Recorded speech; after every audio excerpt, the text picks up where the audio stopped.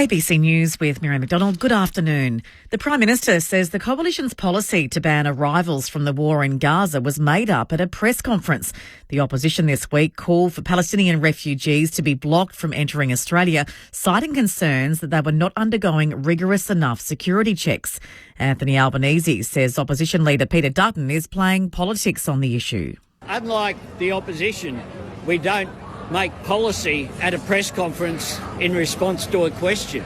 That's what happened last Wednesday morning when Australians were celebrating our Olympians coming home. No moment is too big for Peter Dutton to show how small he is. Mr Dutton has previously said he did discuss the issue first with his national security team. A cabinet-making business has been gutted in Melbourne southeast this morning. Firefighters were called to the factory on Hammond Road in Dandenong South about 1 o'clock after witnesses reported loud explosions. The factory has been destroyed and a neighbouring property also suffered damage. Fire Rescue Victoria Commander Travis Harris says it took about 2 hours to bring the blaze under control. It does appear that there was several explosions due to the nature of the material that was inside this particular factory. There was, just after arrival of our first arriving appliance, there was a quite significant explosion. As I said, it actually significantly damaged one of the walls between the adjoining factories. No one was injured and police are investigating the cause of the fire. War graves at Gallipoli have been burned in wildfires that have been raging in western Turkey. Nearly 4,000 people have had to be evacuated from 4 provinces across the country. Firefighting efforts are being hampered there because of strong winds. Authorities say there's a high fire danger across 12 provinces for at least the next 10 days. Thousands of people have turned out to protest in the Israeli city of Tel Aviv. They're calling for an immediate ceasefire and hostage deal with Hamas and the resignation of Israeli Prime Minister Benjamin Netanyahu and his government. Ceasefire talks in Doha, mediated by the US, Qatar and Egypt, are due to resume next week. These protesters say they want all the remaining hostages brought home. For me, it's very important. We have to keep our democracy.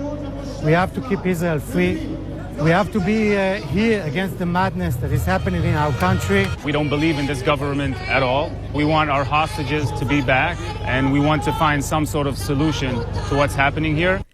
Aid groups say the humanitarian crisis in the Democratic Republic of Congo has fuelled the current Mpox outbreak. The latest strain of Mpox has killed at least 450 people in the DRC, prompting the World Health Organization to declare it a global public health emergency. Cases have been detected in both Sweden and Pakistan this week, though Australian officials say they have not identified any cases of the new strain so far. Katharina Schroeder from Save the Children says the situation on the ground in the DRC is making it challenging to contain the spread. This is also because the virus is now spreading particularly in the east of the Democratic Republic of Congo, and that region is also affected by conflict. So we are speaking about a very vulnerable part of the population. A man has been taken to hospital after a whale in a small boat crashed south of the Gold Coast. Paramedics were called to Fingal Head near Coolangatta just before 9 o'clock to reports a whale had hit a tinny. Water police were able to bring the boat's occupants to shore, where paramedics treated the injured man for facial injuries. The state government is planning to ramp up live music and entertainment at major cricket events at the MCG. With Boxing Day tests and the 150-year anniversary test with England secured at the venue for the next 7 years, Sports Minister Steve Dimopoulos says they're going to beef up entertainment, live music, food and activities around the MCG during these events. He says having a cricket atmosphere will help boost tourism, and they're hoping to secure some exciting acts for the upcoming Boxing Day test against India. Boxing Day tests are really iconic, not just because of the history, but because they're played between nations. So what I'd like to see is some of the artists come from those nations. I'd love to see what is effectively the Olympics of cricket in terms of the live music aspect of it. To the weather now for the state. Cloudy with isolated showers over southern and mountain districts, more extensive over Gippsland. Showers easing from the west during the late afternoon and evening. Showers falling as snow above 1,600 metres. A cool day. For Melbourne, mostly sunny. We're heading for a top today of 17 degrees. Tomorrow, partly cloudy, 19. Tuesday, showers, 18. A shower or two on Wednesday, also 18. Thursday, showers about and 16. Friday, a possible shower and 16 again. Right now in Melbourne, it's 15 degrees. ABC News. Time to steady and pull the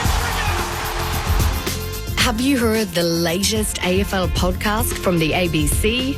Join myself, Catherine Murphy, and AFL legend Paul Roos as we discuss all the big storylines. Feed your footy obsession or just learn more about the game as we bring you all the latest news and analysis. Find the ABC AFL Daily Podcast on the ABC Listen app. ABC Sport. This is AFL Sunday with Matt Clinch and Cameron Ling. AFL Sunday on radio, ABC Sport Digital Radio. And take us with you on the ABC Listen app. Look for the AFL button. Another weekend of amazing, unpredictable, can't look away footy in the AFL. Port Adelaide claimed victory, bragging rights and a top four finish in a passionate showdown 56, which will be overshadowed by a lengthy suspension. What a battle.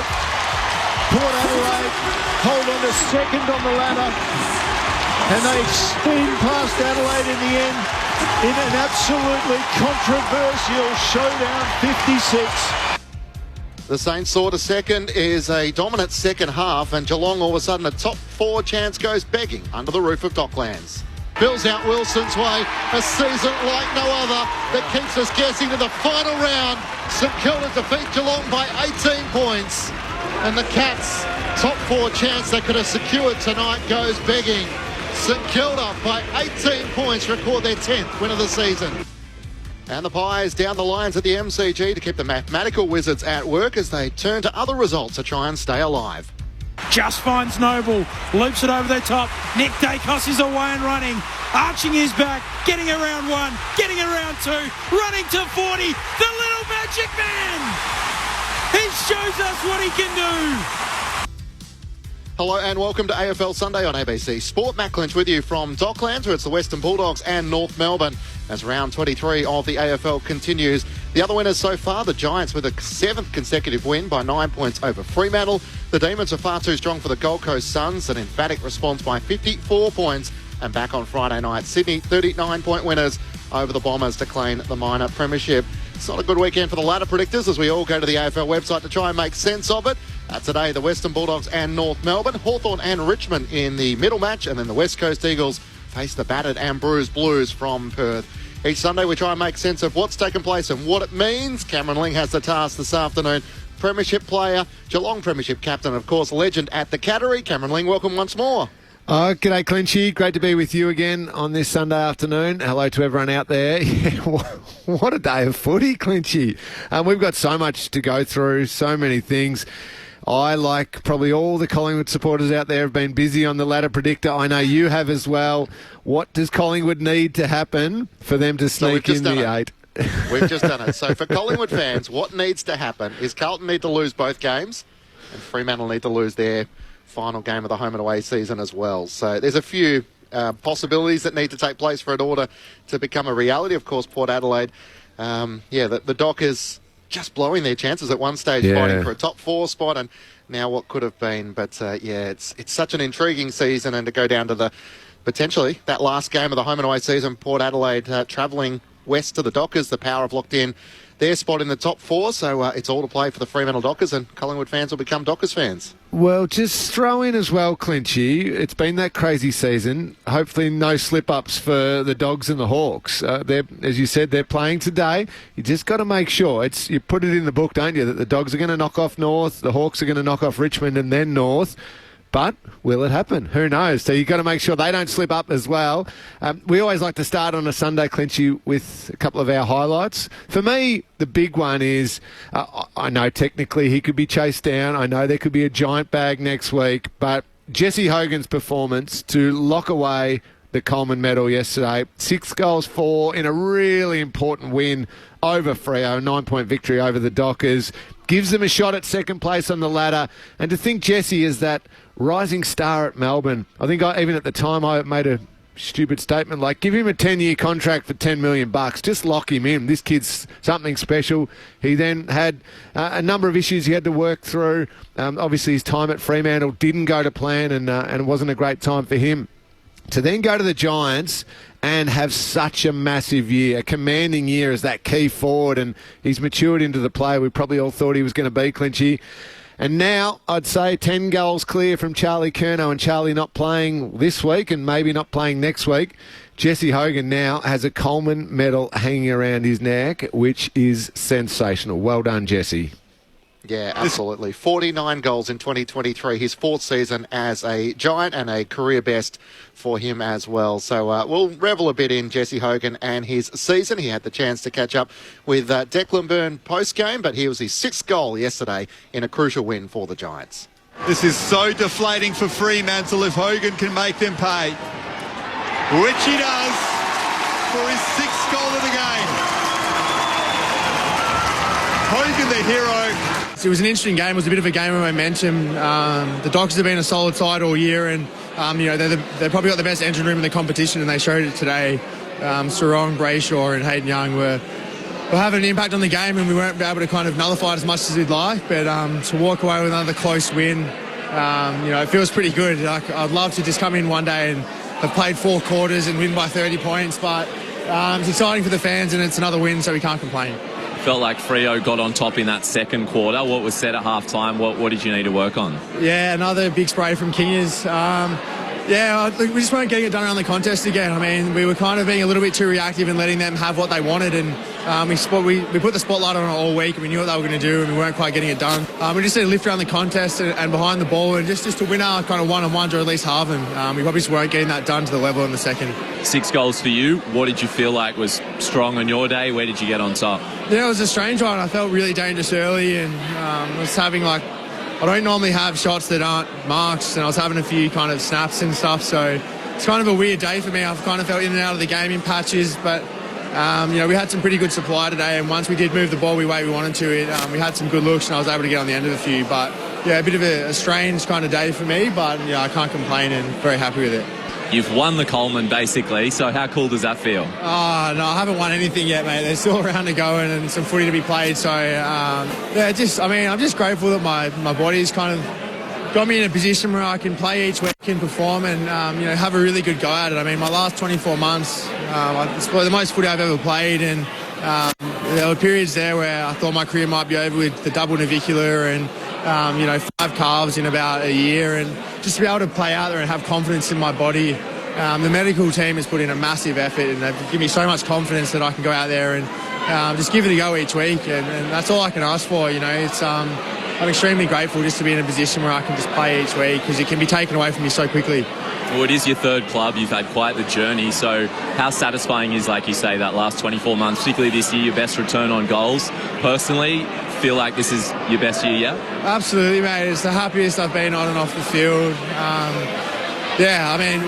When it gets taken away from you a bit for X, Y, and Z reasons, and like I said, I've missed so much footy with injuries, and when you're not playing and then you have to come back in, it's really hard to find form. So just to be able to play, 20 games last year, or 23, then another 21 this year, I'm just extremely grateful to be able to go out there and compete and play with the boys. There's nothing worse than being in rehab, and I'm just extremely grateful just to be able to compete each week. If you don't want to concede that you've won the Coleman, you can say now Giants have made finals, so I'm sure that's a goal at the start of the year, just to make that top 8. So how does that feel? Yeah, awesome. We went through a bit of a form slump as a team, through those middle rounds after the bye. A lot of people had written us off, so to get back to this sort of form and to have some massive away wins and then some massive home wins, and to be in a position where we can potentially have a home final, it's pretty special. So yeah, it's awesome that we've made finals. That's definitely worth celebrating, but a lot of footy to be played, and like I said, week to week type stuff. Declan Burns catching up with Jesse Hogan post-game. I love your shout. Lingy is one of your highlights of the weekend. He's kicked 31 goals in the last 7 matches. So the Giants with a club record 7th consecutive victory yesterday against the Dockers. How crucial is he to their finals aspirations? Massive, Clinchy, and they are looking so good, the Giants. I know he mentioned there, Adam Kingsley's had to give them a little rev in a couple of games to get them going again when they haven't started perfectly, but they respond, and he is huge because it takes a lot of the pressure off Toby Green. Toby's had a very good year, but not his unbelievable off-the-charts years that he's had in the past. But it doesn't matter as much because you've got Jesse doing it. And Brent Daniels is the other one in that forward line, just buzzing around, creating all sorts of havoc. with either goals himself or setting up goals. He was huge in yesterday's game. You've got a bunch of other players in that forward line all playing their role. Yeah, they're very, very dangerous. And if they could possibly sneak in to second on the ladder and get those home finals, I think they'd have to knock off the Dogs and Port would have to drop their game to Freo. Yeah, that's a pretty nice run towards the grand final for the Giants, possibly. Yeah, absolutely. Jesse Hogan leading the way. Brent Daniels, as you touched on, 13 tackles yesterday. Toby Green not firing probably to the peak of his powers, but Tom Green is certainly taking control in the middle of the ground with Steve Coniglio. Josh Kelly still their best midfield combination still to be worked together on the eve of the finals. For me, Lee, my highlight, well, it was hard to go past the events of the showdown last night. Before we talk on the events of Dan Houston, it's hard to go past Zach Butters, who won the showdown medal in a dominant display. Into the 50, rising Burgoyne, front square, Butters to cap off an extraordinary night. So he was dominant, 42 disposals, including 20 contested possessions, 10 clearances and a goal. Port Adelaide won the clearances 52-38. But I guess just for the moment, Lee, the credit to Port Adelaide, given, I guess, the theatre of a cross-town rivalry, the passion that took place as part of the game, and Port Adelaide were able to do what they needed to do, which was get the crucial 4 points. Yeah, it's always one with those showdowns that it doesn't matter where they are on the ladder, they're always close. I think it's now squared up the ledger for wins in showdowns for Port and the Crows. So it's always a brilliant game. Throwing the fact that the Crows are playing some really good footy, some dangerous footy, knocking off the Dogs last week, probably should have beaten Geelong the week before that. So they were back playing some good football. Obviously, a lot of passion when it comes to it. The two-team city of Adelaide, they love their footy. A lot on the line. There's been stories of, the Ramsgate Hotel battle between the players. This is going back quite a while. So they don't like each other much. That's fair to say. Certainly the fans don't. Port did what they had to do, and Zach Butters was superb. You're right. Absolutely right about that. But I suppose we've got to get there, don't we, Clinchy? We've got to talk a little bit about that. Was the moment with Dan Houston and Isaac Rankin that just ignited everything. Obviously, there was a big fight after it, a melee. Certainly some pretty ordinary scenes in the crowd. I think booing Isaac Rankin as he's coming off on a stretcher is ridiculous. It's not his fault. I don't know why Port fans were doing that. But you could just see the passion and it was a very nasty incident. And Isaac Rankin, even more so, is such a star and probably the Crows' most important player, I would say, along with Jordan Dawson, but it feels like Rankin is him out of the game, and the Crows just didn't handle that moment onwards, and Port Adelaide went away with it, and it's going to be a huge talking point over the next 48 hours. It certainly is. AFL Sunday on ABC Sport. Here was the moment which was called by ABC Sport's Aaron Bryans. Big double fist from King. Bang! Rankin's collected with a huge hip and shoulder, and he's down and out, and it is on. This will explode. That was a huge hit, and it has erupted at the Adelaide Oval. Rankin's in all sorts. Yeah. Dan Houston put him down. That is going to be weeks on end, and Adelaide have every right to explode on this occasion too, and I think Houston knew it. And that could be, see you in 2025. Yeah. So that's the outcome, and we'll chat with Jake Nile when he joins us, our South Australian audience, also to join us in around 15 minutes' time. So we'll go through the possibilities for Dan Houston, but here were the two coaches post-match, Matthew Nicks and Ken Hinkley. We didn't handle as well as we'd like, and that was our conversation post-game, led by our leaders. Probably a pretty good lesson for us in what it looks like when emotions are high and the adrenaline's pumping, and every person in the stadium would have felt it. We weren't quite able to contain ourselves in, it was going back and forth a little, and what in those moments the umpires are going to do whatever they can to control that, and we were caught reacting or getting it wrong in the wrong parts of the ground, weren't we? Oh no, I think to comment on that would be unfair. I mean, thoughts Isaac first and foremost, and hopefully he's okay. Dan's a very, very fair footballer. Split-second decisions, unfortunately, are right or wrong. We'll let the people make those decisions that need to make those decisions. He's a really, really good person. I can't say it enough, and I know that people sit there and go, I don't care whether he's really... I do. I care about him. Port Adelaide coach Ken Hinkley and Adelaide coach Matthew Nicks with the incident that took place between Dan Houston and Isaac Rankin in the third quarter. Cameron Ling and Matt Clinch with you for AFL Sunday on ABC Sport. So I guess the immediate response will be, Lingy, is this the conversation that will now take place around a send-off and whether we need it in our game? Yeah, and I know when we get big incidents like this, naturally it comes to that conversation. I've always been hesitant with it because of the potential to get it wrong. I mean, maybe one as clear-cut as that last night could be so obvious that someone in the umpire's box, let's call it, who can relook at it quickly, could actually make that call. Yes, that's a clear-cut one that would work with the send-off rule, but I still do. I have a lot of trepidation, Clinchy, that there's one that's maybe not quite as clear-cut as that and the wrong decision is made to send someone from the field and it impacts something. So I probably still hold that I'm against the send-off rule. I think the fact that the consequences are there. Now, Dan Houston still did it, but the players know they're going to miss a lot of weeks of footy with something like that, and they have to change their behaviour. Ken Hinkley's right. It was a split-second decision, but he made it, and now he wears the consequences of perhaps, more than likely, not playing again in 2025. Maybe not playing again for Port Adelaide, depending on what he wants to do next year. And then they're sitting second on the ladder. So is this a premiership that he'll miss out on? Is this a premiership now they can't win without somebody of the quality of Dan Houston? We're talking about an All-Australian player. They've got a terrific midfield, but Houston complements that. So this is massive for their season, and it probably lands at the number of weeks. It's hard to put an exact number on it, but it probably lands at the number of weeks where he doesn't play again in 2025, even if Port made it all the way through. So this is huge, and then you lose Isaac Rankin, who's the Crows' best player. It's an awful one, Clinchy. So Andrew Dillon rings you tomorrow, says Cameron Ling, send-off rule, yes or no? No, I'm still a no, Clinchy. I'm still a no. And unless you can give me...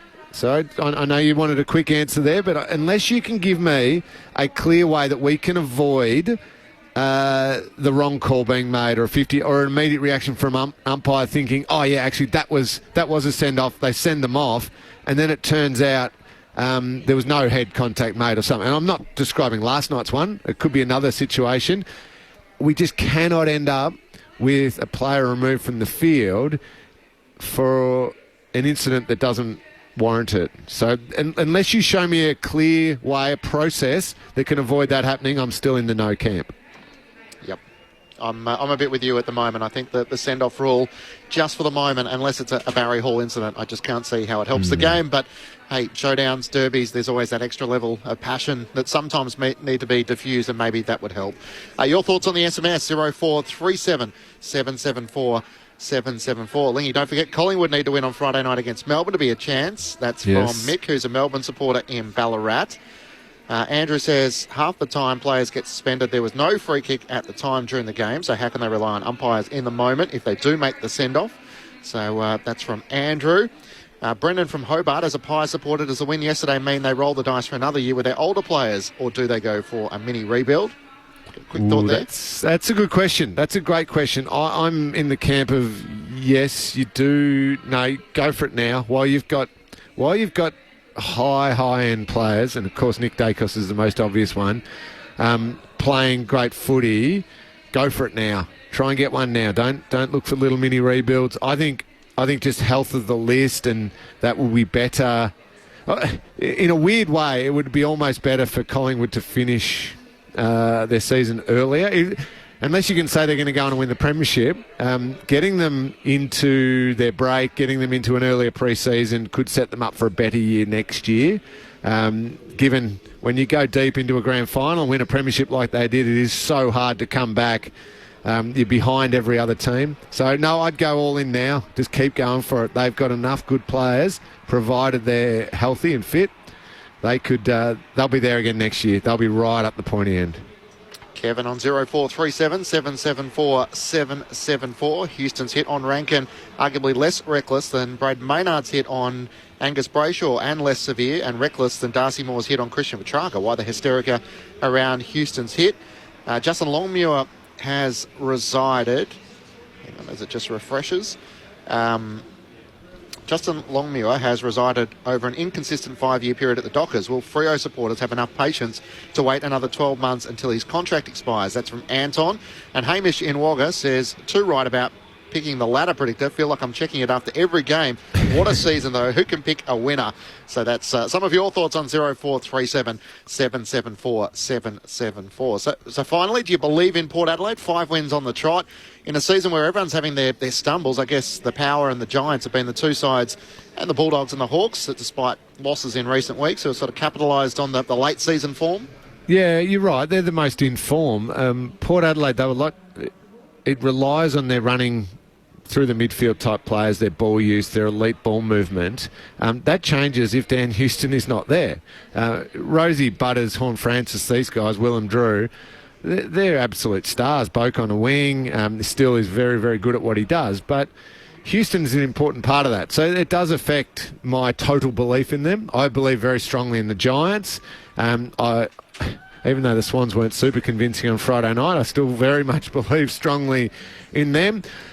Before last night, Clinchy, I would have said I believe in the Cats, but I know we're going to get to that one soon. But the other interesting one is if I think one of your ladder predictors, Clinchy, had it where Brisbane Lions, after that loss against the Pies last night, they end up potentially 5th on the ladder and facing an elimination final. Yes, a home elimination final, but I would have had Brisbane deep in that top 4 as, genuine premiership threat. Well, if they face an elimination final first week, and imagine if Collingwood did sneak into that 8th spot and it was Brisbane v Collingwood in an elimination final at the Gabba. Those tickets would be the hottest tickets in town. It'd be an amazing game. You've led me in beautifully. AFL Sunday on ABC Sport. Matt Clinch and Cameron Ling with you. So the grand final rematch was as good as the original, with Collingwood's last-minute heroics keeping their finals in the equation. So the Lions exploded out of the blocks with the first 4 goals of the match. They led by as much as 31 points late in the first quarter, and the Magpies having trailed all game until the 29-minute mark of the final term when Bo McCreary snapped a brilliant goal. So half the storyline yesterday were in the sides that couldn't capitalise. Brisbane was one of them. Here was Chris Fagan after the loss. Obviously tough to take. The players are very disappointed. We're very disappointed. It was a game where, when we had momentum, we should have taken our shots more than we did, particularly in that third quarter. And that just left the door ajar a little bit. I mean, margins of 3 goals aren't big margins in footy anymore. They can be cut back pretty quickly. And to Collingwood's credit, they kept going, and we just faltered right at the end. Chris Fagan after yesterday's loss. So Brisbane's hopes of securing a top 4 finish appear shot. They now face GWS in the final match of the home and away season, and Jared Perry was subbed out in the second quarter with hamstring tightness. So there's a few issues for Chris Fagan just to try and address in the review, and the full Joe Danaher experience as well. A chance to try and ice it for them in the final term, but just couldn't quite do so. Just to correct you a little bit, Clinchy, sorry, I know there's that many different games going on. They play the Bombers Saturday night, yes. not the Giants, but you assume they win that one at the Gabba, which, as you said, though, still doesn't, assuming Geelong knock off West Coast at home, still doesn't get the Brisbane Lions into that top 4. So you're right, they are facing an elimination final. Yeah, it's funny. They've shown such brilliant form in this second half of the year, and they're so well led by Oscar McInerney in the ruck and Lachie Neale running through the middle of the ground, and everything they do. There's just so much quality there. But then sometimes that forward line, Clinchy, just doesn't fire or isn't efficient enough or can't. Fakes just spoke about it then. Just don't take those important chances, and it's almost a feeling of, well, it doesn't matter, we missed that one, we'll be fine. You show when you play a team like a Collingwood or these really, really good teams, every moment, a random moment in a third quarter or a second quarter is just as important as that last frantic few seconds that might decide the game. The frantic few seconds are the ones that get replayed, but that moment in the second or the third quarter when you've had the momentum, you need to finish your work, it's just as crucial. And just every now and then they don't take those ones, Clinchy. But I still rate them very highly. I still think they're very dangerous in September. Absolutely. Back-to-back losses for the Brisbane Lions. So GWS last week and Collingwood yesterday. Nick Dacos, what does it tell you about the star in which he is becoming? And I guess Collingwood's pressure and their tackling was back, and Bo McCreary plays such an important role in that. Yeah, 70 tackles to 40, huge. 16 tackles inside their forward 50. That's Collingwood. They're just hunting after it, then creating turnovers and getting speed. And I mean, is there other words you're going to have to teach me in my English class to describe Nick Dacos? He is just incredible, phenomenal. I love watching him play. I tell my kids, watch him. He impacts the game. He breaks the game open. Every possession that he wants is to try and get his team to score. He's just superb. Yep, he certainly is. The legend continues to grow with Collingwood's victory yesterday over Brisbane at the MCG. The other match last night, of course, was the Saints. What a second-half turnaround it was, trailing by 33 points. They're able to charge over the top of the Cats at Docklands. And Jack Steele, the St Kilda captain, joined us post-game. Yeah, it was definitely one of the best we've had for the year. We haven't had too many, but that was pretty special. And Ross said a few weeks ago that he likes to be the Grinch, and it's always nice to beat a finals-like team. And it really did feel like a finals-like game with how high pressure it was. And we knew they were going to come to play. They had so much on the line. So, it was nice to really go out there. And especially when things weren't going our way in the first half, probably, especially the first quarter, we were able to turn it around and really get on top in that third quarter and really put them to the sword with that run. So it was very pleasing in the end, a four-quarter performance, yeah. Absolutely. And how important is it, these wins in the back end of the season when you won't make finals, but just to have some momentum going into pre-season for culture, for morale, for the young kids as well? How important is a victory like this against a really quality side deep into the season? Oh, it's huge, and that's something we've been speaking about every single week. I suppose since we've been ruled out of finals is building our culture, the character of the group, building for future success, especially with a young core that we do have. We really do need to just, I suppose, get things in order now and really create winning habits. So, I feel like a win like that is really going to go a long way to doing that. It was brilliant, that second half, but I do need to know, how did you rejig it at the half-time? Was it fairly strong and direct feedback from the coach, and what did you have to fix? It's a very good question. We didn't get a spray or anything like that. We're doing a lot right. They were just killing us at centre bounce, to be honest, and stoppage. Their scores from stoppage, I think, were 5-1 at half-time compared to our just 1 point. So centre bounce, they're getting some really, really easy exits and goals. So, yeah, that was a plan of the midfields to get back on top there, and they weren't scoring from turnover, I don't think. So we just wanted to be a bit slicker with the ball, move the ball a little bit quicker, shift it, take it out of their markers' hands, and I feel like we're able to do that. We're able to really outnumber them and run and be clean when we got the ball too. So it was sort of a combination of things, but Ross didn't lose his cool at half-time, that's for sure. He just helped us out, which was good. And your own game, 2 goals. You snuck forward a little bit. Is there a bit more of a focus on getting forward and hit the scoreboard for yourself as well?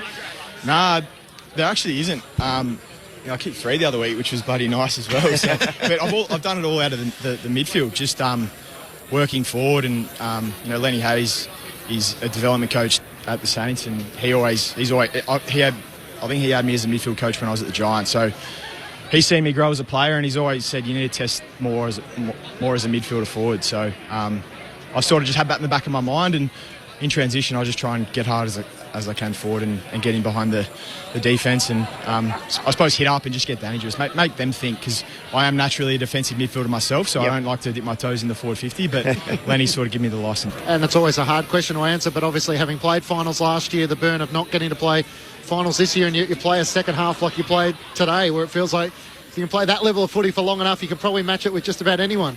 Absolutely, and it is frustrating, but the way we're looking at it is we're building for the future, and we've still, although we're not playing finals, and it might seem from, I suppose, from the outside that we've taken a big step backwards, but in many ways we've seen a lot of growth in the group and big steps forward internally. So, we're just going to get to work in the off-season and see how we go. Jack Steele joining us post-game after St Kilda's impressive win over Geelong. So in 30 seconds, Lee, how will Chris Scott turn that into a positive? Well, there's a lot to work on. It's hard to turn it into a positive. I think they've got to quickly review it, sharpen up West Coast this week and try and hit finals with some form, but they got really badly outplayed. St Kilda was superb in that second half. Their ball use was just lightning. Great play. Jack Steele was magnificent, but that was a sign of St Kilda and that growth that Ross Lyon's been trying to put in there. That was a terrific game of footy, but lots to work on for the Cats. Yes or no? Play Tom Hawkins next week? No, he can't play next week. His body won't be right next week, but potentially week 1 of finals. All right, there you go, Paul. Hopefully we gave the Saints a bit of credit in their impressive win last night against the Cats. Jake Niall, the chief footy reporter for the Age newspaper in Melbourne, about to join us. I'm at Docklands as the Western Bulldogs take on North Melbourne as round 23 continues. Here's my top footy tip for the season. You can get your games live and ad-free on the ABC Listen app. I know, right? AFL, NRL, men's, women's. Whatever footy you're after, we've got you covered. Every goal, try, mark and tackle. Called by ABC Sports' expert commentary team. Game, set, bingo. This season on the home of 100% pure footy, the ABC Listen app. This is AFL Sunday with Matt Clinch, Cameron Lynn and Jake Niall. On your radio, ABC Sport Digital. and on the ABC Listen app. Big double fist from King. Bang!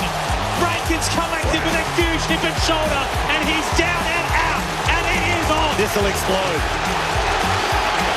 That was a huge hit, and it has erupted at the Adelaide Oval. Rankin's in all sorts. Yeah. Dan Houston put him down. That is going to be weeks on end, and Adelaide have every right to explode on this occasion too, and I think Houston knew it. And that could be, see you in 2025. Yeah. Welcome to our South Australian audience for the first time to AFL Sunday on ABC Sport, as if we need to remind you of the events of last night. Port Adelaide's 22-point win over the Adelaide Crows and St Kilda 18-point winners over Geelong. Matt Clinch and Cameron Ling with you, and joining us as he does every Sunday is the chief footy reporter for the Age newspaper in Melbourne. Jake Niall, welcome to you. Thanks, Clinchy and Lee. Good to be on. No shortage of talking points from the weekend's footy. Yep. No late changes at Docklands for the Dogs and the Roos. Jack McRae and Miller Bergman are the subs. But the footy world is going to be debating the Dan Houston hit on Isaac Rankin. We sort of feel this like will probably go straight to the tribunal. What's been your view on it? This will go straight to the tribunal. It's open to the match review officer, Michael Christian, to give Dan Houston 3 weeks. Anything above that, would you get severe ranking? This is certainly severe with the Isaac Rankin outcome of concussion, and he wasn't in a great way, as those who watch the game and have seen the incident would know. I think also that if you watch the footage, it looks as though, and I'm sure that the MRO have looked at this, and as will the tribunal on Tuesday night, that there is some high contact from Houston's bump to Rankin before he hits the ground, because the argument always comes that the contact was made with the ground. Now, the way that bumping rule has been framed, as you know, guys, you get held accountable if you cause a concussion, irrespective of whether the contact's high. But I think having initial contact high on a bump that's pretty much up front, up the middle kind of bump, a little bit shirt fronty, I think that will get him. I think he'll get minimum 4, and I'd be betting on, if I had to place a bet, I'd say 5. I think it'll be 5 weeks, and the AFL want to send a message here. Just a little aside to this, I hope, and I don't know what Lingy thinks about this, but I hope that this reignites yet again the debate about the send-off rule, because the Adelaide Crows were disadvantaged. This is close to their best player, who left the field. Port Adelaide went on. The game is more or less even at this point. Now, did it influence the outcome? Well, it's like you go back to the Dion Prestia incident with Tom Stewart. That swung that game. Now, how long are we going to, as a code, tolerate these sort of incidents, which can potentially not only decide games, but the team that incurs the penalty is the team that has the player taken out, and then the games are missed down the track when it's absolutely egregious like this one. The moment the incident was there, you knew it was the end of his season. So Jake, and you make some really good points, and we discussed it a little bit earlier. I still fall in the no camp for the send-off rule, but I did clarify that with, show me a system or show me processes that make sure that we don't end up with a player sent from the field who it doesn't warrant them being sent from the field. So last night's one, I'm with you, Jake. If the rule was in place, the send-off rule was in place, then Dan Houston gets sent from the field, and there would not be nobody at all would argue with that. That's done. Yep, he's off the field, and then he cops what he cops from the tribunal. I'm worried about a big collision, a big clash where one player isn't guilty of having transgressed, but it looks like, to immediate eyes, looks like a violent collision, and we have that player sent from the field when in reality he shouldn't have been. Is there any processes being spoken about, Jake, that could prevent a wrongful sending off versus the obvious one from last night where I think everybody knew it should happen? Well, it would have to be done in a VAR type system as with the international soccer. And they seem to get red cards. Are they always right? That's a game where there's less violence in terms of collision. But nonetheless, they have that ability. So it's got to be done on video. I think the thing about the AFL, Lingy, is they have the technology. And in my view, it would only be a couple of incidents a year. I mean, if you think of this year, this would be one of very, very few that you would even consider. You're looking at acts like Stewart on Prestia, where it would have to be very clear. I think if you did, I'll give an example where something wouldn't, I don't think you'd get the result. I don't think you'd get the result for Trent Cotchin in the 2017 prelim final. Remember that incident with Dylan Shield? Dylan Shield. Now, Dylan Shield was knocked out of the game, but to me, I think Cotchin was lucky, and I think in today's world he'd get suspended. But I don't think that would be a send-off because it's right on. You can argue a case what about he was going for the ball. What about dangerous tackles, Jake? The borderline dangerous tackles that still end up with the player knocked out. Would they then be at risk of being sent off, that player? I think dangerous tackles would be a lot harder to get sent off for. I think you'd be almost confining this to head-high hits, bumps that are to the head, things where you would need a scale where it's almost like you're starting at sort of 4-week incidents. Yeah, so I think that's where it is. And another point, you could actually take some of the sentence off the player missing the rest of the game. That could be applied partly to the sentence. So Jake, though, what we're then asking is in the VAR, the ARC or whatever the AFL call it, to have somebody there making a determination that act is effectively a minimum 4-week suspension act. Is that too tough on them in that? Now, again, last night's is an easy one, but get another incident out, and that person's going, oh, hang on, is that a 3-week or is that a 5-week? I'm not sure. Now, if it falls in the 5-week, it should be a send-off, but I'm not sure. That's a pretty tough determination to make. I assume we're talking within 5 minutes of the incident occurring for the send-off to happen. That's a tough job to do, and you'd need qualified people covering all 9 games to be able to make that determination. Yeah, it would have to be all done within an ARC where it's. I've been to the ARC. All the videos are centralised, so you would have someone specifically in there looking at these things, and they look at all sorts of things.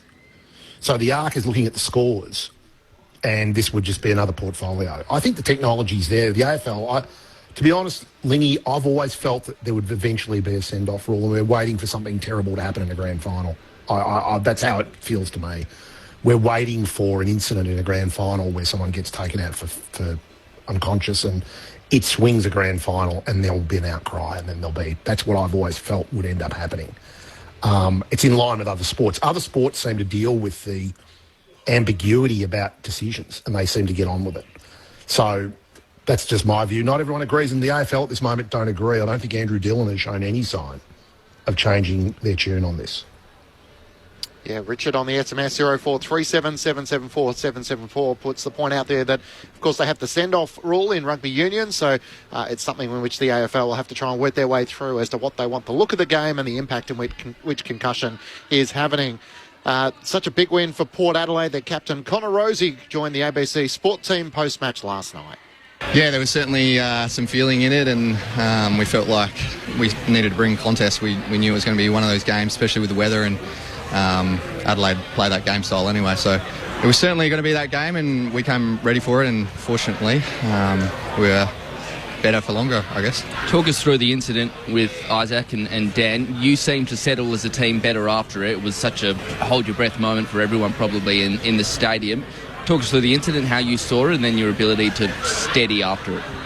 Yeah, it happened pretty quickly, so didn't get a great look of it. I haven't seen any replays yet. What I do know is Dan's a terrific person on and off the field. He attacks the ball first every single week. He's one of the most reliable teammates we've got in our team, and he's a terrific person. So I have no doubt he probably didn't go in there with the worst intentions, but I mean I'm yet to see it yet. So as for after, I guess that's the challenge when there's a bit of feeling, and it is how quickly you can steady and get back to playing the way you want to. And fortunately, I think our group's come a long way with our maturity and that side of things. I just wanted to ask about your emotional state right now. It sounds like, I know it was a very hectic night, but you almost seem a little bittersweet in victory that, you've won 7 of the last 8, you're locked into the top 4, but that incident alone almost overshadowed the night. Does it feel a little bit like you can't really relish in the celebrations tonight? Nah, not at all. I feel like our group is extremely happy with how the night went. I'm not sure how it's going to play out with Dan, but we can't really speculate, to be honest. As I said, I haven't really seen what happened fully. So, yeah, we'll definitely enjoy tonight, and certainly the boys are extremely happy with how we performed. So, that's about it. Connor, I mentioned before winning 7 of the last 8, and they've all been kind of different scenarios. The demolition of Sydney, the real scrap against Melbourne, and then a pretty comfortable kind of second half against your crosstown rival. Does it feel like you're ticking all the boxes now in terms of winning against real top-tier talent? Yeah, I don't think we really had any doubt that we were able to beat the best sides in the competition. I think the hardest thing in this competition at the moment is consistency. You see the top teams at the moment are up and down a little bit, and we had our patch during the middle of the season where we were probably up and down a little bit with injuries and the way we were playing a little bit. So, the challenge is to sort of play the same way every week. And you're right, we've won differently over the last 7 or 8 weeks, but I think the big thing is we sort of know what we want to play like and what holds up in big games. So that's going to be important going forward. Port Adelaide captain Connor Rozee with the team last night following their victory over the Adelaide Crows and all the drama. Matt Clinch, Cameron Ling and Jake Niall with you for AFL Sunday on ABC Sport.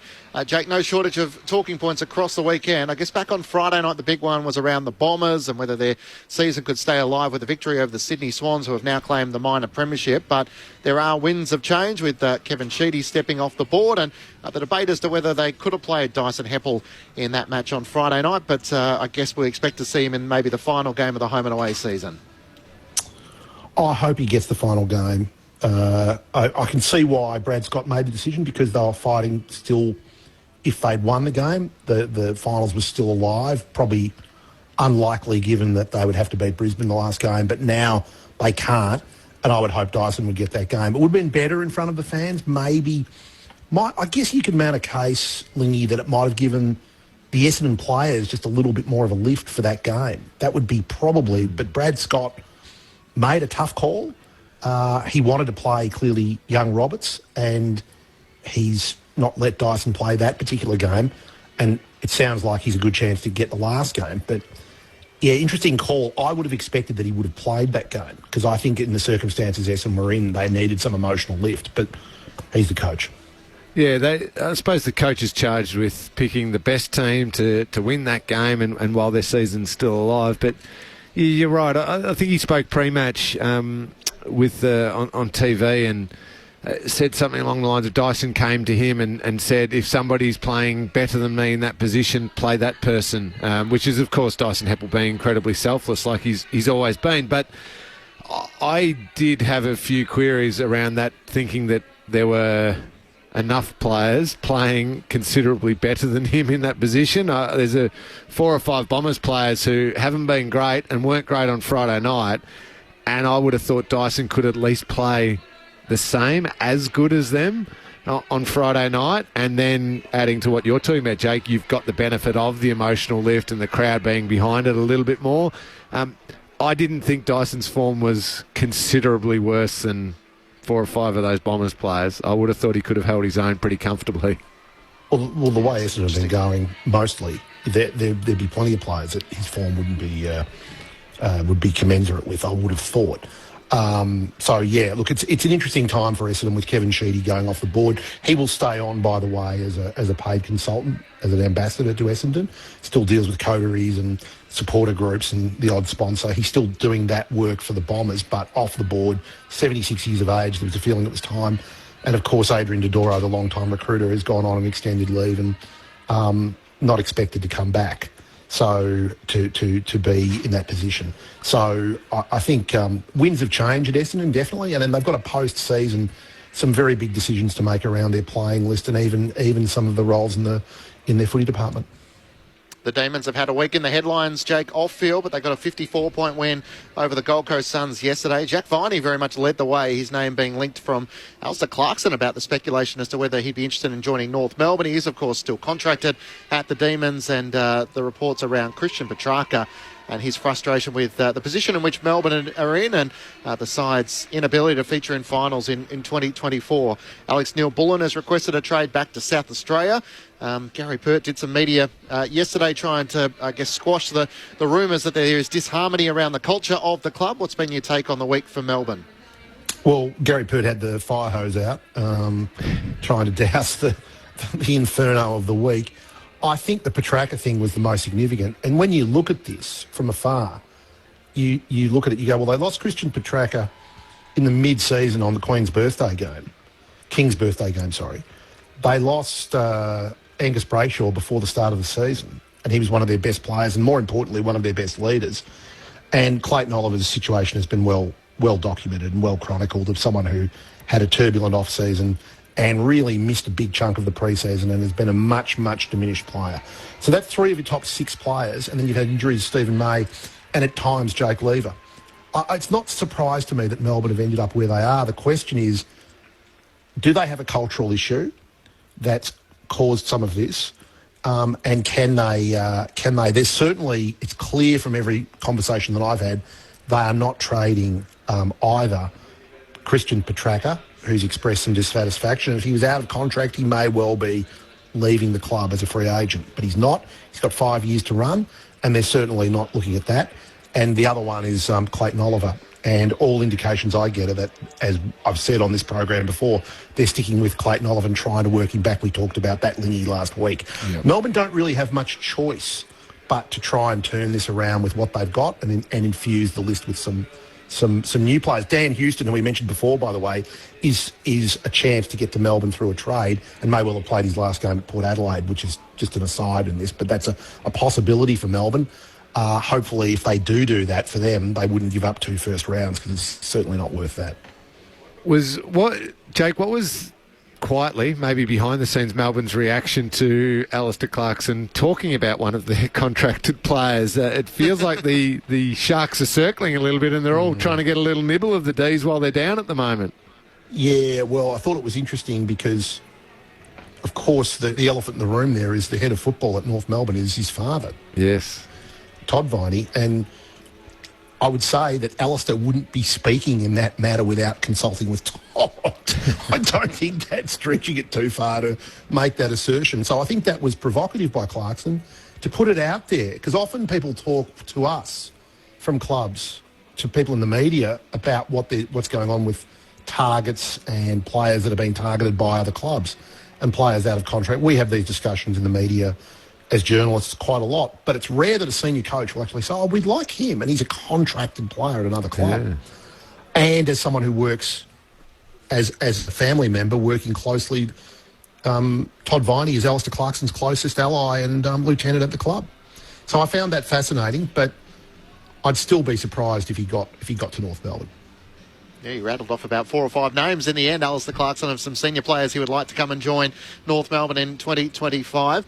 Jake, as we let you go, the search for the West Coast Eagles' next senior coach, Jared Schofield, has recorded back-to-back wins. A big opportunity against the battered and bruised Blues this afternoon. With Dean Cox out of the race, Daniel Jean Syracuse out of the race, Ash Hansen out of the race, Jamie Graham out of the race. Who's still left as some of the main contenders? Well, there's still a number of assistant coaches, but I'm not 100% convinced that if you offered the job, if it was a shorter process to maybe 1 or 2 of those candidates, they wouldn't reconsider. But I don't think at the moment I don't have a front runner, which is why Schofield is being discussed as a potential coach at this time.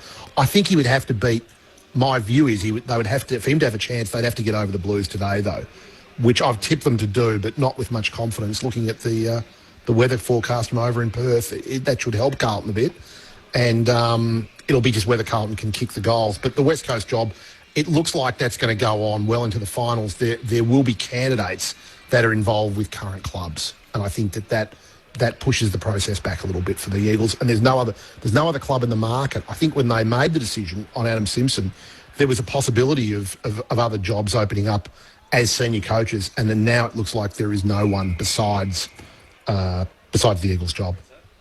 Yep, absolutely. It's certainly one to watch. I wonder if they'll wait until Port Adelaide season comes to an end. Jake, thanks as always. We'll chat to you next Sunday. Thanks, guys. Jake Noel, the chief footy reporter for The Age newspaper in Melbourne, joining you on AFL Sunday on ABC Sport on the SMS 0437 774 774. Ben has been a senior umpire who has worked at a junior level and says we have the send-off rule. I believe it works particularly well, especially when we're managing incidents with high grade of head knocks. And also plenty of questions around contact sport and whether these are the sort of acts in which the AFL needs to look to try and step in and regulate. We'd like to close our Sunday program each week with Lingy's last word. Ladies and gentlemen, we now have much pleasure in inviting 1963 Geelong Premiership player Doug Wade to present the Premiership Cup to Cameron Ling and the Geelong Football Club. Dane Swan, toughest opponent? Probably Cameron Ling. Ben Cousins, toughest opponent? Cameron Ling. Thanks, boys. Last one, Clinchy, last word for the day, and this might spoil a lot of the stuff we've been talking about. This might spoil the Jared Schofield chat we just had with Jake there. This might spoil the boys again, have you? This might spoil some of the ladder predictors that we've done about can the Pies make it, can they sneak in, all of that. I think Carlton win. I know they're missing Harry Mackay, I know they're missing Charlie Kerner, Adam Sard, all of that. I just reckon this is backs against the wall. They go and win. The Blues. It's not even scientific what I'm suggesting here, and you can make the argument of all the players that are out. But I just think when you've got still at your core, in your heart of the players that are out there, some of the players of the likes of Paddy Cripps, of Sam Walsh, those types of players, they will find a way. Carlton will win, which stuffs up all our glorious ladder predictors heading into the last round of the year, and maybe there's one or two more dead rubber games next week. Wait and see, but I reckon the Blues can get the job done against the Eagles. So the six changes: Sard, Mackay, Martin, Fogarty, Kerno and Boyd all out. It means Young, Binns, Moyer, Carroll and Durden alongside debutant Cooper Lord comes in, and the Carlton fans are onto you in the first quarter. Last week against the Hawks, you said they just had to come out and win, and well, after half-time it certainly fell away reasonably quickly. So it might be the Mosquito fleet up forward. Interestingly, they've named Matt Kennedy at full forward. We never know how reliable these things are, but with Zach Williams and Ollie Hollands and all of a sudden, Jesse Motlop, Matt Owies, I would always love to see Michael Voss throw Patrick Cripps just a full forward for a half to see what it looks like. Whether their midfield could cover for him, I guess we'll wait and see. But the Blues just have to take care of their part of it, which is to beat the West Coast Eagles in Perth. So, fascinating clash. If Melbourne can go and knock off the Suns, and this is a Melbourne team missing Petrarca, Oliver and Stephen May, Carlton can go and knock off the Eagles. That was just to go back, that was a bad loss by the Suns. You should win that one if you're going to be really serious and have taken a big step forward. If Melbourne can do that, Carlton can do it today, Clinchy. So I'm backing the Blues in. Sorry, Blues fans, if I ruin it again, but I just reckon they've got a special win in them today. And if the Hawks won by 74 points against the Blues last week, what sort of number might they do on the Tigers who are looking for the finishing line? Yeah, they're flying, Hawks. The only thing they've got to be wary of is not getting ahead of themselves, which I don't think they will. They could hit a triple figure. It could get really, really nasty. If they do it early, do the work early and just put them away, it could blow out big time. You get to this time of the year, and if you're not a chance and you're bottom of the ladder, it's been a season from hell, and a team is all over you and they're sharp, gee, it can turn nasty quickly. So, yeah, look out. The Hawks might have a big one again. Yeah, they loom as the team you don't want to play in September. Hawthorn, who are up and flying. They have North Melbourne in the final round of the home and away season. But a big clash against the Tigers at the MCG this afternoon. Lingy, thank you as always. Enjoy Henry's birthday this afternoon. You're on umpire's duty. He wants a footy game. A full game of footy, so I'm on the whistle today. Hopefully no send-offs for me, Clinchy. You have a great day at the footy. Thank you, Lee. Bring your mouth guards. That's Henry's birthday that he wants from Cameron Lee. We're at Docklands. It's North Melbourne and the Western Bulldogs. There's no late changes there. Corbin Middlemaster to come in alongside Nathan Burke and Mark Murphy. The full call coming up as round 23 of the AFL continues.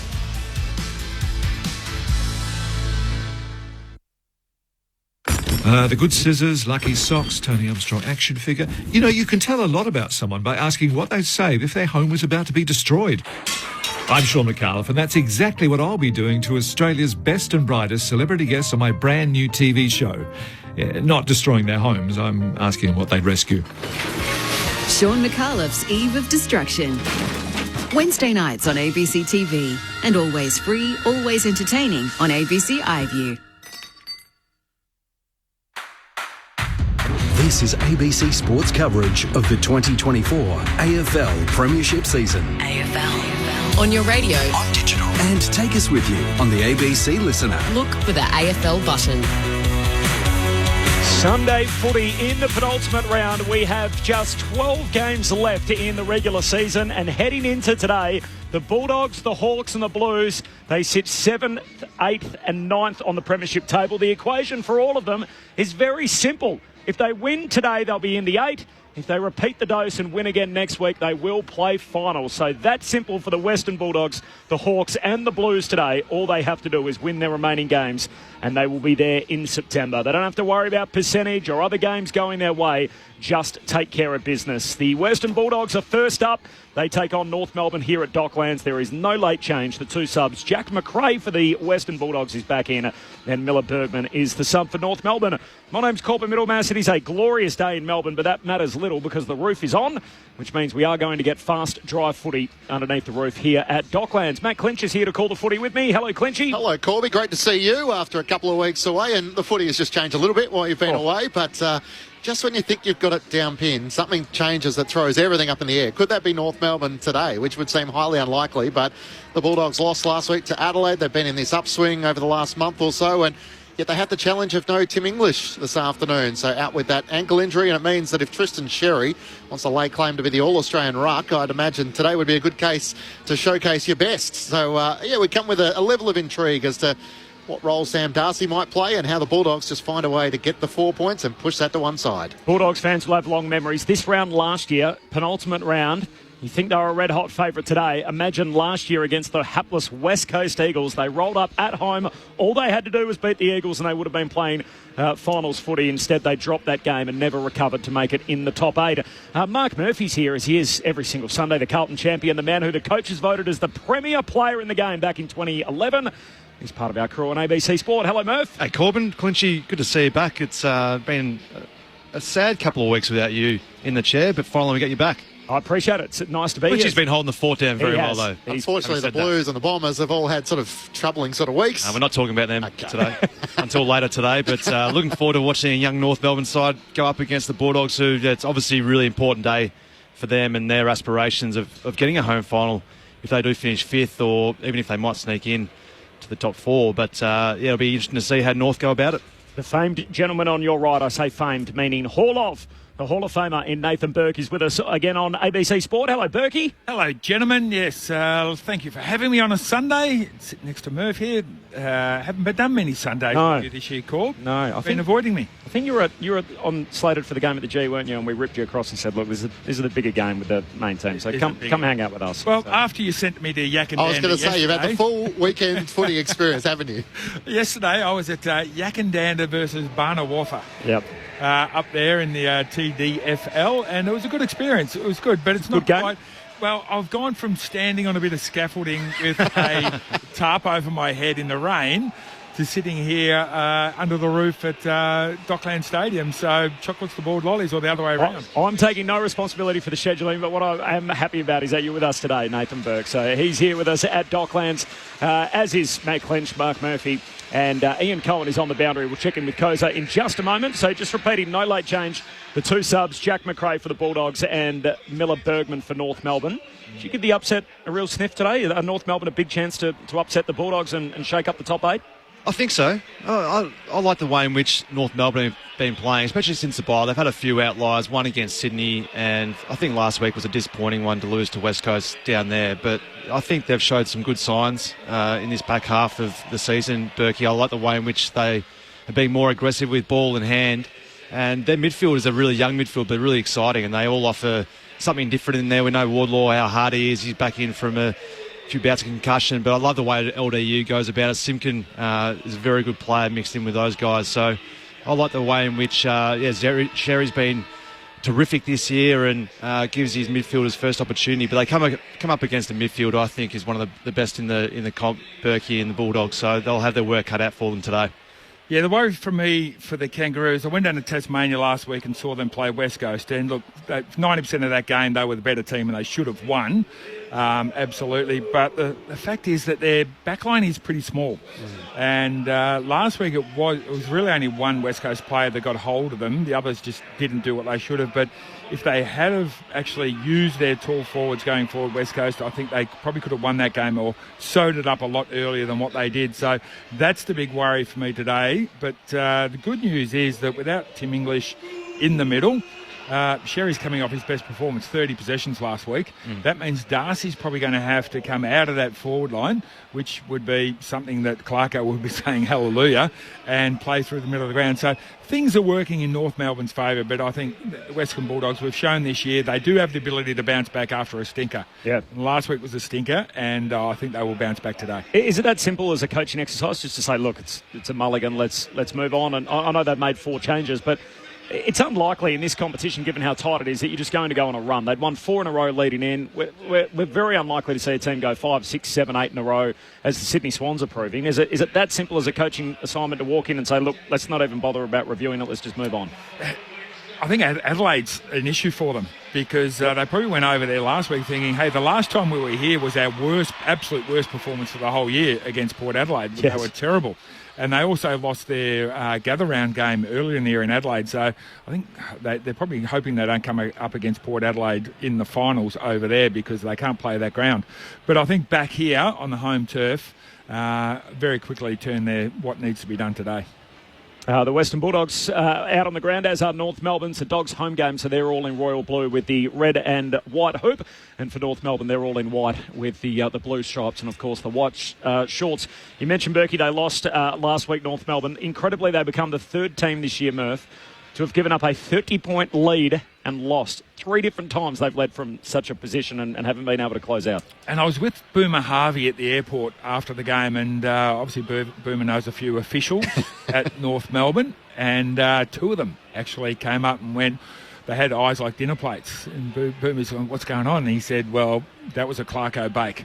After the game, he was at his rip-roaring best, that they let that one slip and made some really dumb decisions, didn't change the way that they were playing, all the stuff that they've been working on. So how they respond to that sort of a thing, he said, look, to be honest, he hasn't done it very, very often at all. It's been very, very few and far between, but that was a good one last week, so let's see how they respond to that. There's no Harry Sheasel this afternoon, Murph, but should they be further advanced than what they are? Just the 3 wins so far this season.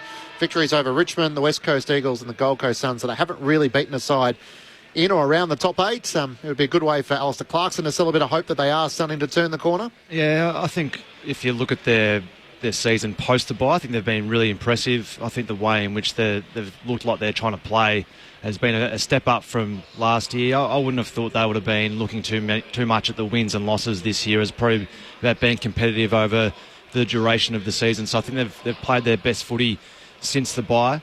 I think they'll be really buoyed by some of the individuals that are stepping up and playing some really good football. But obviously their ruckman's is probably the best one that they can look at this year and go, well, he's improved out of sight. There's some other guys who have no doubt improved, but I think next year's probably a year where they'll be looking to mark themselves against those win-losses, whereas this year is probably just about consistency and improvement.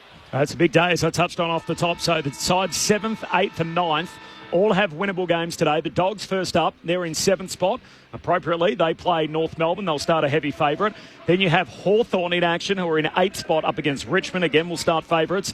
And then Carlton, Murph, over in Perth to take on the West Coast Eagles. Just confidence metre out of 10. Whereabouts are you on the scale? Well, the confidence meter for Hawthorn's strong against Richmond, so I think they will get the job done there at the MCG. I think the Bulldogs are probably second favourite in that, and then the Carlton West Coast one's very much up in the air. I think there's just a lot of changes, and that loss last week was almost soul-destroying for Carlton. Fifth member of our team is Ian Cohen. He's in the front row of the grandstand. G'day, Koza. G'day, Corby. Hello, everyone. And conditions obviously outstanding under the roof. It's going to be a fast deck, and it was the Bulldogs who won the toss. They will kick to the left-hand end of your ABC Sport app. Game 247 for Jack McRae. He is the sub. And game 16 for Miller Bergman. He is the sub for North Melbourne. So all is in readiness. I give the Roos a genuine chance just the way this has gone up and down this weekend. But I'm sure we're in for a cracker. It'll be interesting. Sherry v Lob. Win and you're in. It's that simple for the Western Bulldogs with their final 2 games in the last 12 of the home and away season. Here we go. The Bulldogs and the Roos, Sunday footy, round 23. You're with Matt Clinch. Rory Lobb and Sherry tangle in the middle of the ground. It's Lobb who gets the opening clearance. So from centre-half back into the middle, but his kick is chopped off. McKercher marks for the Roos. And pass away to Bailey Scott. In game 100, he kicks up towards Larkey. It clears he and Liam Jones. A chance for Caulfield trying to knock it out, but it's Tucker for the Roos who gathers back to McKercher. Good fend off on Vandermeer. Swings onto his left for the opening goal. The match, he just misses to the right. Almost the dream start for the Kangas inside 30 seconds. As Koza said, Rory Lobb starting in the centre square bounce for the Bulldogs, so probably not going to see Darcy up there too much, rather the ex-Fremantle player playing that position today. Bontempelli marks the kick out from Bramble, gives it back to him. Kick heads to half back, and Vandermeer marks. Handball to Daniel, over to Bontempelli. Clever tap, picked off though by Fisher. Roos win it back on the wing. Hand pass to Scott. A 1-2 with Powell, and then Scott kicks the centre-half forward, and up goes Fraser, the youngest man on the ground. And the 18-year-old marks at centre-half back for the Bulldogs. It is North by a point through the opening 60 seconds. Colby McKercher had 16 possessions in the first quarter last week. He's becoming a first quarter specialist. He's on fire already off the half-back line, having a shot for goal. Daniel through Bramble, got it up to Norton at right half forward, gives the hand pass back to Bramble inside 50, no one there. And lunging forward, Charlie Comben takes the mark for North Melbourne. Gets to his feet and just hacks it out to Cam Zurhaar. He has enough time to gather on the bounce at right half back. Up to his fellow forward in Larkey, who's trying to do the body work against O'Donnell. He loses him and then gathers. One way, then the other. Hand pass over the top. Links up with Curtis. Can give it back to Larkey. He gets to right half forward. Looks up. Can he deliver inside 50? The kick of wide of Davies Junior. Racing back. Fraser is able to rush it through for a minor score. So North with the opening 2 behinds. Had a couple of the first inside 50s of the first 3 through 2 minutes under the roof of Docklands on ABC Sport. I noticed Cam Zurhaar re-signed when I was away. Did Lids give us that scoop? Did we have that first on the ABC? No, we didn't have it. He's already on holiday with his commission. Incredible. I think. Yes. Cheerio out of Lids. Straight to Bali. So hope he's having a good time up there, Brett Delidio. The Western Bulldogs with it from the kick out. So North with the first 2 scores.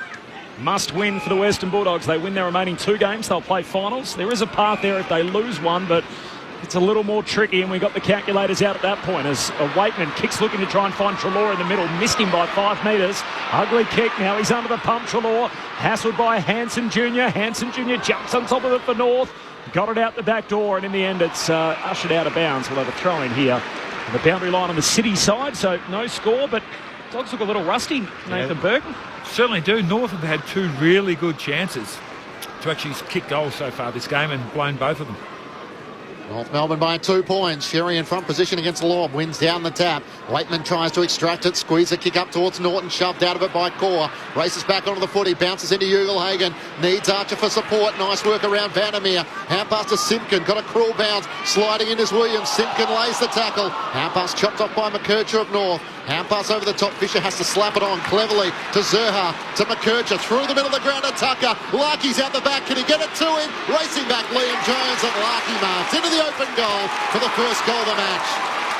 It's all attacking for the Kangas through the first 3.5 minutes, and it's North Melbourne 1-2-8 to the Bulldogs. Yet to score. Nathan Burke and Mark Murphy with you on ABC Sport. Yeah, they've opened them up a couple of times so far, the Kangaroos, and it's all on the back of the Bulldogs' poor disposal. They've missed quite a few opportunities. Berkey just spoke about. They had one going inside 50 before where it was a lace-out kick, probably the easiest kick in football, where you just have to dab it 20 metres in front of your key forward. Missed that one. Missed one here through the corridor from Waitman before, which then is a stoppage as a result of that. And then North Melbourne, to their credit, just opened them up and were actually very clean. The first time probably we've had 3 or 4 disposals actually hit the target, and North Melbourne scored a goal as a result. Incredibly, this is the second time that these two teams have met in 8 weeks. They played in round 16, and Liam Jones actually got top votes in the ABC Footballer of the Year for keeping Larkey goalless. So there's an early win for Nick Larkey. Kicks the first goal of the game after 4 minutes. Maroons 1-8. The Bulldogs yet to score.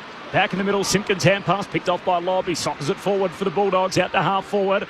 Vandermeer comes up, collects. Hand pass goes back to Bailey Williams between wing and half forward. Long kick into the forward pocket. First entry for the Dogs. Juggled mark in front of him. He paid to Darcy. He got first hands on it, backing back into the pack, and as he fell onto his backside, the ball landed right on his belly button, and he's able to take it with ease, right forward pocket. And the big man, who stands 2 metres tall, took it 2 metres vertical. Horizontal. Looked like it was off a set of about 3 or 4 hands, but it was the one that stayed involved in the contest and almost fell on his back and landed on his chest. Amazing. It's one way to do it. Darcy hooks across the body with his left peg and gets a settler for the Dogs. 3 early scores for North Melbourne, and Darcy just settles the game down 5 minutes in. The Dogs with their first. North Melbourne 1-8. The Western Bulldogs 1 straight 6. 5 minutes in, Sunday footy on ABC Sport. And that's how the Western Bulldogs are. I think they're going to really kick a few goals today, because you look at, they've got down there, McDonald was playing on Hugo Hagen, so he's giving away quite a few centimetres. Archer also has to come out at times and play on tools as well, and he's going to be giving away centimetres. So if they can get the ball in quickly, to the advantage of Darcy and these guys, it's going to be really tough for North to try and counter. If they can get on top in the clearances and give their forwards, first opportunity at 6v6, it's going to be pretty difficult for North Melbourne to try and stop them. They're going to have to rely on dirty balls coming in, so that's why it's so important, the clearances, especially from centre square. But at 1-5, Sam Darcy against the Crows last week, so an early confidence builder for him. Back in the middle of the ground, Liberatore and Wardlaw, the two scrapping for it, and that might be a dangerous tackle, a dumping tackle from Liberatore right at the end. And Wardlaw will take the free kick in the middle of the ground for North Melbourne. Bontempelli started that centre bounce at centre half back, so inside the defensive 50. And he's gone back in there again. Here's a man who can play everywhere, the Bont. Powell received the short pass and then looks to go shorter still, where the mark is taken by Hansen. Robert Hansen Jr. on the edge of the centre square, drives it inside 50. Sherry's gone forward, Larkey's there as well. Sherry with a big piece of it. He marks in the left forward pocket. Rory Lobb alongside him, but with the helmet on and the arms outstretched out in front, was able to hang on to it. Yeah, it was really just a hit and hope, and Sherry worked his way down from the centre square to be on the end of that. Really important to take that grab. Rory Lobb started pretty well to start this game. He's had 2 clearances already, so to really get one up on his opposing ruckman here by going back and kicking this. 7 goals, 3 for the season. This is on a tight angle in the left forward pocket. Tristan Sherry comes in, pokes at it and steers it through. The Kangas answer straight back with 2 of the opening 3 goals of the match. North Melbourne 2-2-14 to the Western Bulldogs 1 straight 6. 7 minutes gone, opening term on ABC Sport. You with Mark Murphy and Nathan Burke. Murph, I reckon the mentality of Rory Lobb there played a big role in that. If he's playing at full back, he knows this ball coming in, it's my job to smash this. I'm going to smash this. When he's down there as the resting ruck, he's now looking around at all the defenders going, hey, why didn't you guys come over the top? Why didn't you spoil it? Why didn't you spoil it? No, this was your direct opponent, mate. You've got to actually spoil that. Are you surprised you got first go at it over Sam Darcy? I am, yeah, because he's been doing well down there.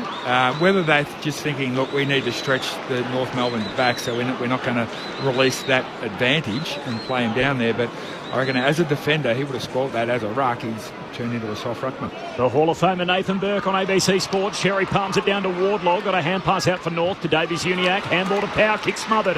Dogs win it back. Waitman in the middle of Docklands. Turns. Kicks inside the forward 50. Condon had the best sit. Dropped a chest mark. Invites Norton in. Hand pass over to Jamara. He can walk into goal. And the Dogs answer yet again. Goal for goal to start at Docklands. North Melbourne 2-2-14. The Bulldogs move to 2 straight 12. Back to a 2-point game. North Melbourne lead at 8.5 minutes in, and Hugo Hagen with his first. Mark Murphy on ABC Sport. Well, outside of the first goal of the game, which was a turnover goal for North Melbourne, the last 3 have been straight out of centre square clearances, and that just shows the importance of the hard work in there. And to the Bulldogs' credit then, getting it in. It wasn't a mark, but it was the impact of the tools. and the North Melbourne defenders all probably just got sucked into the ball, and Ugelhagen was able just to sit corridor side by himself. So I'm not sure where his opponent was, but if you are going to have to come off your opposing player, you need to kill the ball and get it out of bounds at the very worst. But Compton just dropped a sitter at the end of the day, and Norton made them pay and had good vision to see Ugelhagen. Mark Murphy with you on ABC Sport. The Dogs lead the clearances 4-1. The centre bounce clearances 3-1. Sherry wins down the tap against Lobb, but it pinballs back to Lobb. Tries to get a hand pass to Bontempelli. Cuts past Davies Uniac. Releases Richards. Here they go again out of the middle. Gets to the edge of the centre square. Into the pocket down low for West. He can't take it. Lunging to his left, and it slips underneath him.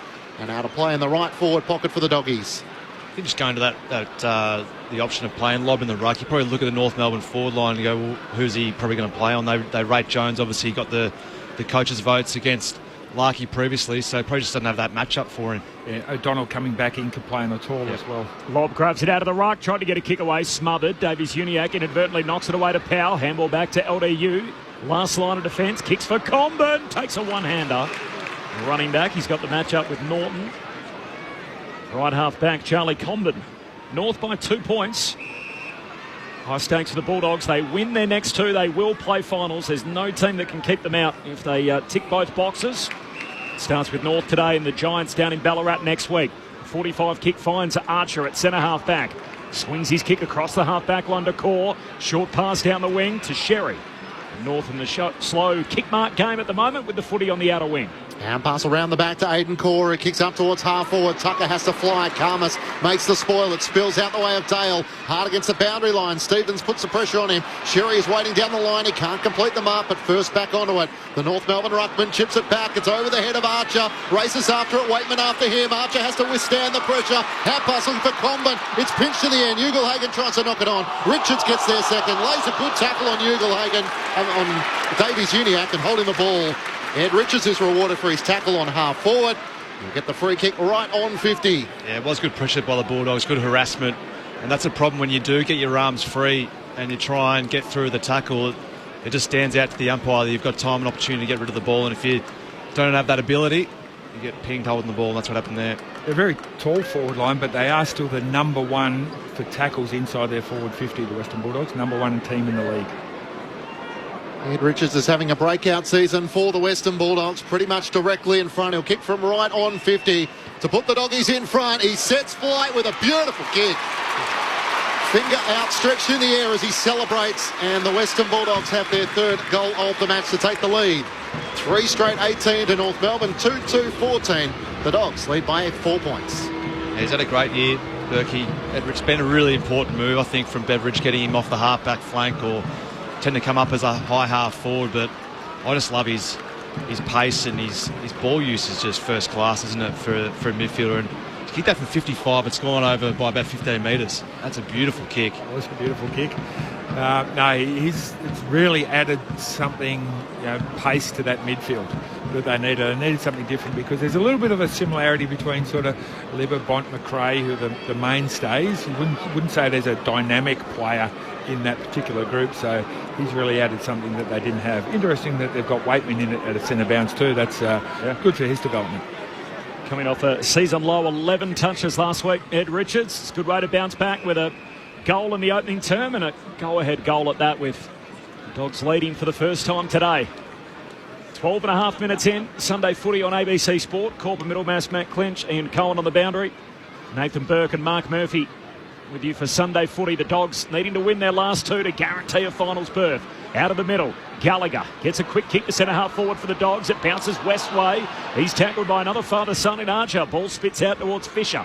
Kicks it high up and under to the wing. Bounces off the lid of Fraser in the end. Spills down to Hanson Jr. as he collects. Runs away from Lobb. Kicks down to Lark. He's got 2 to beat. And Jones playing in front takes the intercept mark. Half back for the Bulldogs. Back inside the defensive 50 to O'Donnell, who goes all the way back to Taylor DeRay. The Premiership Hawk switches it out to left half back, where Bramble takes the mark. Happy to play a kick mark game as Fraser takes the mark at left half back. The Dogs with the last 2 goals of the match. Interestingly, Adam Treloar starting on the bench in this match. Back to O'Donnell, still inside the defensive 50, trying to stretch the North defence to DeRay, almost taken by forward as he was backpedalling high. No damage done as the hand pass to Fraser around the back. Careful with his ball movement as he chips it out to Lobb. at right half back, so an uncontested game. He hacks it up the wing. Not a great kick. Comben was able to pick it up cleanly. Hand pass to Fisher for North. To Sherry, back to Fisher, dodging and weaving. The chase from Vandermeer. Fisher swings onto his left and kicks out to Stevens at left half back for North. He gets it on the bounce in the end, goes short to Hansen and marks. North still in possession. Hansen defensive side of halfway, chips it down the boundary line city side. Marked by Zerha, hand pass to Stevens, heads inside 50 and O'Donnell is back there to take the intercept mark for the Bulldogs, and now the switch immediately. Back to Bramble and out to McNeil, who marks at left half back. The Bulldogs by 4 points. He kicked the last 2 goals of the game after North Melbourne kicked 2 of the first 3, so 14 and a half minutes in. Dogs by 4 points, still with McNeil at half back. Still in 2 minds as he works out what to do. Drives it long down the wing. Ugelhagen the target. He flies in the pack against Sherry. Good clean pick up by Powell. Could have been tackled when he got rid of the hand pass to Davies Uniacke, who goes back to Comben on the Dogs wing. Chip kick over the top of Fisher. Waitman can't take it cleanly. Can he knock it out for the Dogs? Gets it to West. They're away. Hand pass to McNeil into the middle of the ground for Richards. They're on the break now. Links up with Fraser. Looks up inside 50. And Vandermeer into the open goal. Archer gets back late to crash into him, giving away the free kick. But the free kick will go the way of the Western Bulldogs. And point blank range, top of the goal square, the free kick going the way of Latham Vandermeer to extend the Bulldogs' lead. Well, this will be the 4th goal from the Western Bulldogs, but 3 of them have come pretty much from North Melbourne mistakes. Turning the ball over, getting caught holding the footy, just not protecting the ball as much as they should be able to, so they're handing the Western Bulldogs goals. Vandermeer for 3 on the bounce for the Western Bulldogs. Comes in and puts it through. Down by 8 points early in this clash. The Dogs have steadied the last 3 goals in the clash to lead by 10 points. 4 straight 24 to North Melbourne at 2-14. Mark Murphy and Nathan Burke, your experts on ABC Sport. Yeah, they actually did well there in North Melbourne to force a long kick, and it was Sherry who was down the line. It was a great little hand from Ugelhagen that just forced the ball to the front of the contest, but then Comben just missed his kick going on the 45, that corridor kick to Zach Fisher, and he should hit that. North Melbourne should be going inside 50, but when you do turn the ball over in that position on the ground, you just can't stop it, especially the way in which the ball moves that quick these days. So the message got to come out, keep going for those kicks, but at this point in time they've had a drop mark, and as Berkey said, just 2 skill errors which have just handed the Bulldogs goals. Might have been a little bit lucky there, Vandermeer. Corbin, what do you reckon? Yeah, I was just having a look at myself. It was bobbling. Did he have control of it? No, I don't think he did. I think the umpire was on the wrong side, unfortunately. He thought he was taking the test mark, but it was bobbling around a little bit there. And Archer didn't give up. It would have been a great defensive play, probably taken away from him. Last 3 goals of the game to the Western Bulldogs. They lead it by 10 points. 17 gone in the opening term. As Teakle does the ruck work here, wins the hit out down to Vandermeer, the goal kicker, and the ball's held to him. So North, 2 of the first 3 goals, and now the Bulldogs responding with the next 3. The Dogs had a slip-up on this weekend last year, the penultimate round against West Coast. All they got to do is win here today, win next week, and they play finals. Ugelhagen goes crashing into Comben, hitting up at centre-half forward. Comben slow to rise. Ugelhagen back chasing the footy up, says play on. North win it. Out of defence, Cal Dawson. Hand pass away towards Archer. To Fisher. Back to Callan Dawson. Jams it on the boot. Kicks down the wing. Shields collects on the bounce and North are away. Hand pass to Wardlaw. Handball in the middle of Docklands. Finds Simpkin.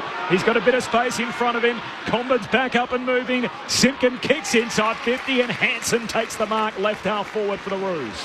That was well done by North in the end. Just thought their way through the D50 exit by hand, and then once they had that release back through the corridor, North Melbourne players just had them out the back, and they could have gone to Larkey as well, but Simpkin just had that bit of composure, took an extra half a second, took a running bounce, just let his forwards get deeper towards goal and hit the kick really well. Oh, that collision. So Ugelhagen running straight up at the footy, and backing back with the flight was Comben from opposite directions, and Comben got the full body weight of Ugelhagen on the way through as Hansen shoots goalward but misses near side or behind.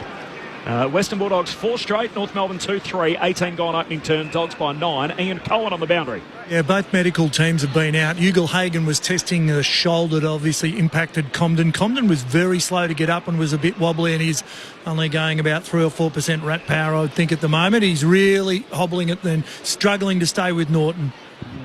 Dogs have it at half back. Fraser around the back to Dale. Kicks up towards Norton on the wing. He marks between wing and half forward on the City side. Swings on his left-hand side. Into the pocket looking for Waitman. Flies against Fisher. 1-2. Can't grab it on the third bye. McKercher comes flying in. Footy stuck underneath. He And Waitman and the umpire will ball it up. Was it a little reckless by Charlie Comben going back with the flight? He's got to come off. He can hardly walk at the moment. That left leg looks quite ordinary. Thrown up. Darcy wins down the tap for the Bulldogs. Stevens tapping it towards goal. And in answer to your question, Clinchy, I thought it was like the technique just wasn't there from Cobden. He just went back hoping. I probably didn't understand where Ugle-Hagan was coming from, but showed great courage, but at the same time, you have a good technique as well. Free kick going North Melbourne's way. Simpkin takes it across the defensive goal mouth where Dawson's able to run away from the lunging effort of West. His kick up the wing is a shocker though. Awkward bounce for DeRay and it might work in the end. Larkey gathers. Hand pass away. Teakle links up with Hansen. Over the top to Zerha. He's at right half forward. Looks inside a vacant 50. Drives it towards the teeth of goal. In the wrestle, Tucker. Can't pull in the mark against Dale. Gathers. He's rushing towards the goal line and Dale just hangs on. Clinging desperately. Ian Cohen on the boundary. Yeah, have a look at Comden now. He's in the hands of the trainers. He cannot walk and he's making his way off. So I would suggest the sub is going to be activated and Miller Bergman will be in for game 16 very, very shortly. That left leg looks like it's flopping around at really strange angles as it's coming off. It's quite unusual. He's had a leg break in the past. I'm not suggesting that that's what's happened here, but yeah, he's clearly in a bit of pain at the moment, Charlie Comben. So more on that throughout the afternoon, but he's off the ground now for North. By the way, that ball up right on the goal line, push through from behind for the Roos. And the Dogs have worked it end to end as West kicks inside the forward 50 and Bontempelli backing back takes the mark.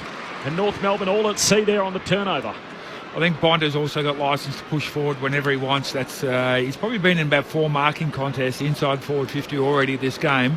That was the first one he's taken, but just adding that extra element of height down there that is just troubling the Kangaroos, and with Comben off, it's just going to get worse. Ugle-Hagan just hit the bench too. We'll get Koza to keep an eye on him. Here's the chant. Bontempelli, drop punt, hits the post. 3/4 of the way up. Dogs first behind. They're 4-1. North Melbourne are 2-4. Dogs by 9 points. 21 goal on opening term. Sunday footy on ABC Sport. Corbin Middlemass, Matt Clinch, Mark Murphy, Nathan Burke and Ian Cohen, your call team. Fisher into Scott in the right back pocket for North Melbourne. Kicks up towards Teakle and Sherry. Off hands it gets to the back. DeRay's onto it. Bounces with a hand pass forward to Liberatore. Squeeze the kick up towards half forward. Awkward bouncing ball for Gallagher. Did well and then cuts around an opponent. Almost brought down by Wardlaw, but gets the hand pass back to Daniel. Middle of Docklands. Chips it back to DeRay at left half forward. Hand pass to Puku Kamas, who gets to the edge of 50 and sprays it out on the full to the left. Maybe in 2 minds as to what to do, but that is a old-fashioned shank, as bad as you'll see. There's 2 sets of goals. He still would have missed. Bulldogs by 9 points. You get the sense that North Melbourne are thinking the old Pagans paddock might work for us today. If we manage to run and gun with our handballs on the way through, that's how they've looked dangerous so far. Open forward line, running the ball through the middle. Dawson long kick out to half-back, taking the free from the out on the full. Through a sequence of hands, heads up with Teakle, hand pass inboard to Sherry, gives it to Curtis. He's taken high. Curtis wants to move it, misses Wardlaw. Cold turnover. Bontempelli wins it in the centre square. Hand pass to Gallagher. Kicks inside 50 for the Dogs. Bowled over was Core and West. Collected by Norton. Huge fend off and kicks the goal. Do not argue with Aaron Norton. Pushes away the would-be tackler and then snaps the goal. And the Bulldogs have kicked the last 4 in the game. 5-1-31 the Western Bulldogs. North Melbourne 2-4-16. Dogs by 15 points. Time on opening term. Sunday footy on ABC Sport. Yeah, unfortunately for the North Melbourne Footy Club, just another error by Foot going for that 45 kick. On that occasion going for Wardlaw, and just can't afford to miss those kicks over 15-20 metres, especially against good teams. They're just going to make you pay, and I think that's exactly the way in which North Melbourne are going to try and play Burkies, get all their numbers back, try and fill holes, especially against these big key targets that the Bulldogs have got, especially with their Comben now, who doesn't look like he'll probably come back on. They're going to have to get back and really support their defence and then get their running game going from there. But if they miss those easy kicks, it's going to be a long afternoon. Yeah, they're number 1 for kicking efficiency, North Melbourne, at 69%. And today, it's cost them poor kicking. Aaron Norton becomes the 5th individual goal kicker for the Dogs. Bontempelli in the middle of the ground trying to break away, and Tristan Sherry lays the tackle following up after his ruck work. Tangles here with Rory Lobb. Lobb wins down the tap. Simpkin on the move. Bounces into Richards. Tackle by Liberatore. There's nowhere to go. The umpire will ball it up once more. Doggies leading by 15 points. 23 minutes gone. Opening term ABC Sport. Sherry palms it down towards Scott. He jams it on the boot, high up and under to centre half forward. Underneath it is Ford, bounces straight off his chest down towards Curtis, tackled, locked up. Ball up centre half forward for the Roos. Sides 7th, 8th and 9th on the table leading into the day. Play the 3 bottom teams. If they win, and they win next week, they're all guaranteed to play finals, so they'll all be in the 8 tonight. All they got to do is convert. The Dogs are first of those, leading by 15 here. Restart again as we shift along the half-forward line, and we'll get another ball up as Stevens is tackled with it. So half-forward for North Melbourne. Dogs by 15 points, 24 gone opening quarter. Sherry wins down the tap. Stevens inside 50. Down low, Larky coming one direction. The other direction was Fraser. It spills out. Karmas, chip kick, looking for Daniel. Sliding in. Scott takes the mark in the left forward pocket. And Bailey Scott in his 100th game. And concern here for Nick Larky, who is on the hobble. Yeah, left leg as well. Jeez.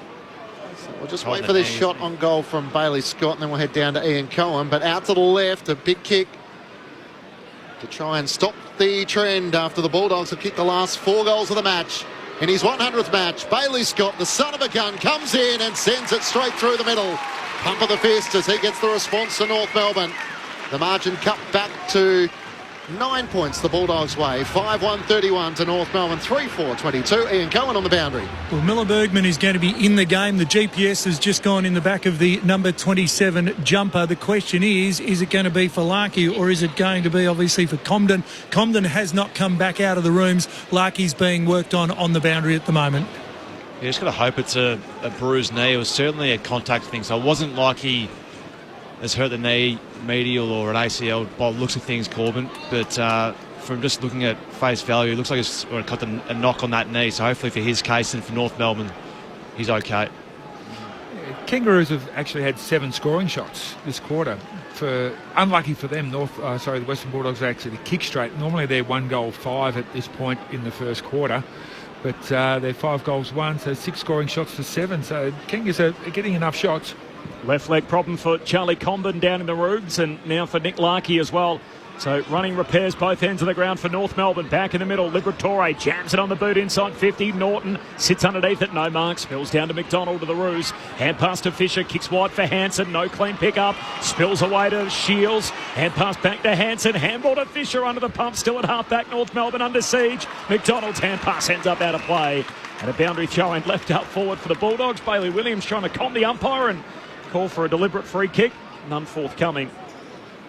And as Koza told us, Miller Bergman's going to make his way into the game. The 21-year-old who started as the sub, so North have been forced to pull that trigger early with Charlie Comben down in the rooms and has not returned. Toss back in. Sherry tries to take it another ruck, but Tucker can't take it cleanly. Spills to Treloar of the Dogs. Hand pass to Waitman inside 50. Clears the fingertips of Darcy. Desperate defending by Fisher. It spills out though. Treloar tries to sock it off the deck into the path of Richards. Tries to get a hand pass to Darcy. Back to Treloar in the left forward pocket. Hand pass to Waitman. Off balance. Swings onto his right. And misses to the left-hand side. The Dogs by 10 points. 27 minutes gone. Opening quarter on ABC Sport. Just need to get to work around the stoppages at the moment. North Melbourne currently losing the clearances 9-5, but out of the set of clearances, Bulldogs leading 6-1. Short kick out from McKercher to Fisher, gets it back by hand, and then McKercher hand pass to half back to McDonald. Long kick down the wing for North Melbourne, punched away by O'Donnell back in the other direction and spills out of bounds. The city wing off the SMS, joining West Footscray. It's a sunny day here in Melbourne, but the roof is closed. Too much money for Docklands organisers.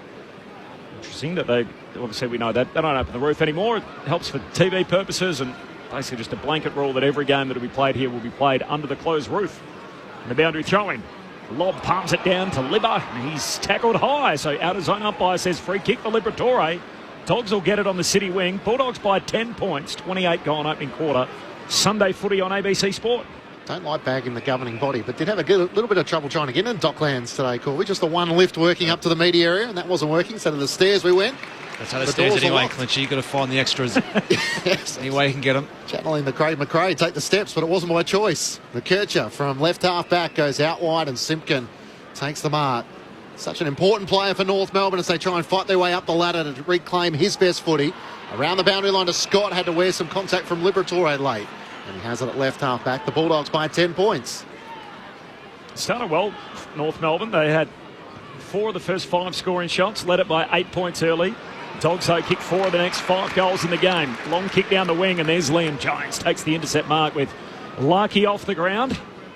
So no Comben, no Larkey at the moment, both with left leg injuries. Comben seemingly subbed out of the game, and Larkey still having repairs on the bench as the Dogs switch play. Out to the dock side and through the hands of Calmus, and now Bailey Williams at half-back. 2 minutes before quarter time. Kicks down the wing for the Bulldogs. McDonald punches it over the back for North. Down to Waitman, though. Tackled by Fisher. He slips out of it. Got a hand pass back in onto the wing. Zerha. Handball to McCurchin and Davies Uniacke. Away to Archer and now to Simpkin. All by hand. Simpkin kicks inside 50. Curtis wrestling with Jones. Ball hits the deck. Curtis knocks it onto the goal square for North. Calmus down there. Curtis still chasing. Forces the ball out of play. Great work, Paul Curtis. And we'll get the neutral ball scenario, a throw in here, left forward pocket for the Roos.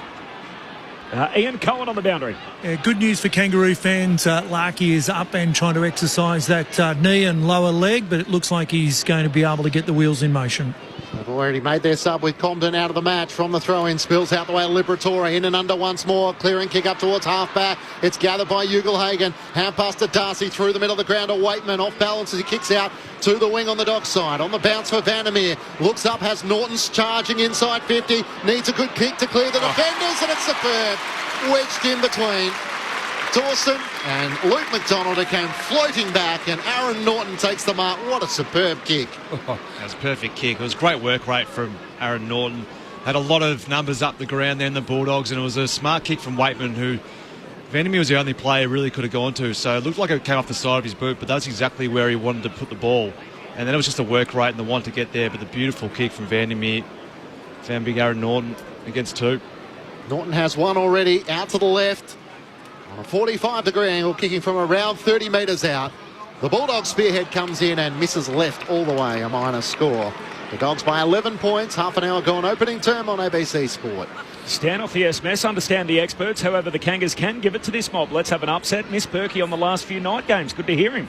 And from Jan, huge thanks to the ABC for all the North games this season. You are simply the best. Go North. The second half of the season has been inspirational. Thanks, Jan. Nice to hear from you. Bit of hope for the Roo boys after some pretty tough years as they work it up the wing here. Bouncing footy on the back of that kick from Shields. It's picked off, though, and driven back the other way by O'Donnell right as we run out of time. Signalling the end of that opening quarter of footy. It is the Bulldogs 5-3-33. They lead North Melbourne 3-4-22, so an 11-point lead for the Western Bulldogs at quarter time. 5 different goal kickers, Ugelhagen, Darcy, Richards, Vandermeer and Norton, all with 1. While for North Melbourne, 1 each for Scott, Larkey and for Sherry. And shout out to Phil as well, who's in Perth. Hi, gents. I don't think North Melbourne have improved much at all. They've had many draft picks and some priority picks and have been in the bottom for some time now. Failed season. Thanks, Phil. Appreciate your take. 0437 774 774 is the SMS number. The Dogs by 11 points in the first of 3 games on the Sunday slate. We're looking at 7th, 8th and 9th today. So 7th here, the Bulldogs up against the Roos. Then we're watching the 8th placed Hawks play Richmond later on. And the 9th placed Blues up against the Eagles. So it is 7th, 8th and 9th versus the bottom 3 teams. And the equation's simple. If all those 3 teams win either side of the 8, they will not only be inside the 8 tonight, but if they win next week, and there's no side that can catch them. Doesn't matter about percentage, just simply win their next 2 games. The Bulldogs, the Hawks and the Blues, and they will be playing finals footy. The thoughts of Mark Murphy and Nathan Burke in just a moment. You are listening to Sunday Footy on ABC Sport. G'day, this is Becky Cole inviting you to join me each week for Saturday Night Country. For more than 30 years, we've been playing the best in Australian country music, as well as the overseas artists that you know and love. So whether it's the classic tunes that you grew up with, the best new releases, or the interviews of your favourite acts, you'll find it all on Saturday Night Country. Saturday Night Country. Hear it anytime on the ABC Listen app. This is ABC Sports coverage of the 2024 AFL season. Every match on the ABC Listen app. Look for the AFL button. Bailey Williams between wing and half forward. Long kick into the forward pocket. First entry for the Dogs. Juggled mark in front of him. He paid to Darcy. Darcy hooks across the body with his left peg and gets a settler for the Dogs. He's on a tight angle in the left forward pocket. Tristan Sherry comes in, pokes at it and steers it through. The Kangas answer straight back. with 2 of the opening 3 goals of the match. Waitman in the middle of Docklands, turns, kicks inside the forward 50. Condon at the best sit, dropped to chest mark, invites Norton in, hand pass over to Jamara. He can walk in the goal, and the Dogs answer yet again. Richards is having a breakout season for the Western Bulldogs, pretty much directly in front. He'll kick from right on 50 to put the Doggies in front. He sets flight with a beautiful kick. All they got to do is win here today, win next week, make both finals. Ugle-Hagan goes crashing into Combat. Combat slow to rise. Ugle-Hagan back chasing the footy up, says play on. Yeah, have a look at Comden now. He's in the hands of the trainers. He cannot walk and he's making his way off. So I would suggest the sub is going to be activated and Miller Bergman will be in for game 16 very, very shortly. Hand pass to Gallagher. Kicks inside 50 for the Dogs. Bowled over was Horan West. Collected by Norton. Huge fend off and kicks the goal. In his 100th match, Bailey Scott, the son of a gun, comes in and sends it straight through the middle. Pump of the fist as he gets the response to North Melbourne. The 2024 AFL Premiership season. On your radio. ABC Sport Digital. And on the ABC Listen app. Wherever you are listening right now, you will hear both games today. The Western Bulldogs up against North, followed by the West Coast Eagles and Carlton, which is next. So 8 quarters of footy. If you want to listen to the game between Hawthorn and Richmond, it is available through the ABC Listen app. Just look out for that AFL extra button. If you click on that, you can hear the whole game at your convenience between the Hawks and the Tigers. Our focus is on what's happening here at Docklands. The Bulldogs by 11 points over the Roos at quarter time. Mark Murphy and Nathan Burke on ABC Sport. Yeah, it's been a bit of an arm wrestle. I like the way in which North Melbourne have played probably from the stoppage. I think they've got to certainly pick up their game around the centre clearances. They're losing those at the moment 6-1. They just can't win too many games of football if you're going to be dusted out of the middle of the ground by that sort of level in the first quarter. If that's to flow on, then the Bulldogs, the way in which they've got their height going forward, Comden being out of the game is a big loss for their structure because they're going to have to play pretty small down there as is. So they need to pick up their game in the middle of the ground, but it's probably been their errors by foot which has opened up the game for the Bulldogs and forced them on the back foot a little bit. But I think the way in which North Melbourne have been playing, I think their pressure's been pretty strong. They've sort of clean up their bit of work by foot. But there's been so much space, hasn't there? Because there's been so many of those turnovers through the middle of the ground, which for both sides, it's almost, you brought it up, Berkey, about Pagan's paddock from back in the day of the 90s, the way in which North Melbourne used to try and play. They used to try and get up high and then get you out the back. I think that's something that they're going to have to continue to keep on doing in this game and getting back and fill those spaces in front of the Bulldogs and then try and slingshot and get them out the back. But I think they're certainly right up in this game. The moment North are just going to pick up their work around the centre clearances. Yeah, I think with Jones, O'Donnell, Karmas down there and Lobb pushing back, they're not going to take a lot of marks. It's certainly contested marks inside their forward 50, so slow play is not going to work for them. The Dogs have got the height, so it's going to rely on guys like Curtis, Hanson, Ford, Fisher. Scott started well on the wing. He's at 8 and kicked the goal. These guys just recognising, hey, the ball's turned over on our half-back line. We need to get off to the races. And away they go. Run, share, in hands.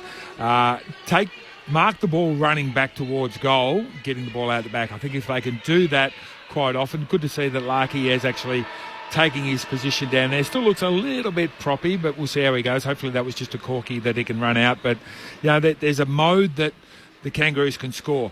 Can they do it consistently enough? If I'm Luke Beveridge, I'm saying that's what they want to do. Run to the handball receivers. Don't just all get sucked into the bloke with the footy. Turn the ball over there, because if we can get a lot of inside 50s, well, we can score heavily against his back line without combat. Nathan Burke alongside Mark Murphy. Sunday footy on ABC Sport. Dogs by 11 points.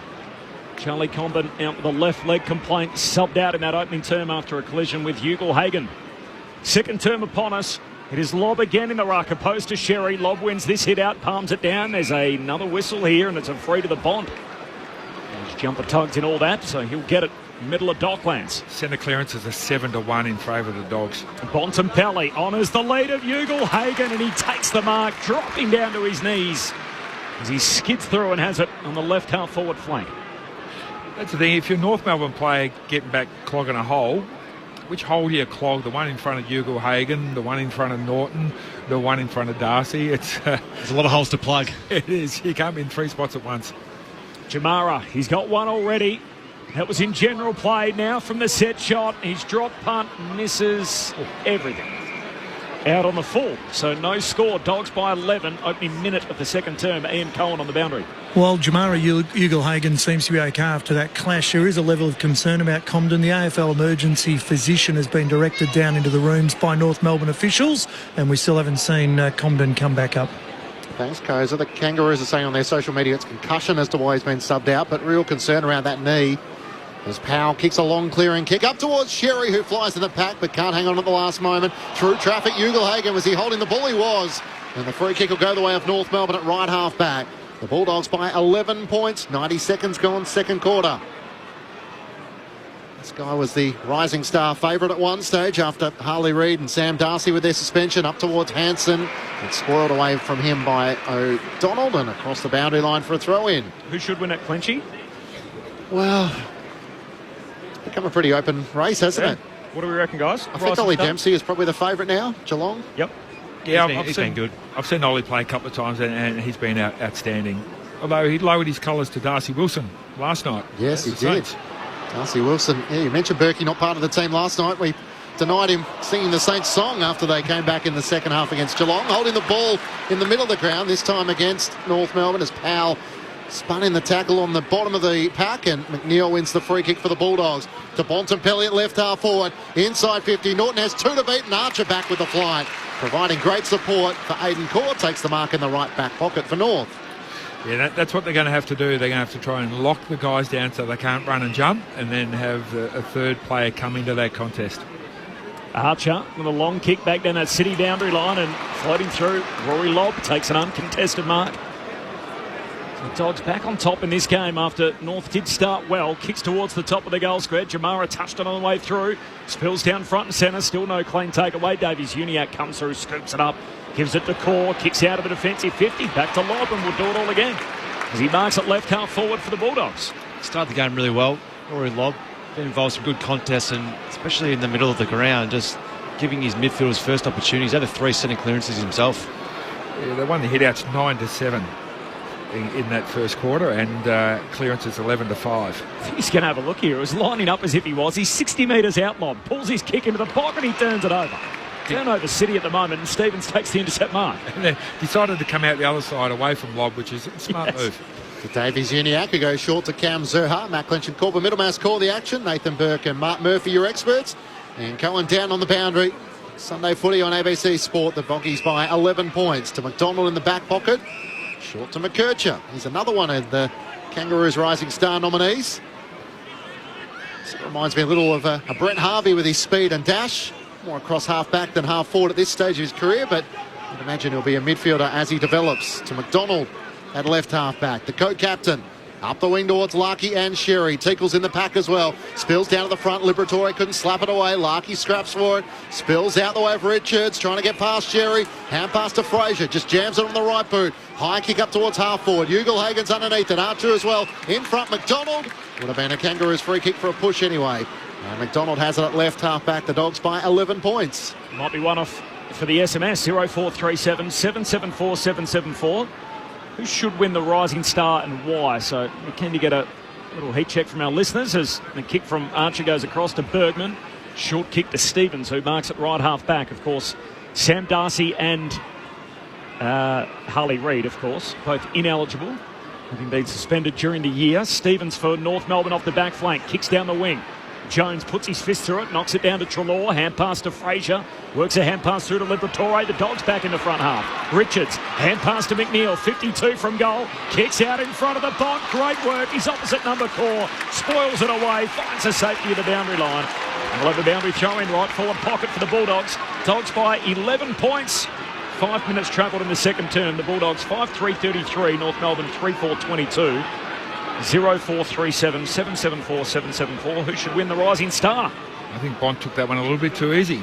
Didn't expect Core to actually have a second effort. From the throw-in, Sherry down to Bontempelli. Flying shot on goal, misses to the left-hand side. The Bulldogs by 12 points. So Dempsey, Wardlaw, McKercher, Wilson, Lohman, Roberts, Windsor, Watson, some of the names in the Rising Star nominees for 2024. Now the question is, should it just be best first-year player? Yeah.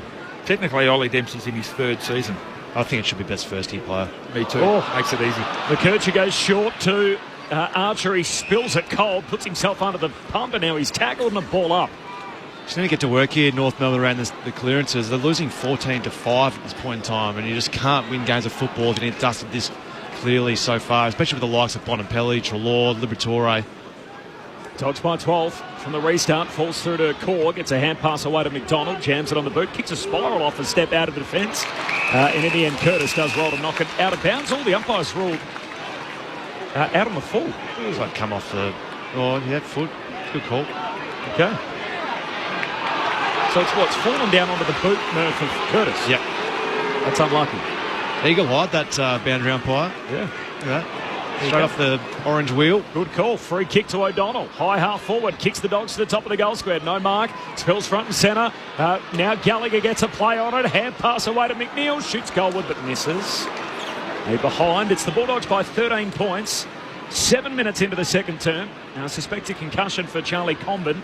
Subbed out of the game in the opening quarter, so he's done for the day. Roos did lead earlier by 8 points before the Bulldogs have kicked 4 of the next 5. We've been going 7 minutes into the second term. We haven't had a goal as yet in the quarter. Just 2 behinds for the Dogs as Zerha has to wear some late contact from Fraser to kick out a defence from McKercher. He's able to find the ball at left half back.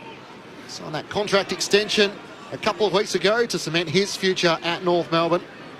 So he alongside Nick Larkey very much there for the future. The kick long towards Teakle and Sherry. It's spoiled away in the end. A chance for North Melbourne. Davies-Uniacke hand pass back to Zerha. Drives a long kick looking for Hansen. It clears him. Bramble made the body contact. McNeil races back. Gathers for the Bulldog. Kicks out to Liam Jones, who marks in the right back pocket. Jones goes short to Fraser, who marks on the back flank. Dogs by 13 points. 7.5 gone second term. Fraser down to half forward. Punched away by McDonald. Loose footy on the wing. Treloar comes and collects. Hand pass out wide in front of the benches. Zerha breaks it up. Spills to Wardlaw. This could work out for North. Hand pass up to Tucker. He's got it 70 metres out. Kicks inside 50. Halaki on the lead. No mark. Spills down towards the Dogs. And Fraser gives a hand pass away to Jones. Or hand pass wanted Gallagher. He's just bullied off the footy by Wardlaw. Kicks back inside and turns it over. Fraser takes the intercept mark. Not the greatest of quarters I've seen. So I'm glad you said it, Bergie. It hasn't been too much to write home about, has it? It hasn't. Jeez. Daniel along the boundary line hits up Darcy, who takes the mark. Hand pass back to Daniel. Can they get something going on the overlap? Kicks down to Norton. He marks it right half forward. The mismatch on Archer there, so he's still 60 metres out. Norton lays it up, top of the goal square. Bontempelli flies, no mark. Falls through towards McNeil. He slips over, tackled, lost it. Stevens, no, holding the ball. It's coming back to North. They'll get it. McNeil penalised. North free kick, last line of defence. Dogs by 13 points, 9 minutes into the second. Out to Davies-Uniacke with a beautiful kick into the middle of the ground. He's able to find Tucker. Can he unleash something from half-back? Hand pass down low to Powell. Had to give it back to Tucker. Through the middle of the ground. Hand pass to McKercher. He takes it on. Hand pass over the top. Is able to link up with Bergman. Needs support.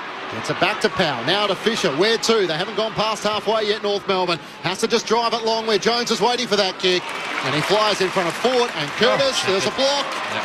There's a block and Ford is going to get the shot on goal. So I assume this is against Fraser, who just held his opponent out. Palmas was there as well. There wasn't much in it. The reason why it's paid because he didn't contest the football, but how are you supposed to contest once another player comes from across the contest and marks the football? So sort of technically there, but there's not much else you can really do other than let your opponent fly for the footy, which you're not supposed to do. So Eddie Ford pretty much directly in front, 45 metres out, and after the Bulldogs have dominated all the attacking in this second quarter, hasn't touched it so far in the match, but a chance to close the gap for North. Ford comes in, leans back and drags it left. So they have one behind. The Bulldogs have a couple of behinds, and the Bulldogs lead by 12 points through 10 minutes of pretty uninspiring footy to start the second quarter. Short on the kick out. Dale finds Richards. Bulldogs home game, all in the royal blue with the red and white hoop.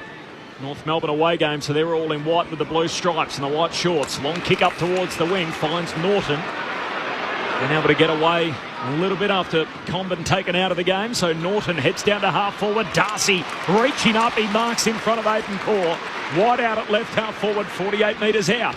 It was a good lead by Darcy. He started on the half forward flank opposite us here in the commentary box and ended up marking that ball about 3-4 metres in from the boundary in the other forward pocket. So good hard lead, good kick out in front. Yeah, smart by Norton just to wait for his forwards to get further ahead of the football because he had no one ahead of him. So he just held on to the football and waited for Darcy and co to get forward and provide some options.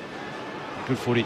Talk about a blue chip prospect. Sam Darcy, the third generation Bulldog. He kicks right to the top of the goal square. It's punched through by Sherry. They're behind. Dogs by 13 points, 11 gone in the second term. Sunday footy on ABC Sport.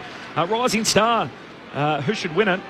Talkback topic. John off the SMS. Darcy Jones, future superstar. Of course, in the orange charcoal and white headgear for the Giants. Stands out, doesn't he? Dan from Perth, don't rule out Bodie Newland from the Gold Coast, Kyle Lohman from Brisbane, or Caleb Windsor from Melbourne for the Rising Star. So shows how wide open our listeners deem it to be. And an unnamed texter through forward, Jai Newcomb. He isn't eligible for the Rising Star, so doesn't fit the billing, unfortunately, but he is a very nice young player. He's in about his fourth season. The boy from Poowong who was picked up mid-season.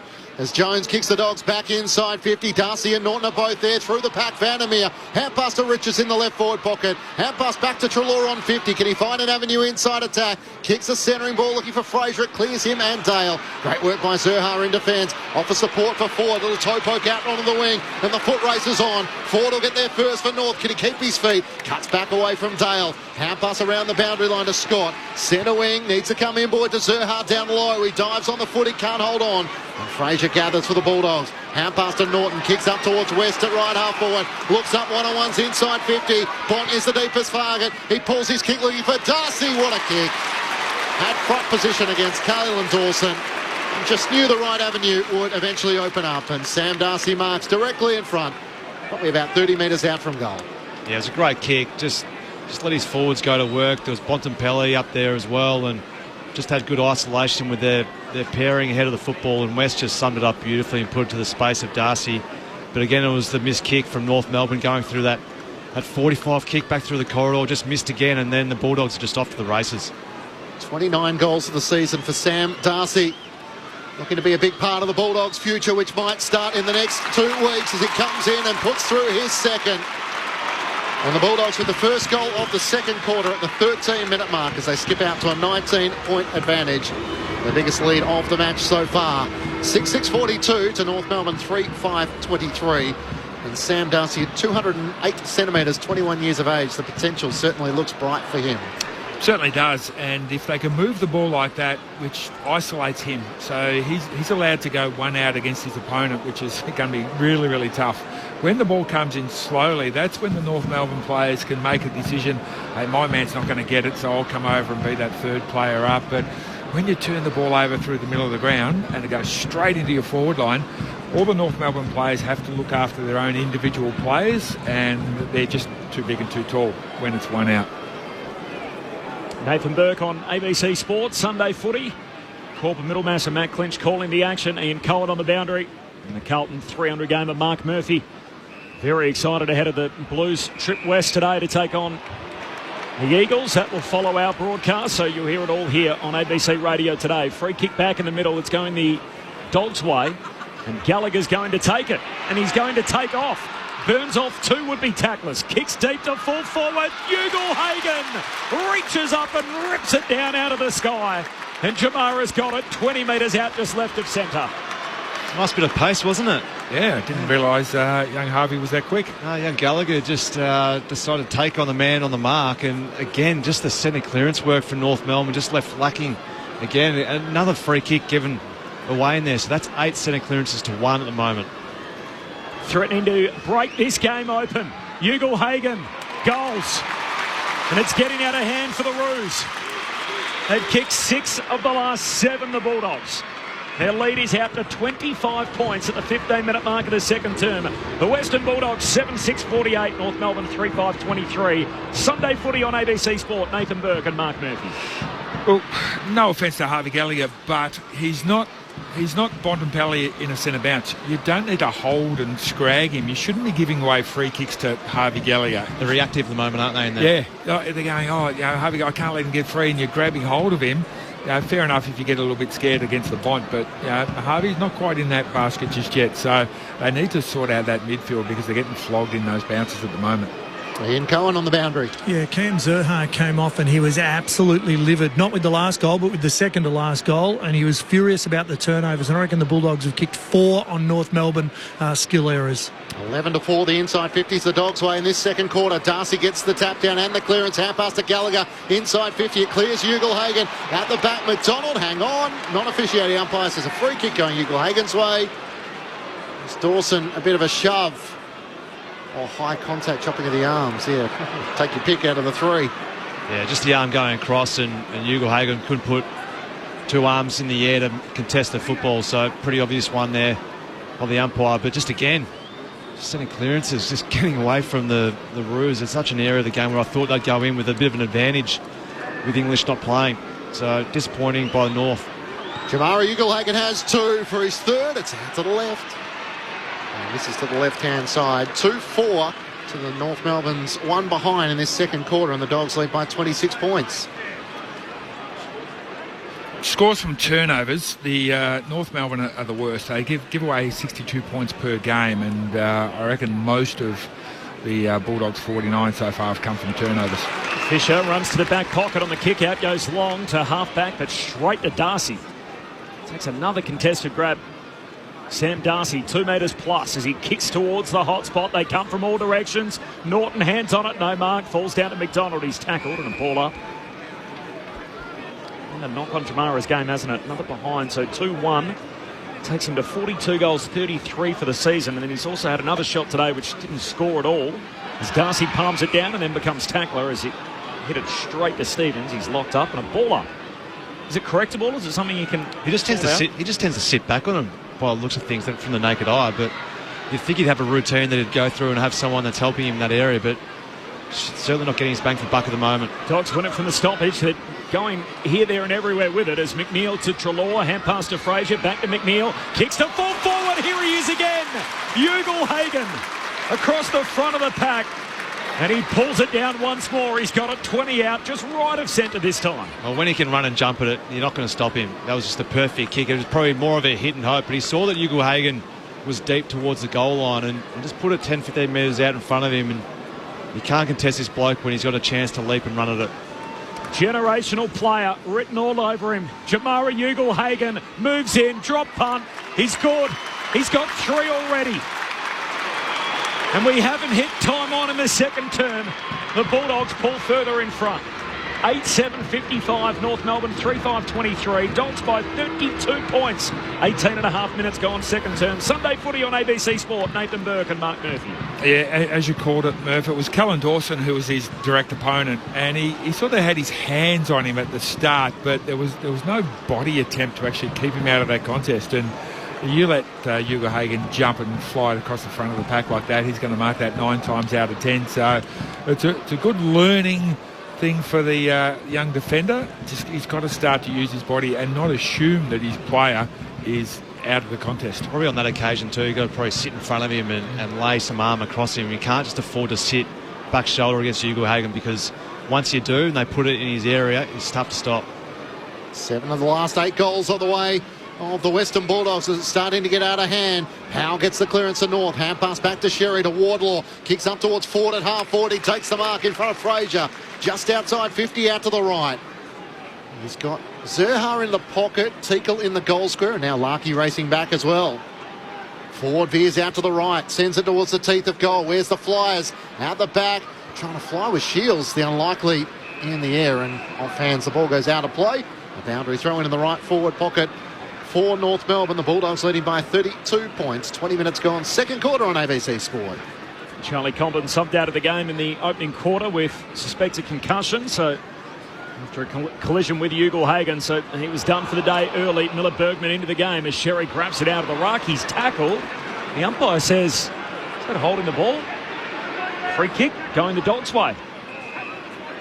Gallagher's going to take it. He goes short to Dale. Defensive goal square.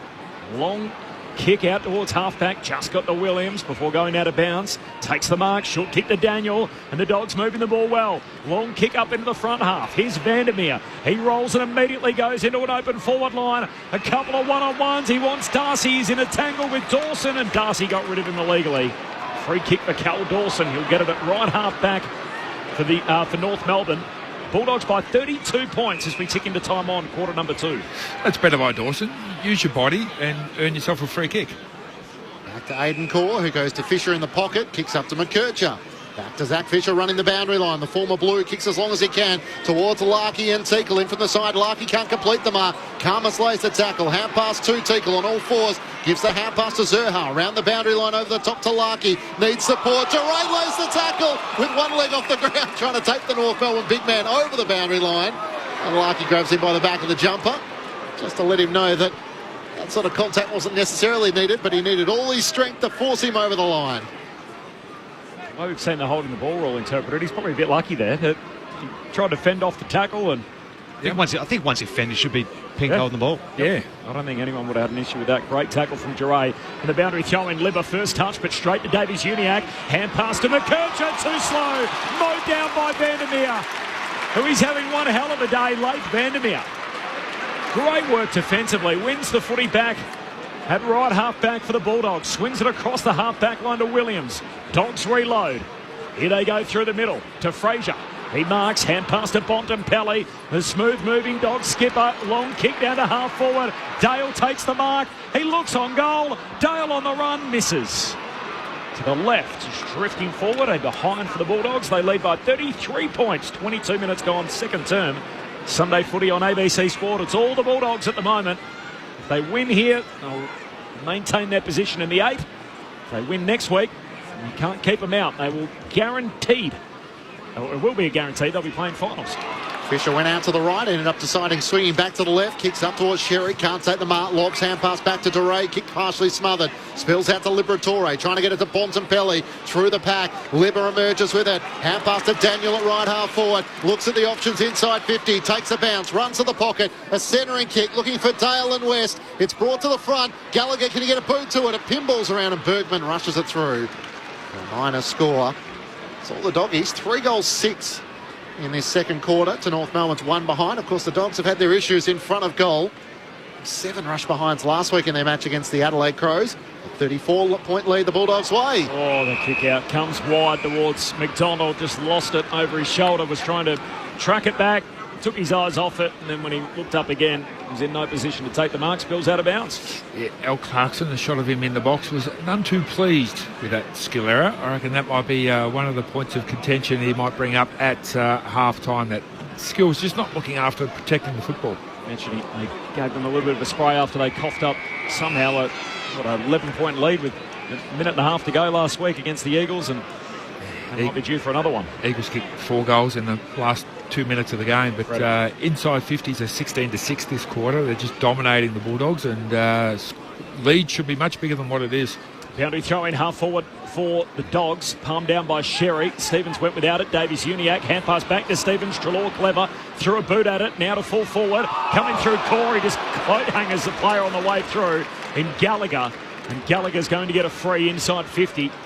And that was a loose tackle from Aidan Corr. Not only did Gallagher belly up the footy, also coat hanging him on the way through. Yeah, they've been sloppy, haven't they, in this second quarter? The Roos, they've given away a few in the centre clearances and then just staying too high in the tackle, just very sloppy, and should expect better from an experienced player. I reckon that's bordering on selfish. I fumbled the footy, I'm angry, I'm going to take it out and take my opponent high. Oh, Gallagher lets him off the hook. He misses that wildly out to the right. In the end, he's lucky to squeeze it in for a behind. 8-10 to 3-5, a 35-point lead for the Bulldogs. Time on in the second term. North Melbourne started with so much optimism. It's getting out of hand. McKercher brings the Kangas back into play, up towards Larkey at half-back, can't complete the mark, Jones gathers, hand pass chopped off by Dawson and North, tries to toe poke it to Simpkin, who goes sliding in with his knees. He's tackled in the end by Darcy. It spills out the way of Williams at left half forward for the Dogs. Kicks long towards Ugelhagen in the pack. Can't take the mark. Wardlaw came charging through, left it behind. Ugelhagen can't get a hand pass away, and Wardlaw gets it out to Simpkin. In the left back pocket, switches play. Risky kick from McKercher, and Liberatore spoils it out of play. So throwing in the left forward pocket, the Dogs by 35 points. Managed 3 goals, 7 in this second quarter. Of course, over the last 2 games plus 2 quarters of footy, so 10 quarters, they've kicked 32 goals, 48. Boundary throw in. Sherry grabs it out of the ruck, tackled immediately by Lobb, his opposing ruckman. They throw a blanket over around 8 players here. Davies-Uniacke tries to stand up with a footy, and he too is caught. Ball up in the forward pocket for the Dogs. 26 minutes played in the second quarter. 35-point lead for the Bulldogs. Heading to win to defend their spot in the 8 as Davies-Uniacke hand pass is picked off. Oh, Aidan Corr, he's hit front on here and he's going to get a free kick. Coming through a little sloppy there was Liberatore, and Corr will get it in the back pocket for North. 2 minutes to go before half-time. First of 3 games today, and of course, after this match is completed, there's only 11 matches to go in the home and away season. Short kick to McKercher, short to Fisher, and he just pulls the trigger, goes short to Cal Dawson. Marks at half-back for North Melbourne. Bulldogs by 35, approaching half-time. They just can't get out here at the moment at North Melbourne. Just Bulldogs just shutting down the switch at every opportunity. Just have to bail out long every time. North Melbourne Bulldogs are just winning it back at ease. Haven't kicked a goal since the 25-minute mark of the opening quarter. The Kangas. There's Dawson's kick up towards half forward. It's chopped off by Treloar. Kicks inboard to Bailey Williams. Hand pass around the back to Daniel. He's got Riley West all on his own at left half forward. He takes the mark city side. Looks up inside 50. Darcy's the target. He juggles the mark in front of Dawson. Just beautifully palmed it down with his right arm and completed the mark into his chest. It's almost a training drill, that one, Berkey, where you try and defend and force a long ball down the line from North Melbourne, and then you just switch and get one free on the outer side and just hit up a forward. That's just too easy. Riley West just basically stood there. He was the player stopping the big fat side switch to the other side of the ground, and when North Melbourne decided to come long down the skinny side, he just stayed out there, stood out there all by himself, and found the footy 30 metres in the clear. 8 disposals, 2 goals for Sam Darcy. His career best is 4 against the Tigers from the left forward pocket. Sam Darcy has 3 before half-time. A double Cobra in celebration. I wonder if his old man likes that one. As the Bulldogs put through a much-needed goal to extend it to a 41-point advantage. Much needed in terms of their dominance inside 50, 19-6. And the Bulldogs, having led by 11 points at quarter time, now lead by 41. 9-10-64 to North Melbourne, 3-5-23. Sam Darcy with his third. Yeah, it's been an absolute smashing in this second quarter, and you look at the raw numbers in this second quarter. The clearances, Bulldogs up 9-3, centre bounce clearances 3-1, inside 50s 19-6, and then you even look at the tackles where you'd think that the Bulldogs have got all the ball that North Melbourne should be at least out tackling. They're getting beaten that area of the game too, 13-6, so just getting comprehensively beating around the stoppage, and then the work rate from there too is just far superior at the moment from the Bulldogs. What do you think of the double Cobra? Didn't mind it. It was a short one. He sort of did it and thought, I don't know whether I saw about it. Is that came down really again. Yeah. Maybe it was an instinct, and then an instinct to go, oh, no. It's a good show of strength, if nothing else. Dogs by 41 points. 32 seconds remaining in this first half of footy. Means a heat for the Dogs, and of course for North Melbourne, and playing for pride in the context of the season, as Davies-Uniacke knocks it away to Scott, kicks hurriedly to centre half forward, and Liam Jones just punches it away for the Bulldogs. Up to the wing it goes. Williams and Shields fight on for the footy. Spills down towards Powell. North with the numbers here. Hand pass away to Tucker. Handball to McKercher. The 1-2 with Sherry. McKercher again, and a hand pass forward to Simpkin. The captain caught. McNeil with the chase down tackle. One too many to handballs in the middle of Docklands. And that's a great way to end the half for the Bulldogs. It's a shutout in the second term. They kick 4 unanswered goals, the Bulldogs, and extend what was an 11-point quarter-time lead to a 41-point advantage at half-time. The Bulldogs 9-10-64. North Melbourne 3-5-23. So the Dogs by 41 points. If they win their remaining 2 games here today against the Roos and next week against the Giants in Ballarat, they will play finals. There's no team that can keep them out. It doesn't matter about percentage or anything else. So equation quite simple for the Dogs. If they win their remaining 2 games, they will feature in September. The goal kickers to half-time, well, 3 for Ugle-Hagan and 3 for Darcy, leading the way up front. Aaron Norton has 1. So if you look at the big 3 in the forward line, they have 7 between them. 1 each for Richards and for Vandermeer, who's done some good things today. Meanwhile, for North Melbourne, 1 each for Scott, Larkey and for Sherry. Charlie Comben subbed out of the game in the opening quarter after a collision with Jamari Ugle-Hagan. coming at it from different directions. Comben back with the flight. Ugelhagen attacking the footy. They bang bodies. There's nothing untoward in it. It's not an incident you'd expect to draw any sort of criticism from the match review officer. Touch wood. Charlie Comben left concussed after that particular incident and unfortunately subbed out of the game early. So Miller Bergman was into the fray early in the piece. Meanwhile, Jack McRae is the unused sub so far for the Western Bulldogs. Ahead of Nathan Burke and Mark Murphy, just off the SMS, we were chatting about who should be the Rising Star favourite. Andrew in southern New South Wales, Ollie Dempsey should win the Rising Star. The next best is Wardlaw and McKercher. Of course, the two North Melbourne lads we've seen today. We had the text earlier about Giant Newcomb. I didn't mind this, the follow-up from the clearly Hawthorn supporter says, what about Kelshire then? He hasn't been nominated yet, so you've got to be nominated in order to win it. Probably a bit unlucky last week. Kicks 3 goals in their dominant win over the Blues, but Nate Caddy got the nod. So, yeah, part of the challenge is you've got to be nominated. I mean, if he played a full season, Cal Shadira, it would be an interesting conversation between he, Sam Darcy, Nate Caddy. I mean, some of the young key forwards emerging in our game are certainly exciting. Nick Watson is the only nominee from Hawthorn so far this year, so maybe that's where he's headed. He's looking for a rooting interest from the Hawks. Rich in Ocean Grove, a player who can't win the Brownlow, can still be an All-Australian. Should there be a Rising Star All-Australian team name, which would allow Harley Reid, etc., to receive some kind of recognition for a great season? There is a 22 under 22 team, isn't there? Yes, there is. It's a AFLPA. Get a little cash prize for that? I'm not too sure what they hand out for that.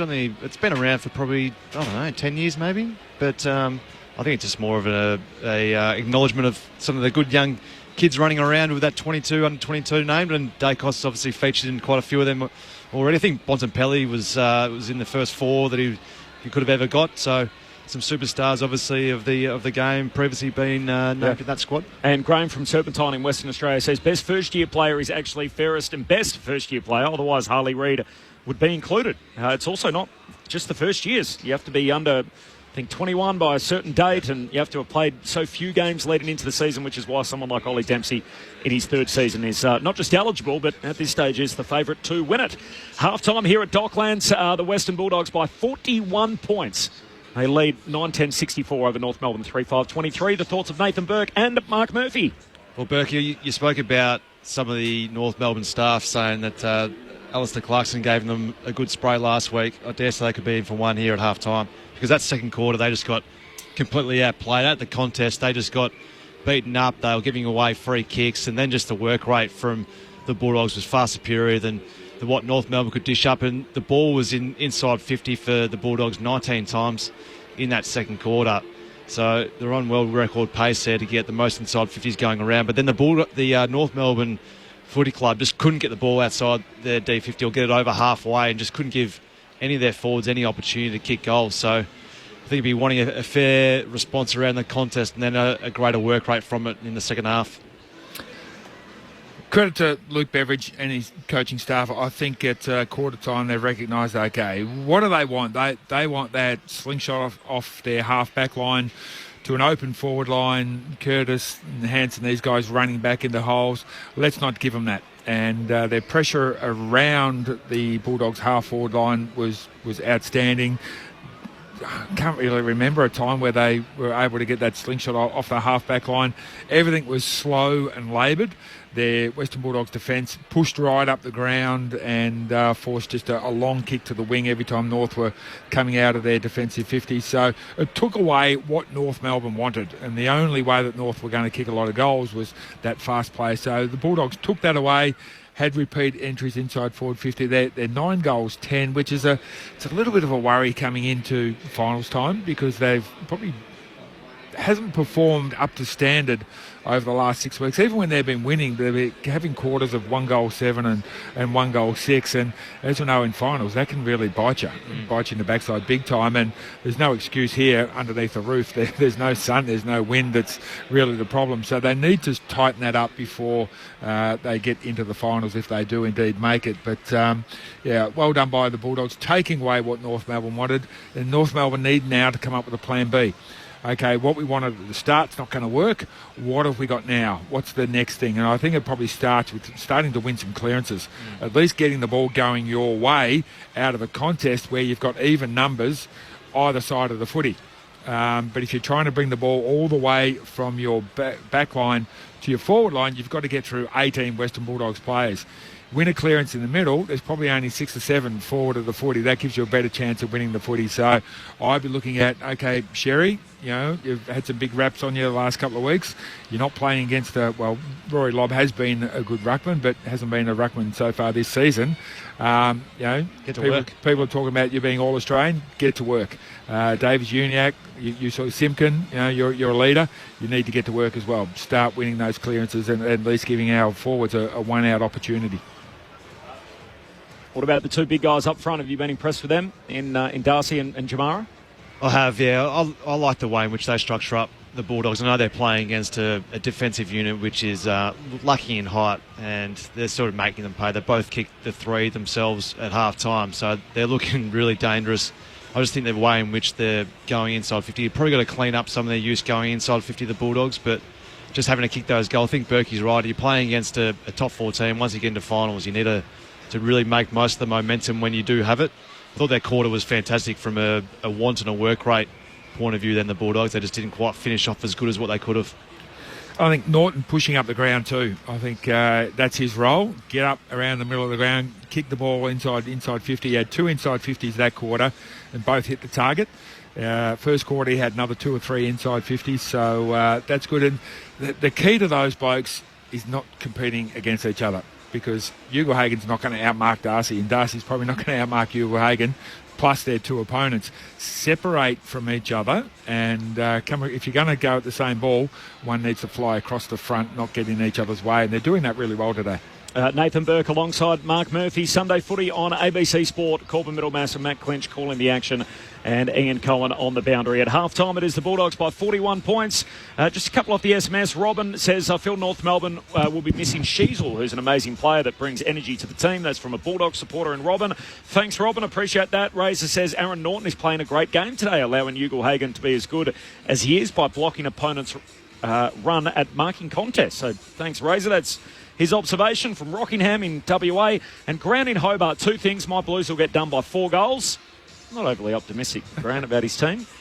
Very pessimistic, a few of the Carlton supporters at the moment. Also passes on to, says, well done to you and the team in the coverage of the Paris Olympics as well. I listen to every day. Great stuff.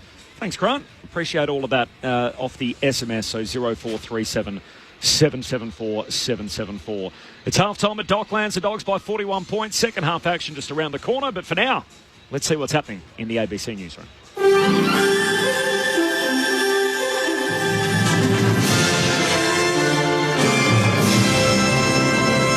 ABC News with Satyam Weinstein. The Prime Minister has criticised the Liberal Party after it missed the deadline to nominate about 140 candidates for next month's local government elections in New South Wales. A plea to extend the deadline was quashed by the Electoral Commission yesterday. Anthony Albanese says missing the deadline is indicative of the dysfunction within the Liberal Party, as some of the would-be candidates consider a class action against it. Legal action is just stringing out what was a complete stuff-up. If you can't even get your act together to nominate for council positions, I think it says everything about the dysfunction that's there in the Liberal Party.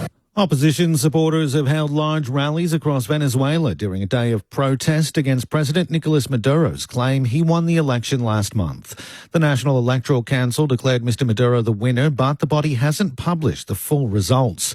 Thousands lined a highway in the capital Caracas to hear the opposition leader Maria Corina Machado urge them to remain out in force. Ms. Machado says there's nothing above the voice of the people, and the people have spoken.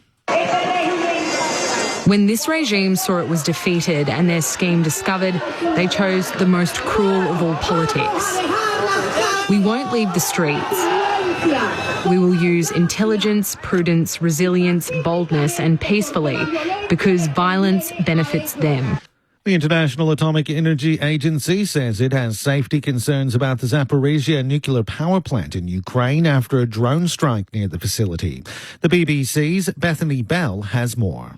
The IEA's team that's stationed at Zaporizhzhia say they went to the site of the impact, which was on a road just outside the plant.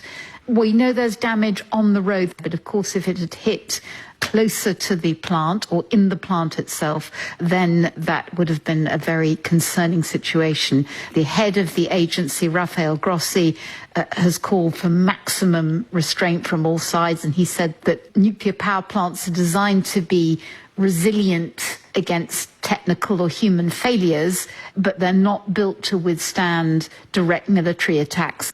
A powerful earthquake has struck the Pacific off of Russia's east coast. The 7-magnitude quake prompted a tsunami warning that was later lifted. The earthquake struck about 100 kilometres from the city of Petropavlovsk-Kamchatsky, which houses an important Russian submarine base. The NT Chief Minister concedes she didn't approach supermarket rivals Coles and Woolworths about moving to the Territory before making an election pledge last week. Labor's promising free Crown land and major project status for any alternative supermarket chain that wants to open up in the Territory, citing Aldi and Costco as two examples. Aldi's told the ABC after the announcement it has no intention of opening up in the Territory at this time, but Eva Lawler maintains it's a sensible policy that will encourage competition. No, I didn't have those conversations with those supermarkets, but what we want to do is just to make it easier. So anything that we can do in the Territory to make it easier to get some competition for Coles and Woolworths, we're sending that message out. Very happy to give some Crown land. Police are investigating reports of gunshots fired at a home in Nowra on the New South Wales south coast. Emergency services were called to Kembla Close this morning and found several bullet casings on the road. 2 men and a woman who were inside the home at the time were uninjured. A crime scene's been established. A cabinet-making business has been gutted in Melbourne southeast this morning. Firefighters were called to a factory on Hammond Road at Dandenong South after witnesses reported loud explosions. The factory has been destroyed and a neighbouring property was also damaged. Commander Travis Harris from Fire Rescue Victoria says it took about 2 hours to bring the blaze under control. It does appear that there was several explosions due to the nature of the material that was inside this particular factory. There was, just after arrival of our first arriving appliance, there was a quite significant explosion. As I said, it actually significantly damaged one of the walls between the adjoining factories. No one was injured in the fire and police are investigating the cause. And Cricket Australia's New Year's Test will remain in Sydney for the next 7 years after striking an agreement valued at tens of millions of dollars with the New South Wales government. The state government says matches will be staged in Sydney over the summer international cricket season, including the Women's Test, One Day and T20 matches. You're up to date with ABC News. You can get more news at any time by downloading the ABC Listen app.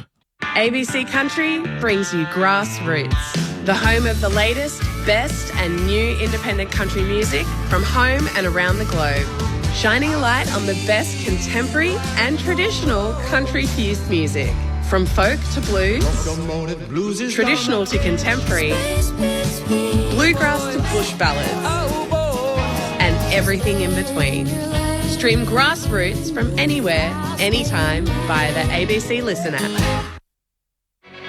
This is ABC Sports coverage of the 2024 AFL season. Every match on the ABC Listen app. Look for the AFL button.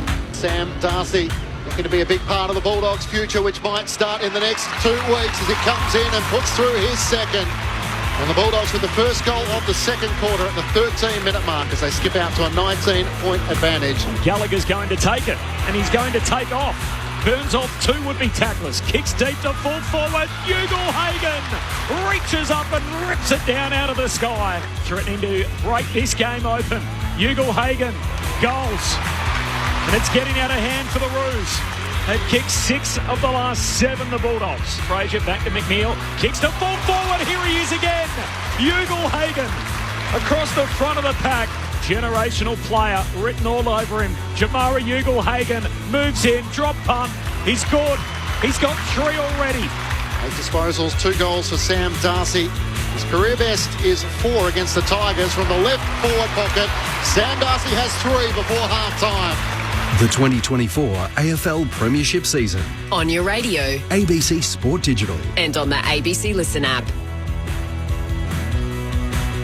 Sunday footy, round 23, the first of 3 on the Sunday slate. It is the Western Bulldogs up against North Melbourne, and as you heard there, it's been all the Dogs. Jamara Ugle-Hagan and Sam Darcy both kicking 2 goals each in that second quarter. They've got 3 for the match each. to half-time, and you throw in Norton. They've kicked 7 between them, the three-headed monster up front for the Bulldogs. It's proved to be too much for the Roos, a 41-point advantage for the Dogs at the half. Corbin Middlemass alongside Matt Clinch, the Hall of Famer Nathan Burke, the 300-gamer from the Carlton Football Club, Mark Murphy, and Ian Cohen on the boundary, your call team for Sunday footy. Now, there's 3 games today. They all have similarities. So you look at teams ranked 7th, 8th and 9th on the table. So they all have 12 wins on the premiership table. They all come up against the bottom 3 teams. So first up, the Dogs playing North Melbourne here. Next, it is Hawthorn and Richmond. They are playing at the MCG. And then later, of course, the West Coast Eagles and Carlton. Simply, if the 3 teams ranked 7th, 8th and 9th all win this week and win again next week, you can't keep them out. It doesn't matter what other mathematical equation you can throw at them, whether Collingwood win by 80 points or whatever it turns out, or Fremantle still beat Port. Whatever happens, the 3 teams, if they win today and win next week, they will be playing finals. There's no other way around it. So the fate in their own hands for the Bulldogs, the Hawks, and Carlton. Sunday footy of round 23. By the way, that game coming up shortly, the Hawks and the Tigers. We do have a call available through the ABC Listen app. Luke Bruce is the sub for the Hawks and Camden McIntosh for Richmond. There's no late change in that game, so no late change between the Hawks and the Tigers. And if you're on ABC Radio, wherever you're listening to us right now, you'll be able to find coverage right here of the game between the West Coast Eagles and the Blues later today. Just around the footy landscape, clearly everyone this morning is talking about the fallout from the showdown last night. I'm sure you would have seen it by now. Dan Houston's collision bump with Isaac Rankin, which I'm certain will be sent straight to the tribunal when the match review officer hands out his findings a little later today. What did you guys see as former players and as a former MRP member, Nathan Burke? I've seen it on my phone only. I've seen a lot of snapshots of people saying he didn't get him in the head, but that was quite before the contact was officially there. What they're going to do at MRP is they have sort of additional camera angles where they can absolutely slow it down and see where the contact was, and a lot of it's just going to come down straight to the medical report from Adelaide. They will say contact to the chin, whatever it may be. They'll look at it and then they'll say that was off the ground concussion, that's severe, that's straight through to the tribunal. Dan Houston can then argue his case there, so I guarantee this one's going to end up straight to the tribunal. Do you think Adelaide will be doing Port any favours on the medical report? I wouldn't have thought so. I'm trying to think what happened in the past, because there was some clubs that you'd look at it and you go, oh, the doctor sort of embellished it a little bit there, and other clubs you go, oh, that doctor, guy's got it's only a flesh wound. Yeah, I think when you're knocked out unconscious, it doesn't really matter. I was about to say, it's pretty obvious. To the head or high to the body or the neck. I mean, if you lay a bump like that ends in concussive force, or it has concussive force. So it doesn't matter. Like, say, for example, if Houston didn't make contact to the head and he's hit his head on the way back down, it's still the incident that results in a concussion, doesn't it? Yep. You are responsible for all outcomes associated with that contest. Yep, so he's headed for a holiday, and given the fact he's got interest in coming back to Victoria, there's a huge chance he's played his last game for Port Adelaide. So that would be a sad way for it to end. And I guess the big question mark coming out of it is, will he miss a significant final for Port Adelaide? And perhaps is he the reason Port won't play in some bigger finals, given the fact he's one of their best players? He's a very important player for them. Yeah. And he's probably looking down the barrel of 4, you'd think. Yeah, Luke Parker got 6. That was a broken jaw. Yeah. But in terms of the actual, didn't jump off the ground, kept everything tucked in, hit him in what would normally be a fair fashion, but just accidentally got him high. He got 6 for that. So, I think it's 4 minimum for the, unfortunately. Give me a number, Murph. Yeah, I said 4 to 5. Felt 4-ish to me, but Peter Wright got 4 for his incident. It felt worse than that, maybe 5. Clinchy, give me a number. 4. 4. Yep. Yeah, that's how we see it. We'll learn a little more as the day progresses on Dan Houston, but expected to go straight to the tribunal. Second half upon us here. Dogs by 41 on ABC Sport. Here's Matt Clinch. Well, Sherry spills down the way of Davies Uniacke. Gets the hand pass to Powell. First clearance of the Kangas up towards half forward. Larky had it spoiled away by Jones. Running on to Treloar in the middle of the ground. Hand pass to Ugelhagen. Just a little fumble, but has enough time to regather the number 1 draft pick. To DeRay, who's tackled and brought down by Zerha. Great follow-up effort. Spills out the way of Tucker. Tries to knock it on to Simpkin. Footy stuck underneath he and Liberatore, and the umpire eventually blows his whistle. Just the Kangas' second goalless quarter in 2024. The previous time actually happened against the Western Bulldogs in the second quarter, back in round 17. Lobb and Sherry once more tangle. Spills down the way of Simpkin. Now past to Scott, nowhere to go. As the tackle is laid by Ugelhagen and Williams just in front of us on the Docks wing.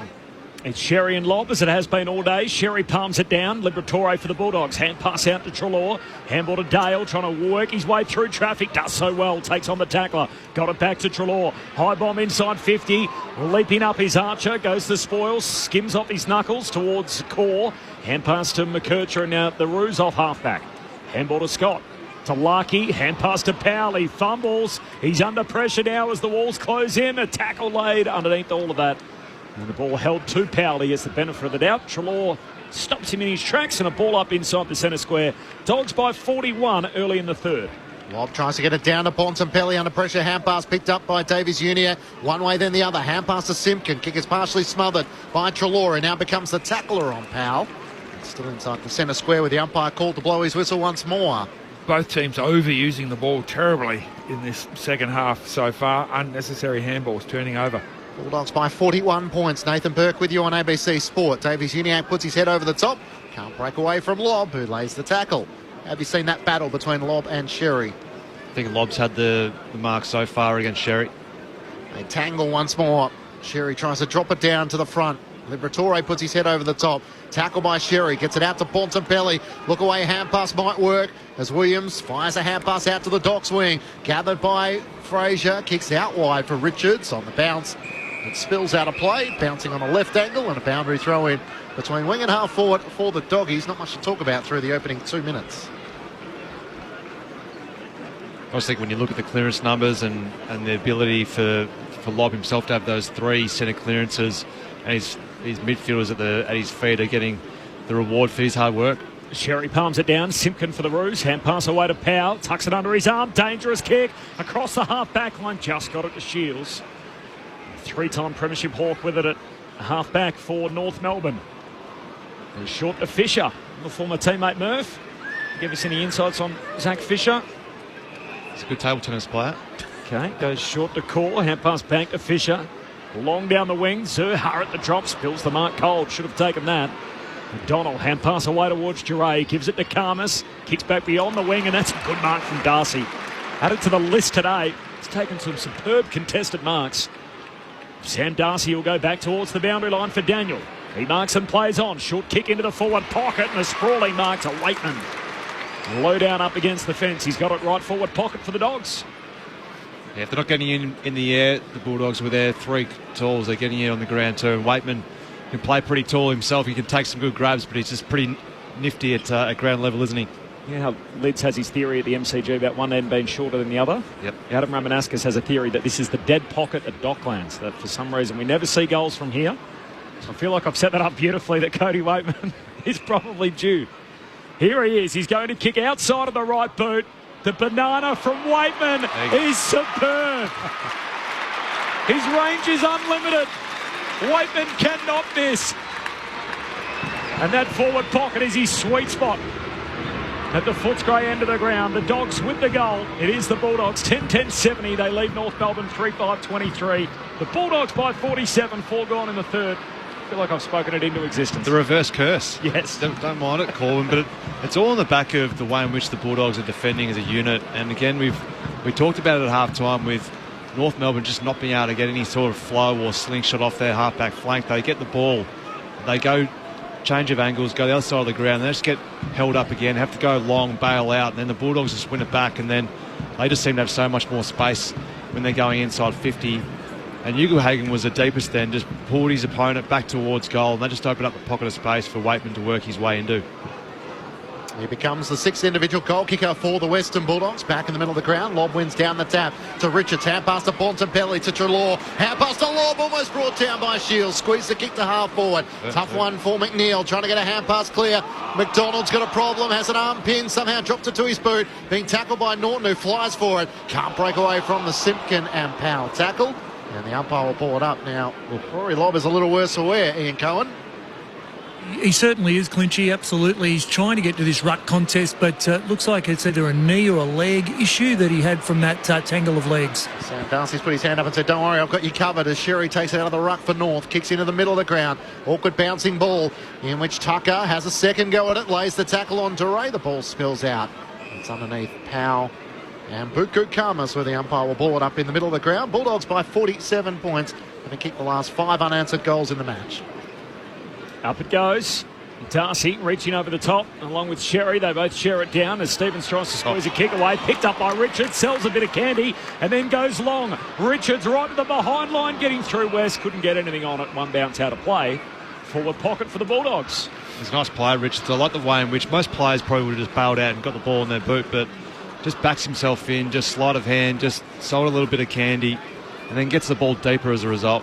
Forward 50 stoppage here for the Dogs. Darcy grabs it out of the ruck, tackled immediately by Sherry. Ball spills out to Scott for North Melbourne. Ball hand pass to Cal Dawson. He tried to give it off towards Shields. Bontempelli steals it from him. Handball to Gallagher. Run down as he gets a kick away. Ball ricochets out to McNeil. Snaps across the body. 3 Dogs can raffle it. And in the end, it's Darcy who they leave it for. And so far, that's been a good decision today. With the ball in the hands of young Sam Darcy. What a day he's had. The 21-year-old's got it again. Tristan Sherry, you need to do better than that.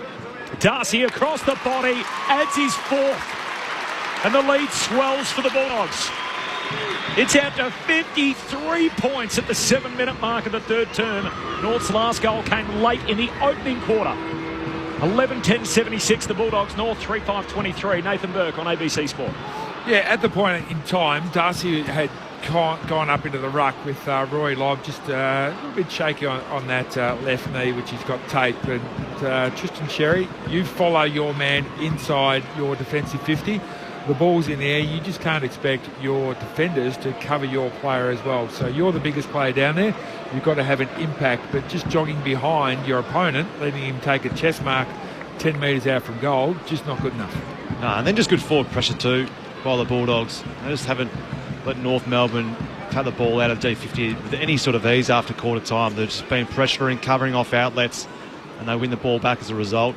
And then Darcy takes an easy mark. It's been a good response after his 1-5 last week. Equals his career best with 4 goals in the third quarter. Sherry out of the middle for North Melbourne. Hand pass to Simpkin. Gave it to Wardlaw. Kicks up towards Larkey. He's in a tangle with 2. Spills down to the front. Larkey gathers. Hand pass too sharp for McKercher. Hanson tries to knock it down to Simpkin. Tackled by Richards. Umpire circles and will ball it up 55 metres out from North Melbourne's goal. Kangas haven't kicked a goal since the 25-minute mark of the opening quarter. It's thrown aloft under the roof of Docklands. Lob over the top. Gathered by Powell for North. Hand pass down low for Curtis. Can't gather. Richards can for the Bulldogs. Hand pass bounces in front of Shields. Swings onto his left. Kicks towards forward. Got rid of his opponent. Can't take the mark. He's first back onto it. A centering kick. No one really there though. It's wide of Powell.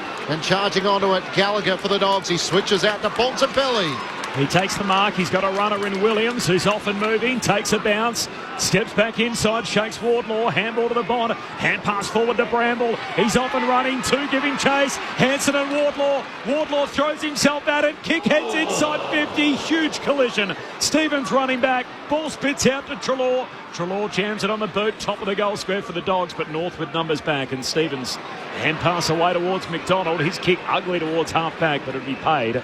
And it's going to be a mark for Sherry. It's young Miller Bergman who was on the other end of that. There's a bit of friendly fire as 2 North Melbourne players. Stevens came charging in and caught Bergman more than anything. And the collision at full forward for the Dogs. Yeah, he's in a bad way, the young fella. Down towards half back. A free kick going the way of the Western Bulldogs. And Rory Lobb was impeded in the marking contest. And he's a bit worse for wear, but we'll get the free kick.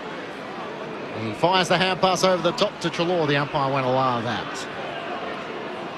Ian Cohen on the boundary. Yeah, the medical staff are indicating an HIA assessment for Miller Bergman. So we'll just see what happens as he makes his way off the ground. Friendly fire it was. So he was trailing Riley West and Stevens going back, cannoned into him. It's been a couple of those moments. Charlie Comben and now Stevens are probably doing their own welfare no good. Trying to be courageous, going back with the flight. Rory Lobb now is okay to take his kick, so fires it into the middle of the ground. A centering ball that finds James O'Donnell. The third generation Bulldog to Bramble on the run. Clears the fingertips and Darcy just couldn't quite hang on to the mark. Spills out the way of North. Archer trying to gather. Trying to knock it on his Gallagher. It spills out the way of Richards. His hand pass to Gallagher. Trying to brush the tackle of McKercher. Was that prior opportunity? No whistle. Ball spills out once more. Here's West trying to fend off the tackle of Powell. Couldn't quite get clean contact to it. Darcy has another go. Only 25 metres out from goal. Kick smothered. Richards gams it on the boot. And misses to the left-hand side, snapping on his right. The Bulldogs by 54 points, a little scrappy there. 10 minutes gone, third term on ABC Sport. Bulldogs are getting enormous amounts of inside 50s. They've got to make sure that they don't get a little bit greedy and all start flying or all start snapping, and the team has to come first too, because it can get very ugly if everyone wants to kick too many goals. Tucker long kick to half-back, finds Zerha. Short kick down the wing, finds Curtis, who goes long to a one-on-one. It's Karmas and Ford. Karmas does well, punches it out of bounds. Boundary throwing 60 metres out from the Roos goal. Can you tell us more about Zach Fisher's table tennis game, Murph? Oh, he's tricky. I sort of liken him to a Nick Kyrgios. He can be a bit too tricky sometimes for his own good. Just got to play the basics a bit more. Spin or power? Very spinny. Wasn't a backhanded compliment in terms of what's he like as a footballer. He's a great table tennis player. Something more about Zach Fisher. So I thought we'd all like to talk about his table tennis capabilities. Sherry down to Richards. Richards hurry kick forward for the Bulldogs. Picked off though by Stevens. Sweeping hand pass down to half forward. Lobb gets a hand in there. Tries to knock it to the boundary line. Clever from the Roos. Keep it alive. Tucker hooks it back to the hot spot. Dogs can raffle it. And Williams takes the intercept mark. Lays it off. And the kick from Fraser out to half back finds Daniel. That's 7 marks in the first half. Joel Fraser, the first-year dog. It's Daniel out to Bontempelli, back with a flight, dropped the mark under the pressure of Luke McDonald, and it spills out in front of Wardlaw for a throw-in. In front of the Bulldogs bench, they lead by 54 points, having led by 11 points at quarter time, 4 goals to none in the second quarter to open up a 41-point advantage, and 2 goals to none so far in this third quarter. Did Carlton have like club-wide table tennis tournaments? No, it's more hub period. Right. Yeah, nothing else to do. So I feel like you wouldn't be lacking too many resources down at Princes Park. As Wardlaw kicks around his body, up towards the wing, forward, underneath it, Karmas flew in the air, spoils it down to O'Donnell. He's tackled by Ford, and Bailey Scott, umpire calls play on. Scott tries to hack it forward. Hansen can't pick it up cleanly. He might get a second go at it here. Hand pass to Ford, trying to break through the Fraser tackle. Locks him up. Great defending there.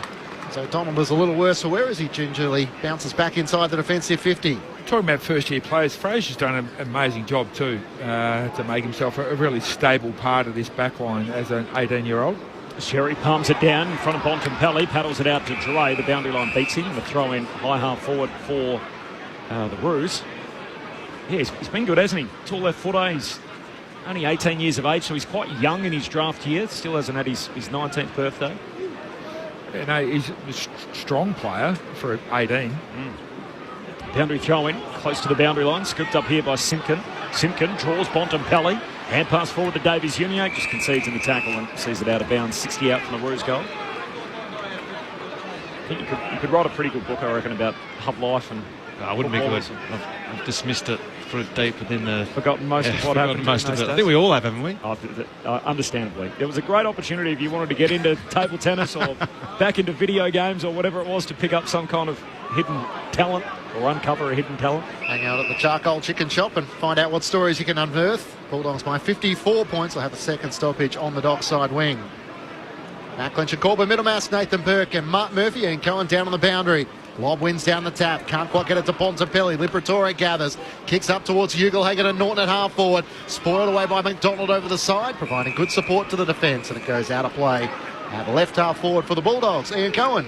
Yeah, Jackson McRae has just taken off the T-shirt and he's sitting next to Ed Richards, who came off with a fair level of discomfort, and they were treating him with looked like a small facial injury potentially, but McRae has taken the T-shirt off. We'll just wait to see who he's going to be replacing. It looks like Riley West has just thrown a T-shirt on. Okay.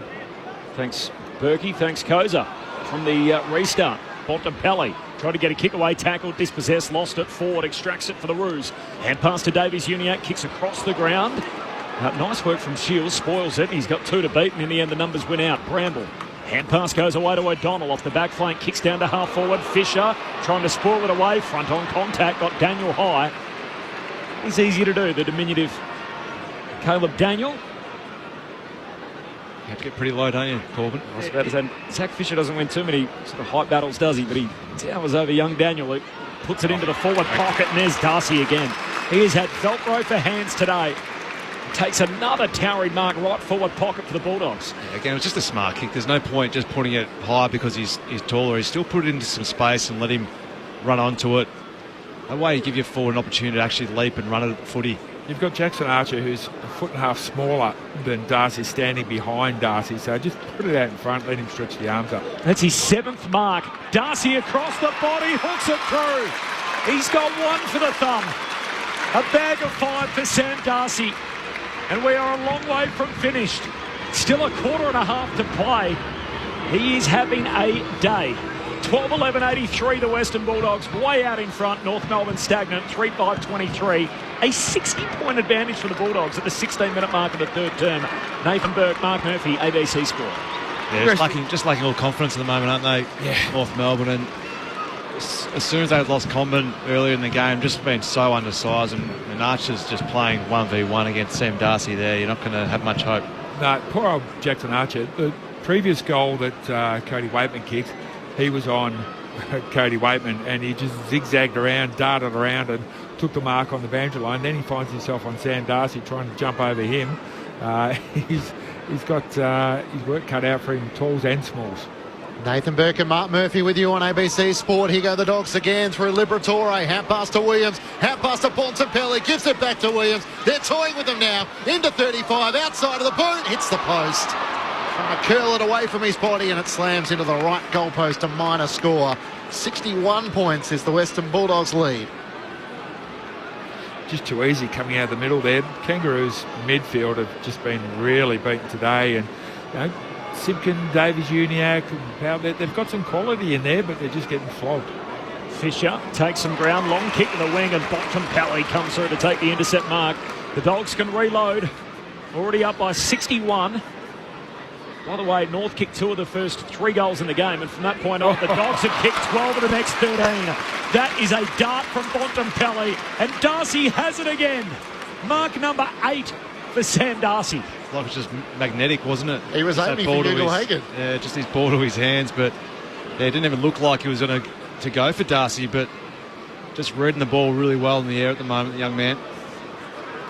They cannot take him out of the game. He snaps across the body, and Darcy has a half dozen. 6 and counting for Sam Darcy on what is turning into a career afternoon. 13-12-90, the Western Bulldogs. North Melbourne 3-5-23. Dogs by 67 points. 18 gone. Third term. Nathan Burke, Mark Murphy. Sunday footy on ABC Sport. Well, you make hay while the sun shines. No Comben down there. Just an undersized defence. He's just taking them to the cleaners. And what I really like about him is underrated is his second last goal was a left foot snap around the corner from that side of the ground, and he marks the ball on this side of the ground, and it's a right foot snap around the corner. He's got some skills with his feet as well as with his hands. Got a lot of talent, doesn't he? And you just want a response here from North Melbourne through the middle of the ground. The way in which the Bulldogs are just walking the ball out at the moment is a bit of a concern. So he has 6 to join Jesse Hogan as the highlights across the weekend. It's the biggest bag we've had this season. Oh. It's a tough question after coming back from the Olympics, but it's certainly an offer this afternoon. The Bulldogs by 67 points. What did the Sydney guy kick? Did he kick Marty kicked 9. That's a good memory, Berkey. Bontempelli. Here they go again. Hand pass to Ed Richards. Takes the second bounce. Gets the left half forward. Ugle-Hagan's in the goal square. Richards is going himself. Figure outreach as he celebrates with the Bulldog fans. And they are running red hot. They've kicked the last 9 unanswered goals in the match. And they lead by 73 points, and this could be a percentage boosting Sunday afternoon. 14-12-96 to North Melbourne 3-5-23, and in this all-important tangle for the top 8 and top 4, even though the 4 is gone, finishing as high as you can will become crucial. I want to see Davies Uniac right now. He was just sort of wandering around the middle of the ground with his hands on his hips.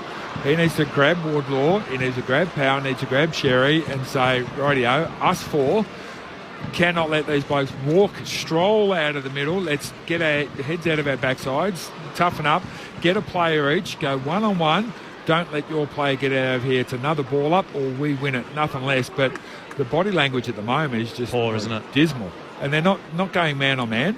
It's just complete 50-50 against the Western Bulldogs. What a day it's turning into for the Dogs. They tripped up this weekend last year. The penultimate round lost to the West Coast Eagles. Never got their spot back in the 8. They're making a mess of North Melbourne here as Davies-Uniacke gets a rare centre break for North. Kicks out to half forward. Larkey fumbles. It costs him. Liam Jones wins the footy. There's a free coming back for Larkey. The tackle lingered there from Bramble, and in the end he's lucky to get that. Not lucky, all right. Wasn't much in that at all. And the Bulldogs again were off the races. Larkey goes short to Pound. Not 15, says the umpire. Hand pass goes back to Scott. Kicks into a crowded forward 50. They need a good mark here. They won't get one. Punched away. Down to Teakle. He's tackled, dispossessed. That's holding the ball. Great work, Carmus. Wins it back for the Bulldogs at fullback.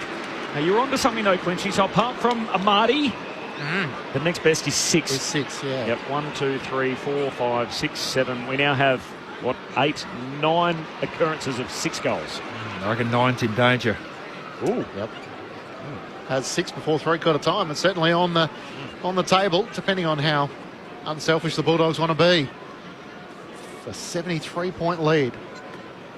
The last 9 goals of the match. All of a sudden, North Melbourne haven't kicked a goal since the 25-minute mark of the opening quarter. Toss back into play. Lob in a tangle with Sherry. Sherry wins down the tap, trying to link up with Wardlaw. He's still trying. Kicks around his body. Inside 50. Carmus is a loose. Spoils it away from Teakle. Into the path of Ford, though. Kicks a high ball straight up in the air. Have a go at that. Curtis tries to fly. Shields as well. Underneath it. Tight defending done by Carmus. Here's a chance for Hansen. Swings onto his left and puts through the goal. The Kangas' 4th goal of the match and their first since the opening quarter. Boy, oh boy, have they had to work hard to try and get that. It breaks a run of 9 consecutive goals for the Western Bulldogs. 67 points is the lead. 14-12-96 to North Melbourne, 4-5-29. And a goal for Robert Hansen Jr., his 3rd of his AFL career in his 7th game. Yeah, it just shows you don't need to do anything too special, but just get your hands dirty around the stoppage. And Wardlaw's that type of player where he just loves getting his head over the footy. He won the contest, the clearance on the far side of the ground, and just get the ball in, get a big dirty ball in and get to work at ground level. That's what the Bulldogs have been doing well. When they haven't marked it, their forwards at ground level and their mids have been putting great pressure on. They get goals as a result. On that occasion, North get the ball in there, work at ground level, force pressure, harass, and then get the ball in your boot.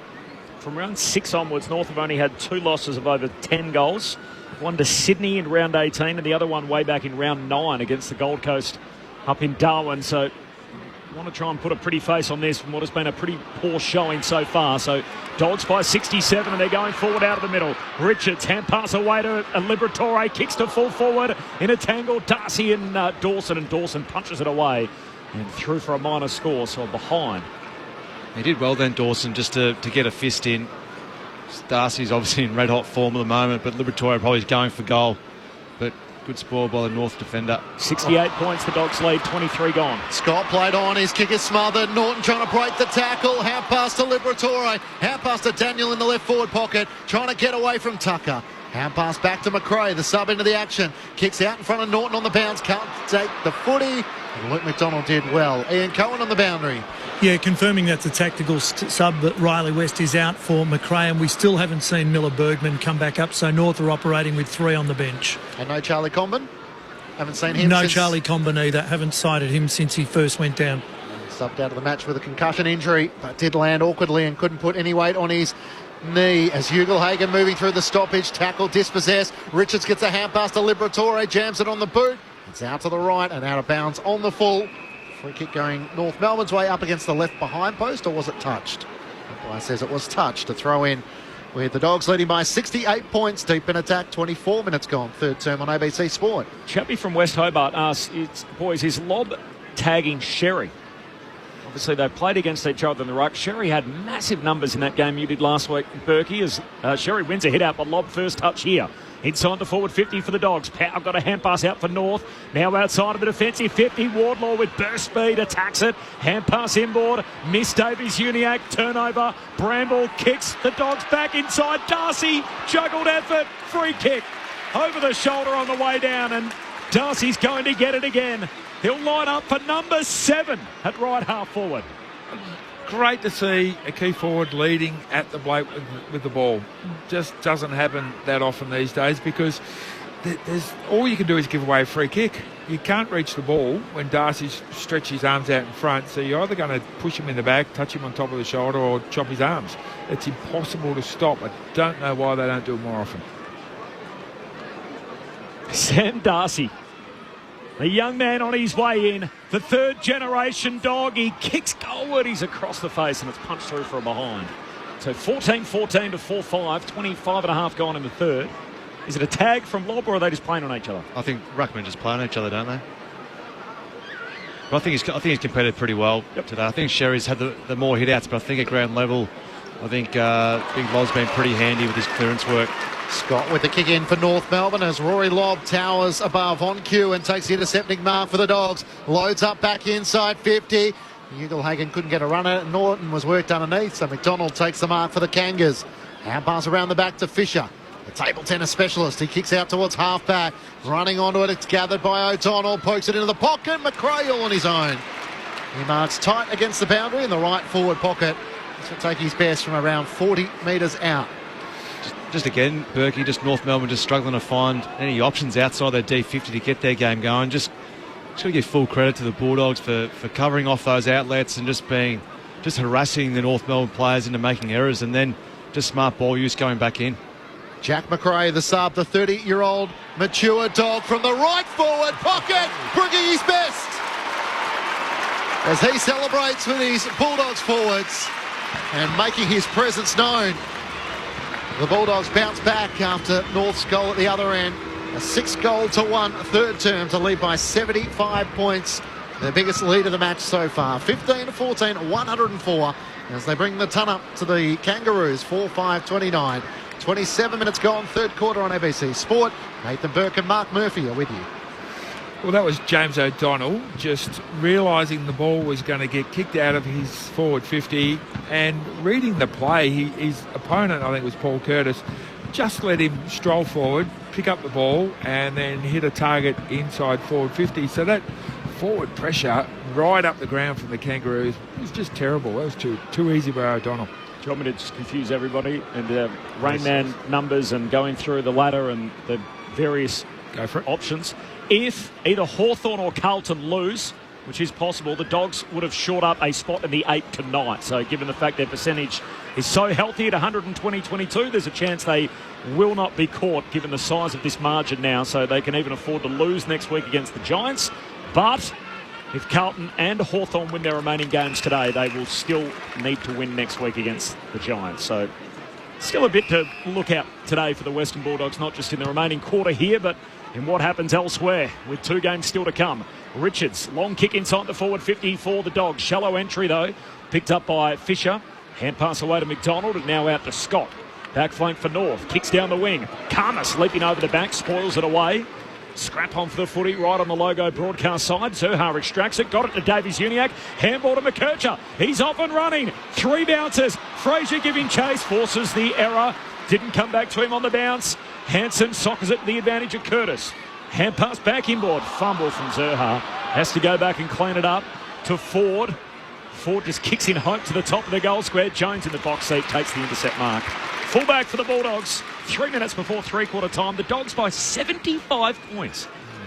Chips it into the pocket. McNeil dropped the mark. Now he's under pressure from Davies Uniacke. Bontempelli just cleans it up. Kicks end over end out of defence. Up towards Waitman and McDonald. Waitman knocks it on to Treloar. Hand pass to McRae. They run the outer side with a hand pass to Lobb. Back to Waitman. Just in behind him, so he had to regather. Drives a long kick up towards Norton. Got a couple of metres on Core. Core made the spoil late. Scott comes racing in. Taps it forward for North Melbourne. He's outnumbered 2-on-1. He soccers it towards the boundary line. He's fought bravely here. He races after it. Umpire says, throw it in. Well done, umpire. Deserved not to be penalised just for his dogged determination to fight 2-on-1. Ian Cohen on the boundary. News is not good for North Melbourne. Charlie Comden has been now taken to hospital with that lower leg complication, and obviously Bergman has had the line through it as well. They've got 3 on the bench from here on in. Thanks, Koza. Sam Darcy has kicked 6 goals so far, approaching three-quarter time. The Dogs lead by 75 points. From the boundary throw-in, Dogs get it again. Treloar's kick smothered. Fisher knocks it out, but straight to Bramble. Centre half forward for the Dogs. Handball to Fraser. Kicks up his right side. That'll work out. Into the lap of Cody Waitman, bursting up from full forward. And Waitman marks here. The outer corridor. He's about 30 metres out just left of centre. Yeah, it was an interesting kick. It's like an inside-out sort of floating punt, but just found the only bit of space that there was because North Melbourne probably had 16 players in their D50, and Cody Waitman takes the mark uncontested. Cody Waitman, 23-year-old, as he snaps across the body, and that's a work of art as he bends it back to perfection. He's got a couple, and the Bulldogs' lead grows again. It is at 81 points at the 31-minute mark of the third term. A grim day for North Melbourne. The Dogs 16-14, 110. North Melbourne 4-5-29. There's another whole quarter to come after this. Mark Murphy and Nathan Burke on ABC Sport. Yeah, we've got plenty of time to talk about the goings-on of the game so far, Berkey, but just the Bulldogs, to their credit, they're just fighting for everything and refusing to give up outlet kicks for North Melbourne. That's how they get a lot of their scoring going, is by hitting those outlets and getting that run and gun going. But just outside of quarter time, we just haven't seen it at all, and that's just due to the Bulldogs' just defensive efforts just to cover off those outlets and then just use the ball really well, especially in this third quarter going in. North lost by 79 points to the Sydney Swans, but sort of thought these sort of losses were behind them. By 75 points to Geelong back in round 5. This has been a stark reality for Alistair Clarkson as Sherry wins down the tap to Wardlaw. Kick is smothered, spills out the way. McNeil gets a hand pass forward towards Daniel. It's knocked into the path of Treloar. Too slow. Powell runs him down. A great desperate act as he wins the free kick at centre half back. The Bulldogs by 81 points. Powell goes long up to the wing. Karmas floats through, takes the intercept mark for the Bulldogs. Just read that so well, Karmas. He knew that's where the ball was going, left his opponent and took an easy intercept mark in the end. Short kick to Duray. Marks in front of the bench. A two-time premiership Hawk. Long kick down the line and Treloar's all alone. Marks uncontested, dabs it inside the forward 50 and McRae just jumping in the hole, takes the mark. Jack McRae in front of Scott has it pressed up against the boundary line about 35-40 metres out. Yeah, that's a poor minute of football from North. I think the way in which they get the free kick from a great run-down tackle, and then the work rate to get hard and provide options just wasn't there. Poor turnover. And then on the way back, just no one getting a man. It's all well and good filling space, but you've got to actually cover off a man as well. Squeezed out of the side this year, the former vice-captain Jack McRae. Left peg against the boundary. Drop punt sails goalward, hits the post. To get the good off the boot. The Dogs fans and the cheer squad behind the goals trying to call it through. 82-point lead for the Bulldogs, 33 gone in the third. Ian Cohen on the boundary. Koza. Yeah, Luke Beveridge has just wandered down to the boundary. He's obviously very happy with the work so far, and he does achieve the same number of games coached as Ted Whitten today, 228 for Luke Beveridge. Thanks, Koza. McDonald down to defence, kicks up towards half-back, and Brenton Teakle rises to take the mark. The mid-season pickup for North Melbourne, having been selected mid-season for Port Adelaide previously. It's into the middle of the ground to Powell, missed him. McRae got a fingertip to it, spills out to Liberatore, back to McRae, and the siren sounds for three-quarter time as he tries to get it back to Ed Richards in front of Luke Beveridge and the Bulldogs bench. They'd be happy with an 82-point lead at three-quarter time, 16-15 and 111 to North Melbourne, 4-5-29. The Bulldogs booting 7 goals 5 in that third quarter to 1 goal straight for North Melbourne, and Alistair Clarkson with a bit of work to do to try and salvage something out of this match, having lost by 79 points to the Sydney Swans back in round 18. Really in the second half of the season, their scorelines have been much more flattering than what we're seeing this afternoon. For the Dogs, 6 goals to Sam Darcy, including 3 in that third quarter. It's a career best for him. 3 to Ugelhagen, 2 to Richards and to Waitman, individuals to McRae, Norton and Vandermeer. While for North Melbourne, their goals have come through Hansen, Larkey, Scott and Cherry. Pretty rude day, really, for North Melbourne. They were 41 down at half-time, and in a quarter of footy, that has doubled. 82 down at three-quarter time, still with a quarter to play. While for the Bulldogs, If they win their remaining 2 games, they cannot miss finals. So they've ticked one box today against North Melbourne. If they beat the Giants next week, they're guaranteed a spot. And there's every chance they could finish in the top 6 and get a home elimination final. But if either Hawthorn or Carlton lose their games later this afternoon, the Dogs can actually clinch a spot in the top 8 tonight. So an exciting day for the Western Bulldogs all round. Our next stop is West Coast and Carlton. We'll tell you more about that next. This is Sunday Footy on ABC Sport. Hey, it's Sana Kadar here. And if you like to ponder life and the human condition, the ABC Listen app has all the podcasts. Explore the mental with All in the Mind. Much more abstract than hypnagogic hallucinations. Or get a little provoked by big ideas. Media moguls abuse their power. Pollutes our democracy. And figure out the big stuff with Life Matters. Children will start to distance themselves from their parents. Load up a podcast and think deeper with the ABC Listen app. This is ABC Sports coverage of the 2024 AFL season. Every match on the ABC Listen app. Look for the AFL button. Sam Darcy will go back towards the boundary line for Daniel. He marks and plays on. Short kick into the forward pocket and a sprawling mark to Waitman. Here he is. He's going to kick outside of the right boot. The banana from Waitman is superb. Handball to Gallagher, run down as he gets a kick away. Ball ricochets out to McNeil. Snaps across the body. Joy Dogs can raffle it. And in the end, it's Darcy who they leave it for. Darcy across the body, adds his 4th. And the lead swells for the Bulldogs.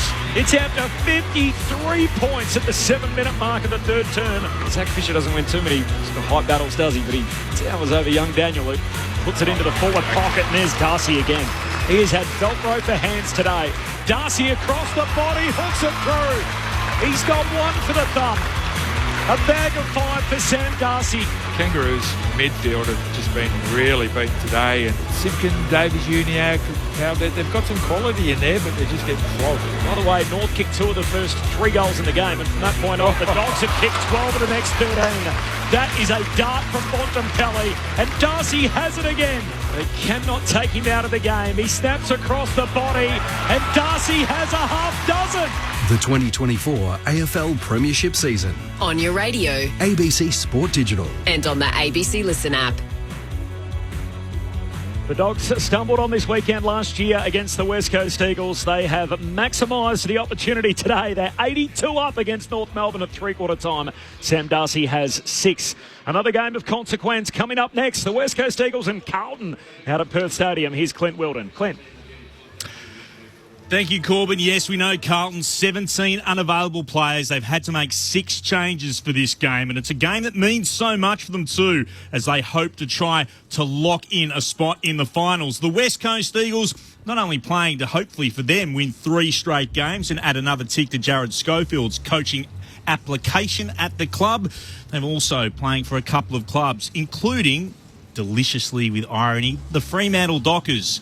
And the Fremantle Dockers supporters are going to have to cheer on Andrew Gaff, arguably their most hated player in his farewell game. There'll be plenty of thanks Gaffy signs around this venue as the Blues take on the Eagles. Big question marks about how the ground will hold up. The surface has been much maligned, and rightly so, and it had to do with a rugby international last night and 24 mils of rain. It looks okay at the moment, but we'll have to wait and see in around about 85 minutes' time how it plays. Corbin, big one for the Blues and the Eagles. Who'd have thought that a couple of weeks ago? Back to you. Thanks, Clint. I know Mark Murphy will be tuned in on the way home. The confidence levels, is the rain a good thing or a bad thing for your baggers? I'm not too sure, Corbin. I'm not too sure.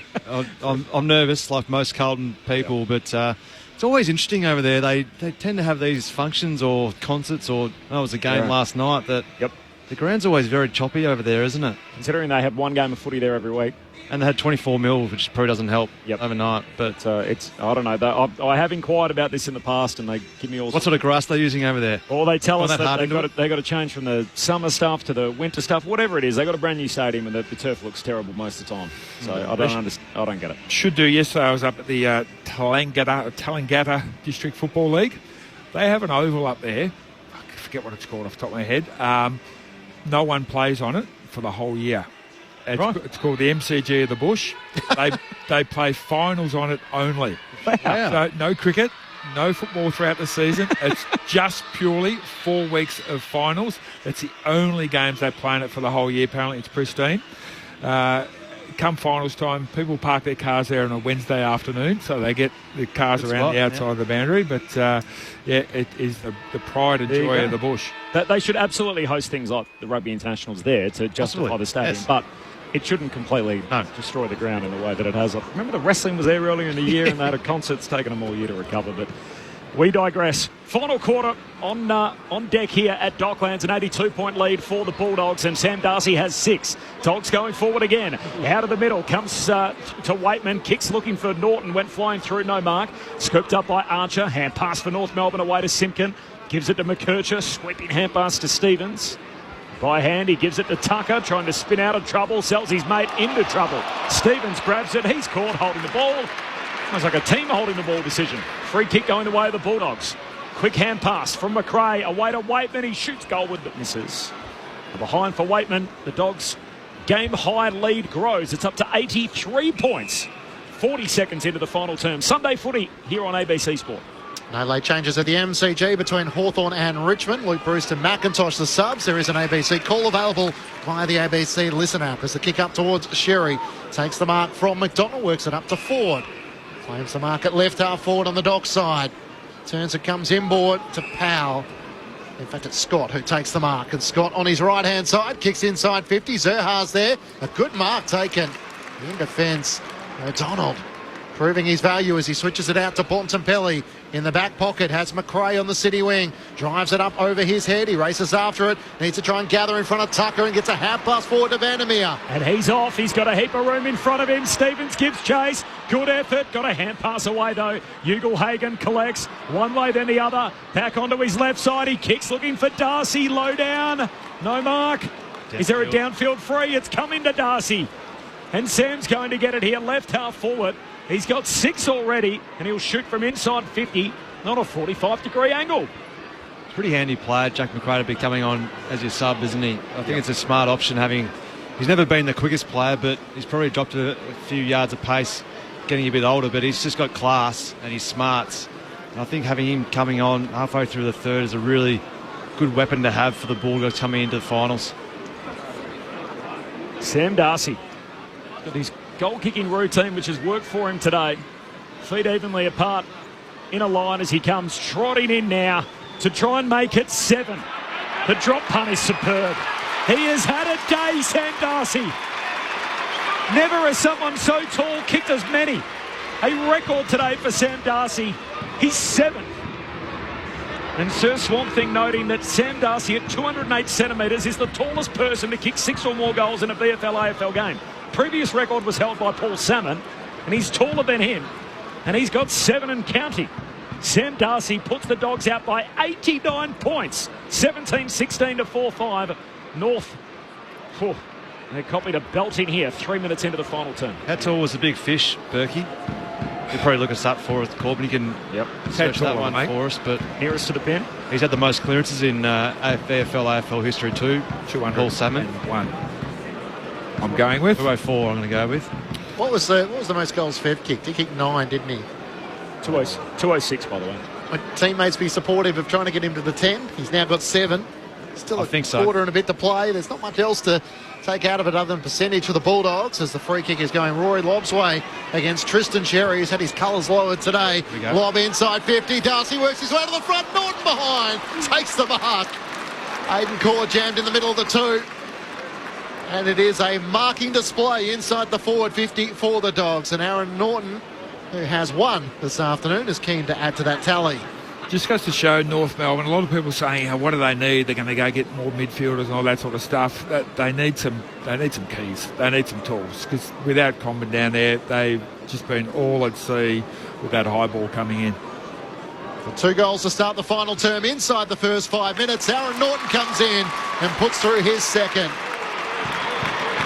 And the lead stretches once more. 95 is the Western Bulldogs lead. 18-16, 124 to North Melbourne, 4-5-29. So the Bulldogs are 2 points behind the Brisbane Lions in 5th position, but we'll have to have a look as to what percentage they've been able to gain through this massive win. Yeah, they've probably got enough midfielders in terms of like the young high draft picks that they've got, North Melbourne. But you're right, Berkey, they probably need another support target for Larkey up forward, and then probably an extra couple that can go and support in defence. So I think there'll certainly be on the lookout for any key position players out there looking to give them a bigger deal, long-term deal to get over to North Melbourne. Dogs by 95 points. Remember a couple of years ago they made a mess of North Melbourne in one of the Good Friday clashes they played against each other. I think Josh Bruce kicked a bag of, was it 10 that day? Yep. Yeah, so they have had a player sort of stand out in a similar fashion. We've seen Sam Darcy today with a big bag, and they won that by triple figures. Staring down the barrel of their first 100-point loss of the season, North Melbourne, and it comes at the wrong time of the year. As Liberatore gets a hurried kick forward, it's punched back. Davies Uniacke tackled by Liber, taken to ground. The ball up centre half forward for the Western Bulldogs. Dogs by 95 points, 6 gone final term. Sam Darcy has 7 goals. And the Bulldogs have claimed about 5 percentage points so far in this ballooning margin.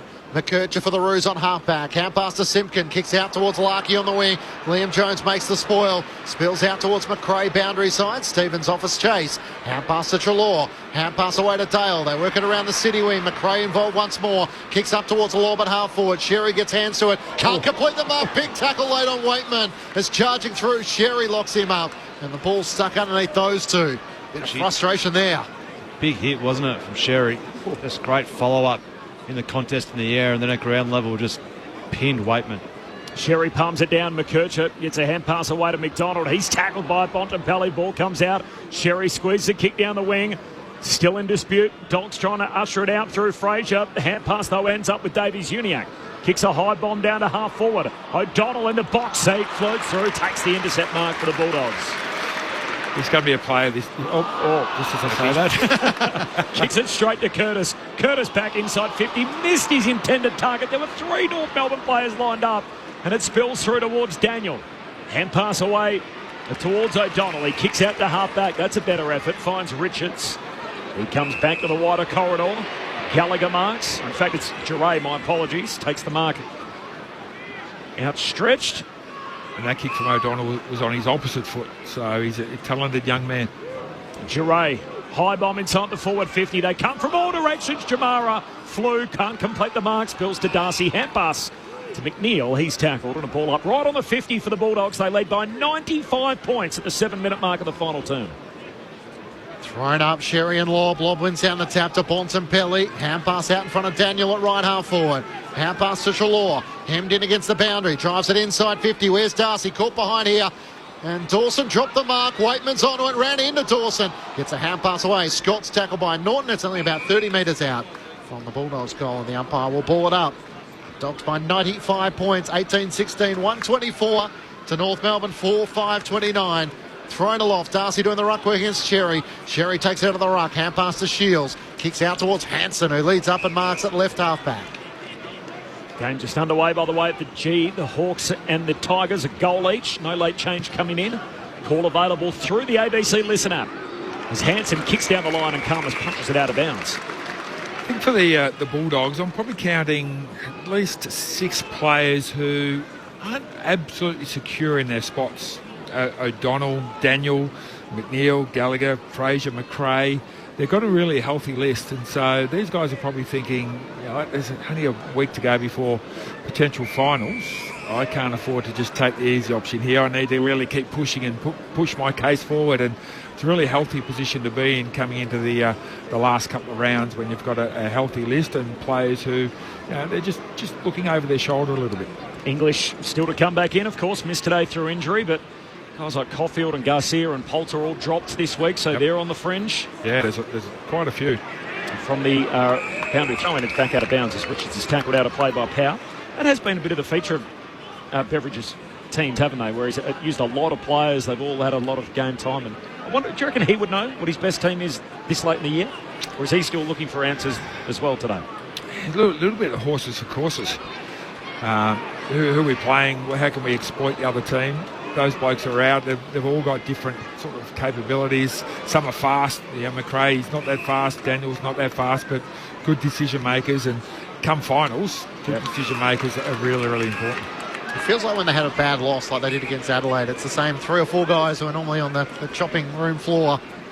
He seems to be pretty quick just to swing the axe whenever he feels like it, Luke Beveridge. He's done that for the majority of his coaching career, so I don't think he'll change anytime soon, but it just shows they've got such great depth and you've got to be playing good footy to hold your spot. Tom Liberatore on the wing, kicked up towards half forward. Sherry was there, but flying in front. Wardlaw dropped the mark. Fisher has to try and regain it. Centre half back, kicks into the middle of the ground. It's over the head of McKercher and Daniel. Running onto it, O'Donnell for the Bulldogs. Hand pass to Daniel. Gets the hand pass away to Fraser. He looks out to the wing, and Jack McRae leading out takes the mark. Interesting for the AFL Rising Star nominee judges as well. Just 2 rounds to go, so they become like hen's teeth, trying to get the right 2 last players to be a part of that class. Short kick to Fraser.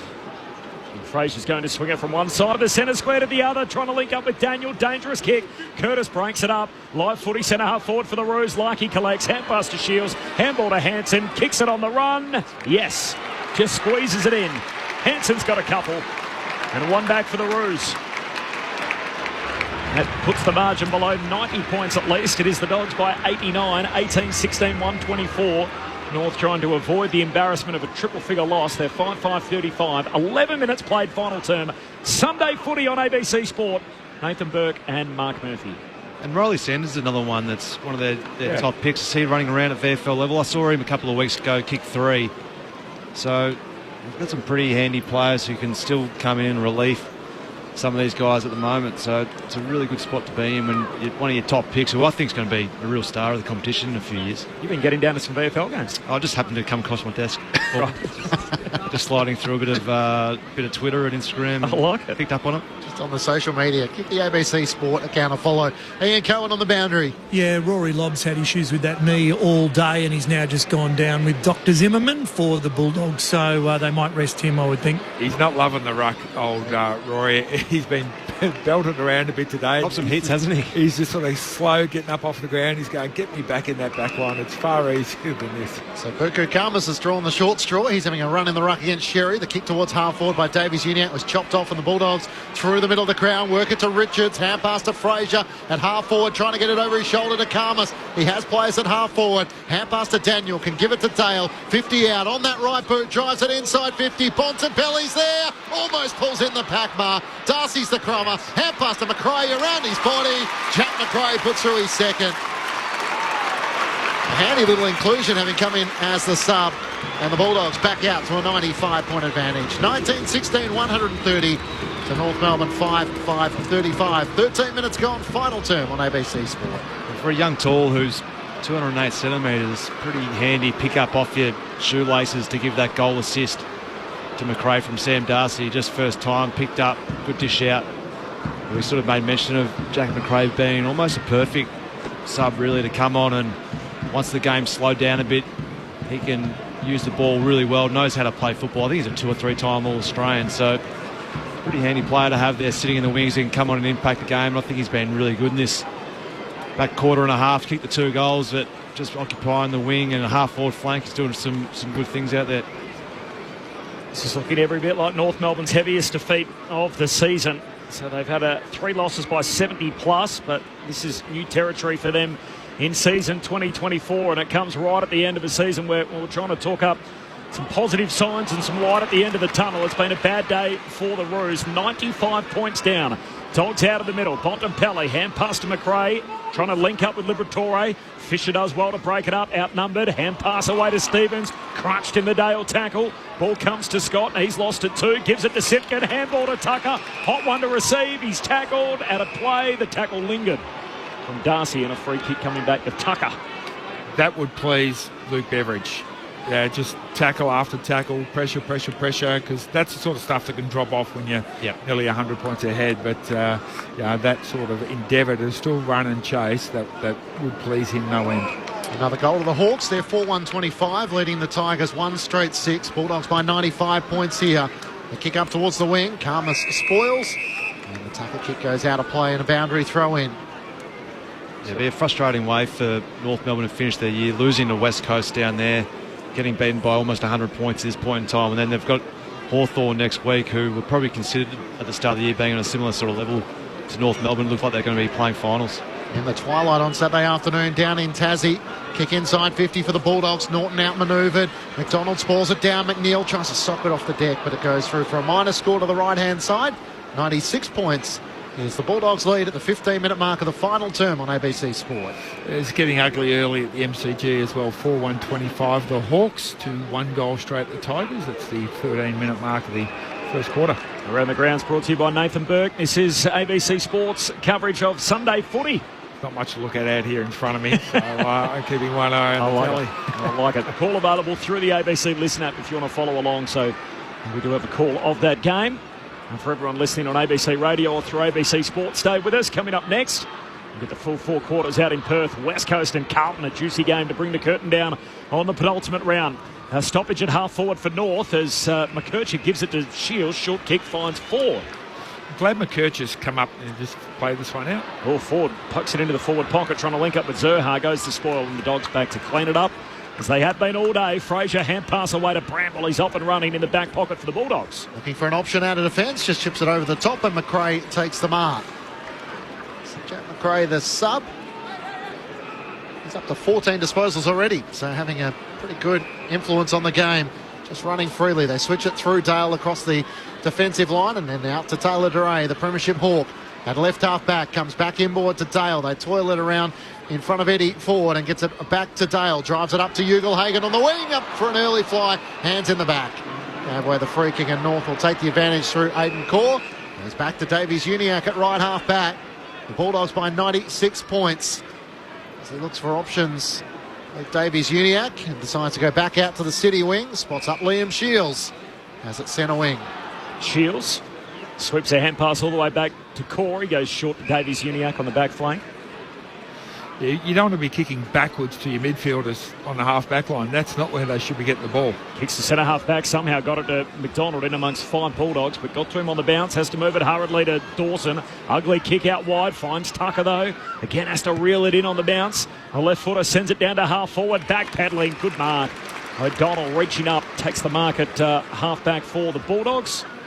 O'Donnell's going to retreat, short kick back to Daniel. It is the Bulldogs by 96 points. 17 gone in the final term. By the way, Sam Darcy has 7 goals for the Bulldogs. How long was the drive down to Yakandanda, Berkey? 4 hours, 7 minutes. Straight through. ABC Listen app, or did Joel do the driving?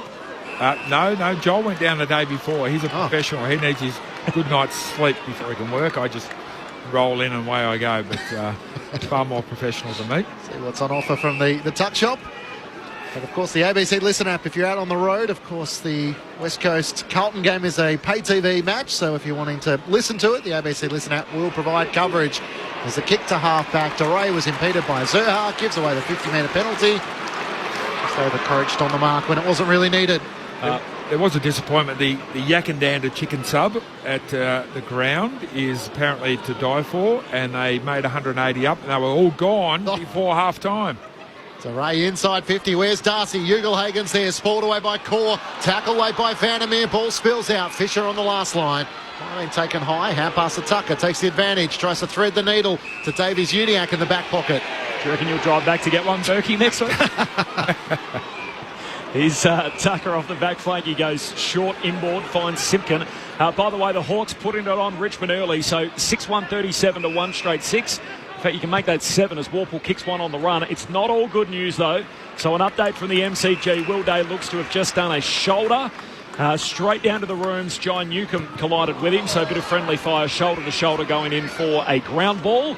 So we'll keep an eye on that. But Will Day with some shoulder concerns, and the Hawks all over Richmond early. Of course, the 3 teams that entered the day, 7th, 8th and 9th on the ladder, all playing the bottom 3 teams. It's quite simple. If they all win this week and they all back it up with wins next week, being the Bulldogs, the Hawks and the Blues, they won't be able to keep them out. It'll mean they will play finals. It'll be bad news for Fremantle, and it won't matter about other results. All they got to do is win this week, win next week. The Bulldogs, the Hawks and the Blues, and all 3 of them will play finals. You've missed nothing in front of us as the ball's gone from one back flank to the other as Zerha through Scotty kicks down to half forward. It is the Bulldogs here by 96 points, approaching time on final term. Jones stands up with it. He's tackled, and now Pack forms, and we'll have a ball up. Left half forward for the Roos. 19 minutes gone, final term. Dogs by 96. Sam Darcy's kicked 7.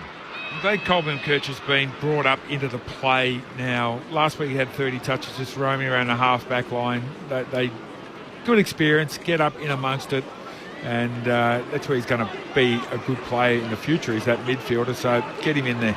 Just one of his 7, Sam Darcy, in this final term. He's on the bench at the moment. I hope Bevo's not that kind of coach.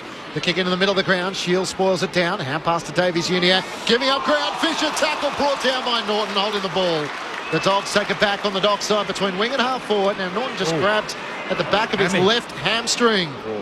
This could be a late story, as he's going to hand pass it around the back to Ugelhagen and will most likely come straight to the bench. Ugelhagen into the pocket, kicks for Vandermeer, shoves his opponent out of the way, hard against the boundary, centering ball, looking for Williams, who's lunging after it and taking the mark. Ian Cohen, as Aaron Norton comes to you. Yeah, Sam Darcy is back on, so who knows, he might have more in the offing. It appears to be more cramped than anything, though. Norton was half grimacing, half smiling as he came off the ground. Yeah, I'd be very surprised if he did a hammy getting up off the ground. I mean, that's probably just a sign that he's obviously a bit underdone. But the whole outer there, who can't actually see the smile on his face, they've just turned ashen white, every single one of them. Footy in the hands of Bailey Williams, looking to finish his work and add another one to the Western Bulldogs tally. Goal number 20 for the match. 2017, 137 as the Dogs roll up a number. 21 minutes gone, final term to the Kangas, 5-5-35, and the margin is 102 points. Yeah, he certainly hasn't done a hammy because he's been stretching it.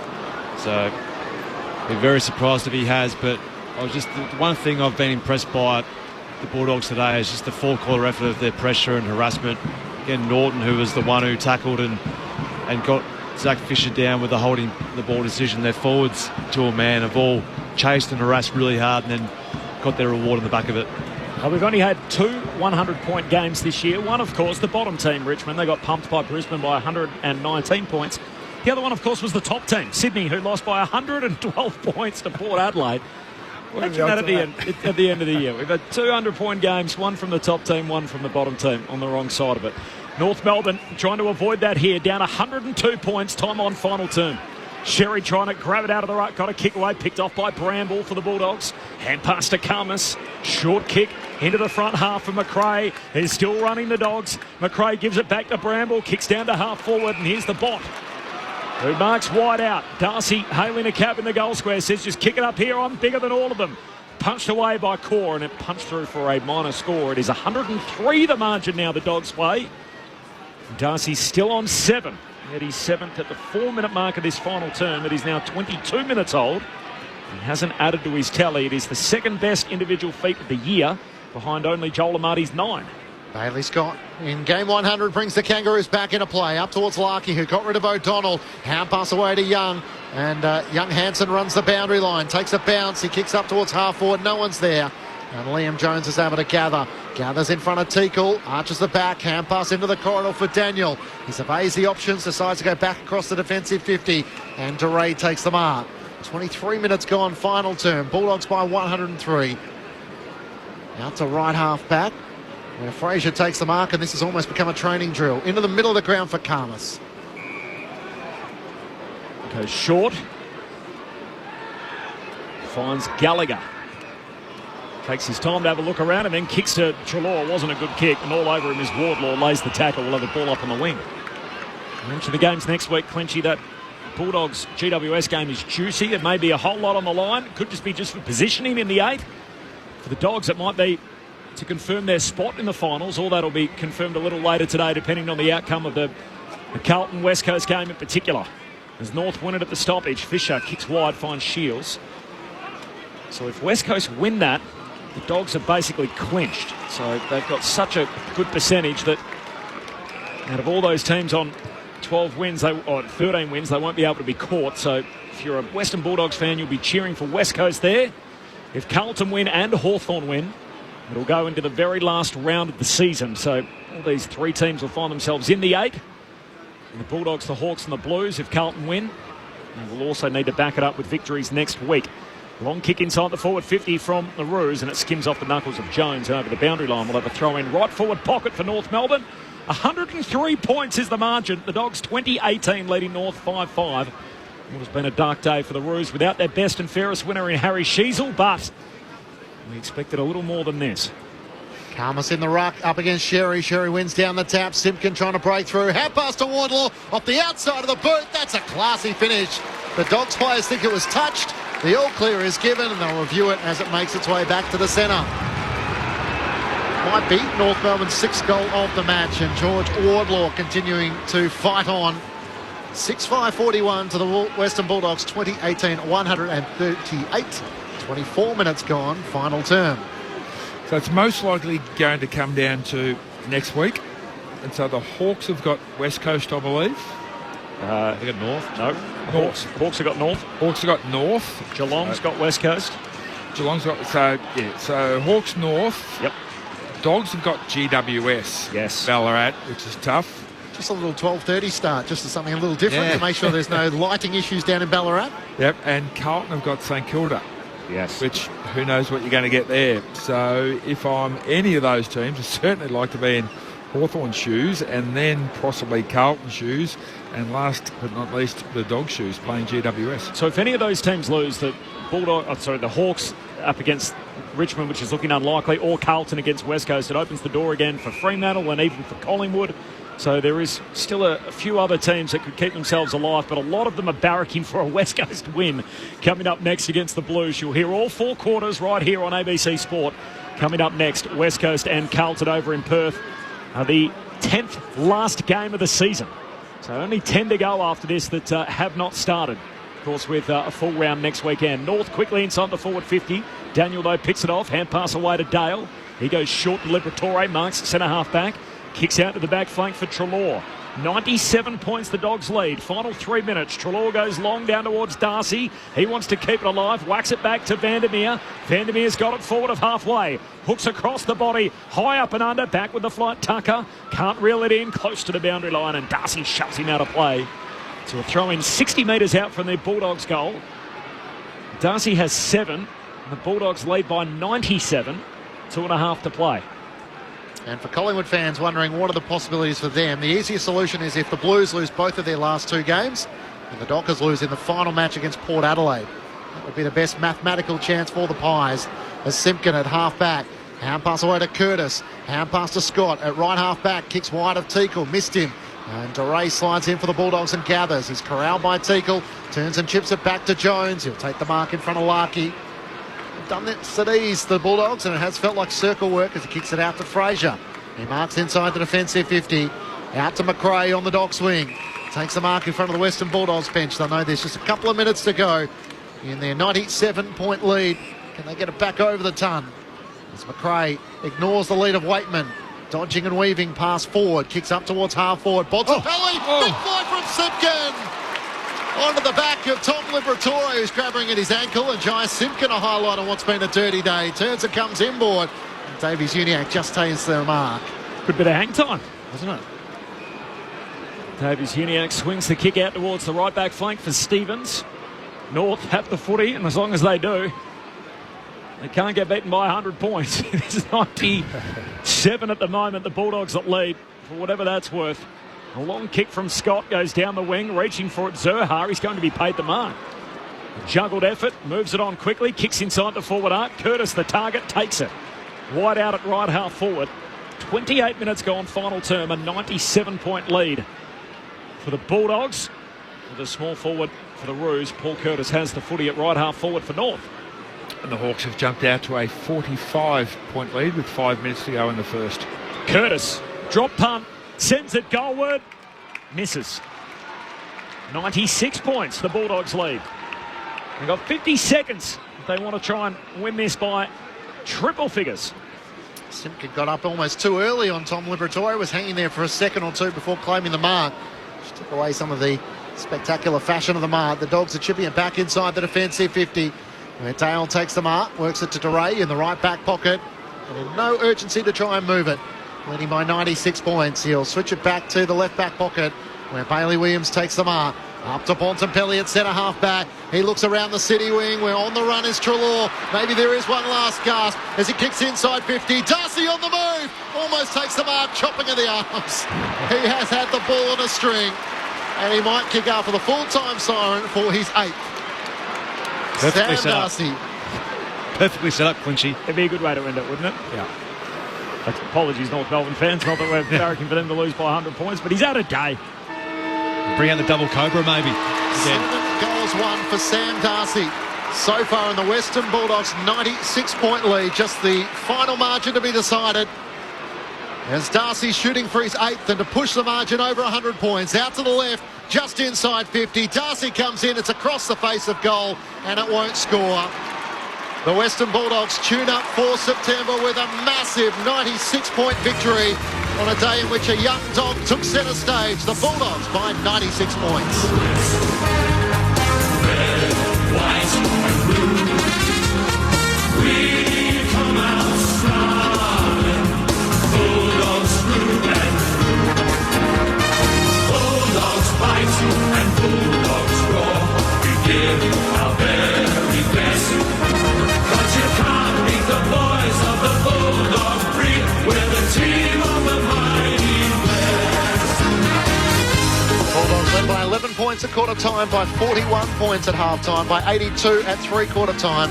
It was 15 goals to 3 after quarter time, after the Kangas were held goalless in the second quarter.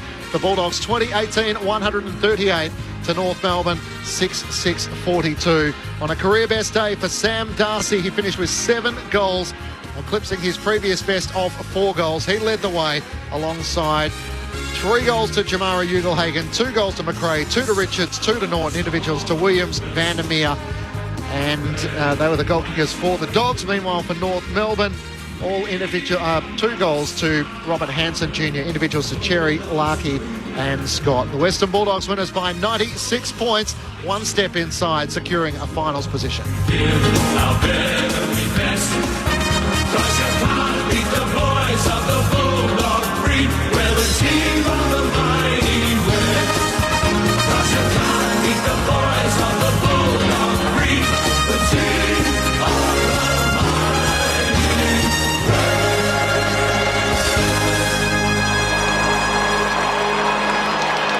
Well, Sam Darcy's day out, a bag of 7, the 7 best haul we've seen this year, and the Dogs by 96 points. They tripped up on this weekend last year, losing to the West Coast Eagles. They never recovered despite winning their final game against Geelong, but they couldn't get their place back in the 8. They take care of business today big time. 20-18-138, North Melbourne 6-6-42. And if West Coast win, they will clinch a spot in September, given their superior percentage at 123.8. Something would have to go dramatically wrong down in Ballarat, and they'd lose by something like 300 points if they were to miss from that position. So if West Coast beat Carlton, the Dogs will get there, given the fact they've already won their 13th game and they've got a very healthy percentage of 123.8. So if you're a Dogs fan and you're having a pretty good day already, start cheering for West Coast. It might just get a little better. That game coming up next, but a little bit of post-game here. We'll get some reaction from the Dogs' rooms. Sam Darcy's haul of 7 and the Bulldogs' big 96-point victory. First, the reactions from the Hall of Famer Nathan Burke and the 300-gamer from the Carlton Football Club in Mark Murphy. Yeah, it was a very professional game by the Bulldogs, Berkey. I thought the first quarter was a bit of an arm wrestle. I thought North Melbourne certainly came to play in that first quarter, and just unlike the way in which they've been moving the ball recently, they just made a few errors through the middle of the corridor, and that just opened up the game for the Bulldogs, and they made them pay on the back of that. But I thought after quarter time that the Bulldogs around the contest certainly were just far too superior for North Melbourne. I thought their work rate was really strong throughout the day. Just denied any outlets for North Melbourne, tried to get their game going at all. We'd like to see North Melbourne, when they get their game up and going, it's all about counter-attack football, and they just couldn't get any of that run and dash going. And you just got to hand it to the way in which the Bulldogs, and then in the last quarter too, when you're up by 80, 90 points, but you're still harassing and tackling and denying those outlets, you know you're really switched on. So I thought it was a really good showing from the Bulldogs. I thought a lot of contributors, a lot of good 1v1 wins by the Bulldogs players for the majority of the day, and they just put the game to bed. And when you're playing against a side who's not going to feature in finals, you need to do the damage early. In that second quarter, they just put the game beyond doubt, and they just went on with it in that second half. For 3 quarters, the North team didn't get double figures in inside 50s. First quarter they did. For second, third and fourth, it was 8 or 9. You can't... They're 342 possessions for 34 inside 50s compared to 69. just the way that they're moving the ball, they were just sloppy today. They overused it at times. The midfielders tend to get the old 1-2s and that sort of stuff rather than actually looking forward. If I'm Nick Larkin down there, if he was Tony Lockett, these North Melbourne midfielders' ears would be burning because he'd be yelling at them, screaming at them when he comes streaming through the middle. Don't give the extra handball. Don't try and make it perfect. Don't get the 1-2. Just get it down to me. Give me the opportunity. And same with their small forwards. So 34 inside 50s was just not good enough. And they're never going to be competitive doing that sort of play. And first quarter they had a distinct game plan, play a bit of a paddock, move the ball quickly, get it inside. And it was working for them. They had 7 scoring shots. I think 3 goals for at quarter time. But once the Bulldogs actually stopped plan A, they really had no plan B, and they tried to invent stuff, and not everyone was on the same page. And the Bulldogs, to their credit, sometimes you can get a little bit sloppy when you having that much of the football, but they didn't. Their big fellas didn't fly against each other, which can often happen.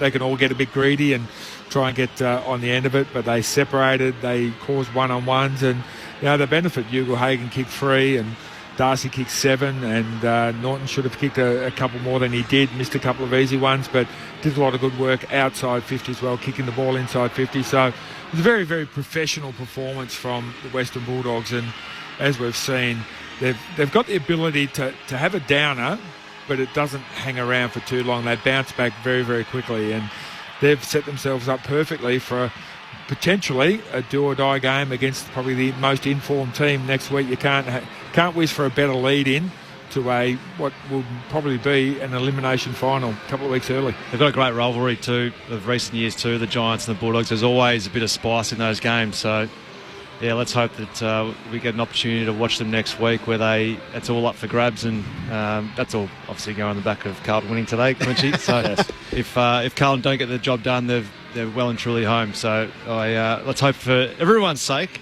outside of the Bulldogs ones, that they have got a game next week where they need a win. Should we go? You can to go to Ballarat next week? Oh, we've got Carlton St Kilda here, I think, don't we? Cool. Yeah. Otherwise, we would be there. Oh, of course we would be. Yeah, I'm there. Are you? I'm going. It's going to be a good 12:30 start. There you go. I don't know what shift I'm doing, but I wouldn't be surprised if I'm down there. Well, maybe we join Berkey when we get in the car and we head down and watch that. What a game that's going to be. They have the second best percentage, the Western Bulldogs. How much of a legitimate chance are they if they can play, I guess, in the patches in which we saw today? Well, they've got the capability. They've got the players. I mean, their key targets ahead of the football and their key tools are very strong. Their midfield's dynamite when they get it all going. So they've come out today and won, really easily. But their midfield is certainly up there with the best 2 or 3 midfields in the comp, I think. I think when they're up and firing, they've got a pretty dynamic midfield with the likes of Richards and Treloar being those players who've got burst, and Bontempelli, we know how good he is. And then you add Liberatore in there as well, and then you've got, even on the outskirts, you've got McRae, who came on in that last quarter and a half, and I think he had probably 17 or 18 disposals, kicked 2 goals. So they run pretty deep through the middle of the ground, and their key tools, if they can get the ball into them quick, they can do a fair bit of damage, as we saw today. Full time, a 96-point win for the Western Bulldogs over North Melbourne. 2018-138, North Melbourne 6-6-42. We'll get into the Bulldogs' rooms in just a moment. 33,182 in attendance. The Hawks confirming on Twitter, my apologies, that Will Day has been subbed off, and as a result, they've activated Luke Bruce. A collarbone is the injury for Will Day. So that was on Twitter, of course, where we heard that news, or X. Whatever you prefer. Formerly known. Dogs by 96 points. Let's head to Ian Cohen in the Dogs' rooms. Koza. Yes, Marcus Bontempelli leads them in, and it is packed to the rafters, it's fair to say. Sam Darcy's just wandering past. He's grabbed a couple of bottles of water, obviously. What a haul for that young man, and really setting up the season for the Bulldogs in that run into September. So everyone is manning the barricades down here. We're just about ready for the song. We'll hopefully catch up with Ed Richards afterwards as well, but here they are getting into it. Sons of the West, woo! Red, white and blue, woo! We'll come out snarling. Bulldogs through and through we'll sing. Bulldogs fight and Bulldogs rock. We give our very best. We can't be the boys of the Bulldog Creek with the team of the mighty West. Woo! Good job, Koza. We'll be back to you in just a moment. The Bulldogs by 96 points. The good news is they've set up the protection here for the centre square. They have all the security guards out there. The second siren is gone, which means a bunch of the patrons run out to the middle and they get a chance to have a kick on Docklands, which we love to. They might as well open up the centre square because there are now 48 security guards inside the centre square, trampling that anyway. So you might as well just let everyone go mad. But Is it the Gold Coast where they put the centre circle up, they rope it off, and it just gets rushed anyway? We saw that opening round. It was brilliant to watch. Security guards trying to just lose kids from dashing across the centre circle. Is there a big Sammy Draper lookalike just standing in the middle with his hands in his pocket? He's not really doing much. That we are very much rule followers here in Victoria. They're staying outside of the lines and making sure they don't go inside the centre square area. But great to see the punters out there having a kick on the playing arena at Docklands. Dogs by 96 points. Sam Darcy's day out. He finished with 7. Let's get into the winners' rooms again with Ian Cohen. Koza. Absolutely. Ed Richards is with us just quickly. And Ed, congratulations. When you came into this, surely you didn't expect to win quite like that one, though. Well, I mean, you never say never. I mean, we were looking to have a good performance against North. They obviously haven't had the best year by their standards. So we're looking just to really put them to the sword, and I think we did that in all aspects of the game.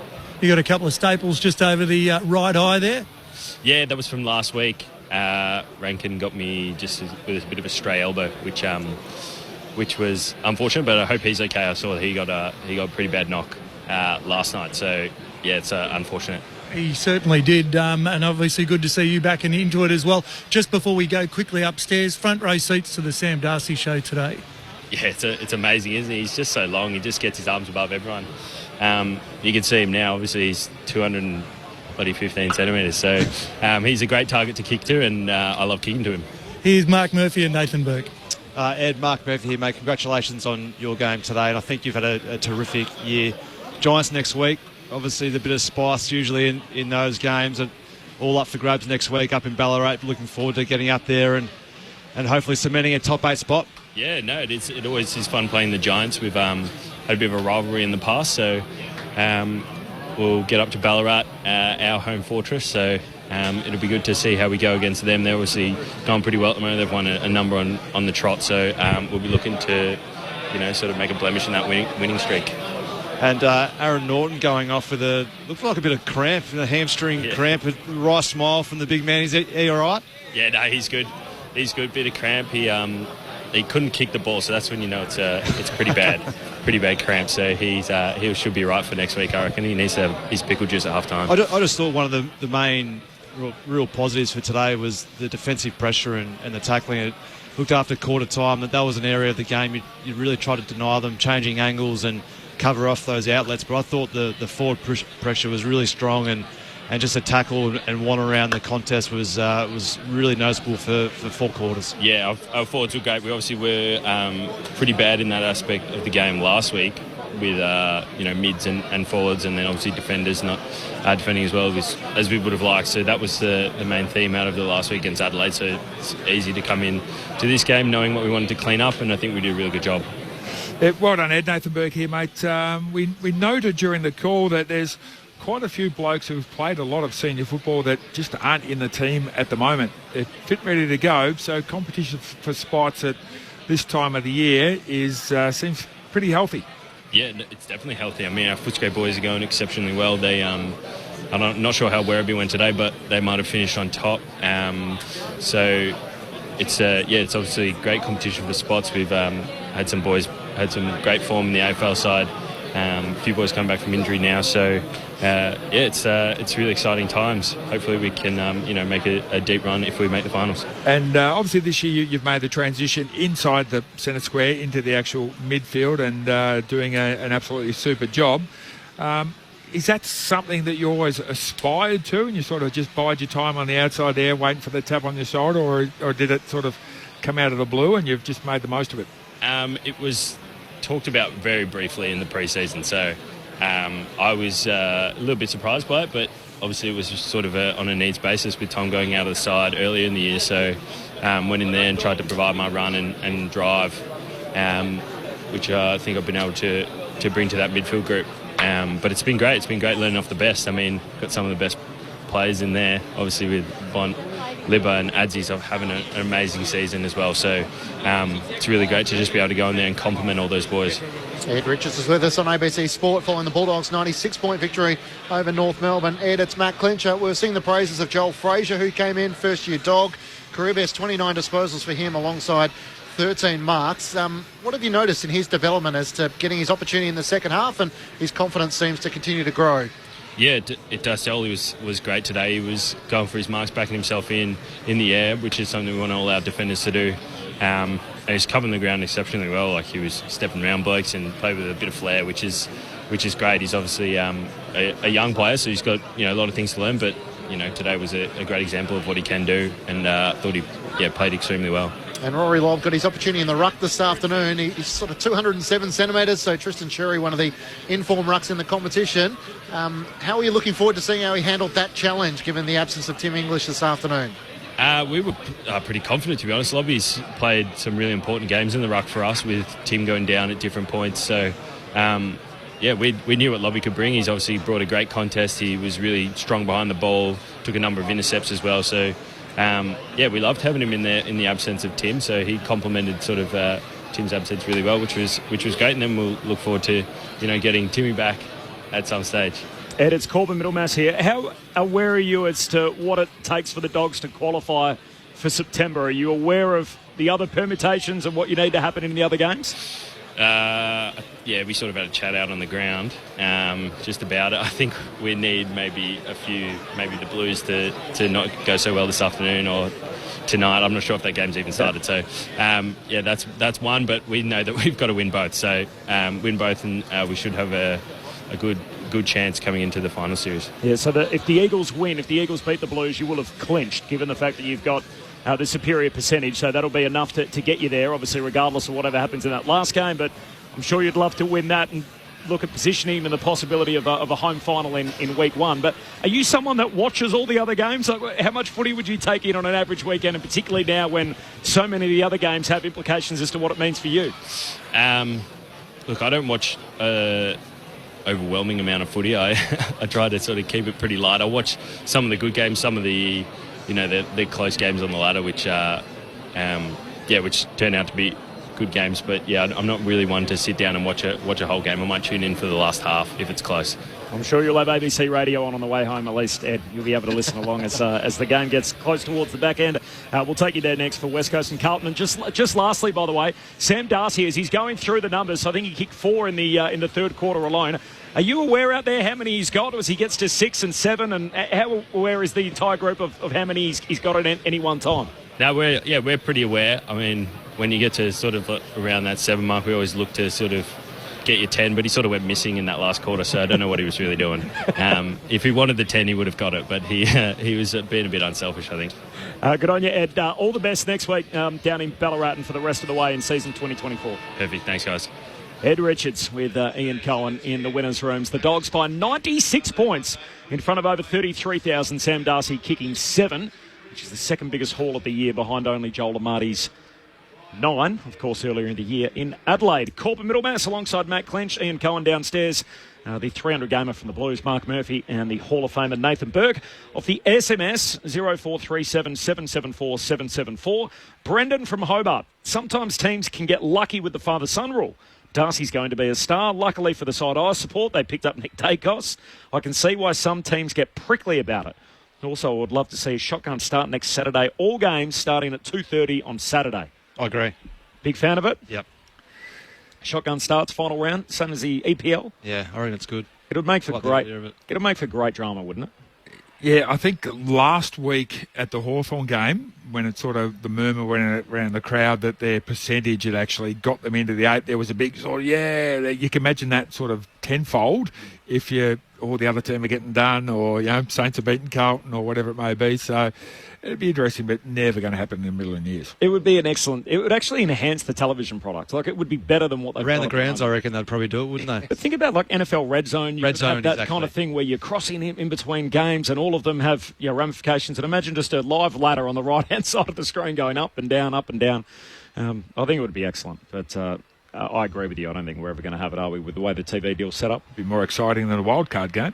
Yes, it was 65 points that the Hawks needed to beat Carlton to jump above them on the ladder, and it's funny how word just filters through around the crowd, and chatting to some people who were there, someone sitting 5 rows, 6 rows, no, we're getting close, everyone was sort of across the storyline. I guess the storyline for North Melbourne was some pretty ugly numbers, to be honest. That the inside 50s absolutely dominated, as you'd expect, by the Western Bulldogs, 69-34.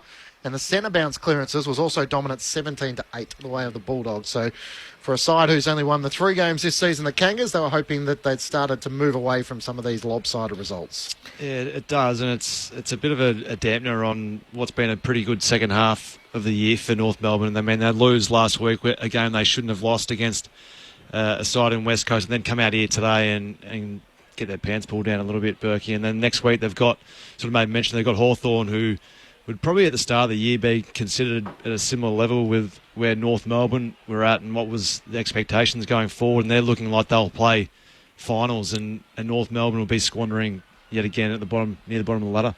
Yeah, no Harry Sheasel today, but if you're relying on a guy in his second season of football to carry you as a midfielder, well, then you've got a lot of work to do. And I think today, even though without English, Cherry would have been thinking, OK, I'm going to dominate this. But Rory Lobb put up a good effort. He competed extremely hard. And those numbers for centre clearances in particular, they're damning really for Uniacke and all the other boys.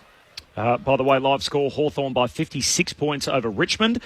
So that is lopsided, to say the least. A 56-point lead for the Hawks. 11-3-69 to 2-1-13. That is halfway through the second quarter, so already it's wide at the MCG.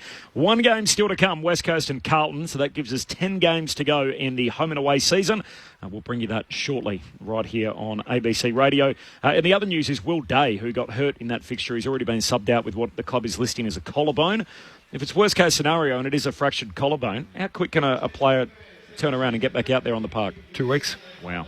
It's amazing, isn't it? You think most people... Jake Bowie missed a lot of footy. He was sort of 6 to 8 at least, wasn't he? Depending on how badly broken it is. Yeah, there's all different grades of it from all reports. So, yeah, let's hope for his sake and Hawthorn's it's not such a bad one. But, yeah, you can, if they're not too bad, the hairline, you can get away with a couple of weeks. That's incredible, isn't it? You think the average person that would have a collarbone break and how long they'd be affected by it. How are they out there so quick after something like that? You have to put a plate in it.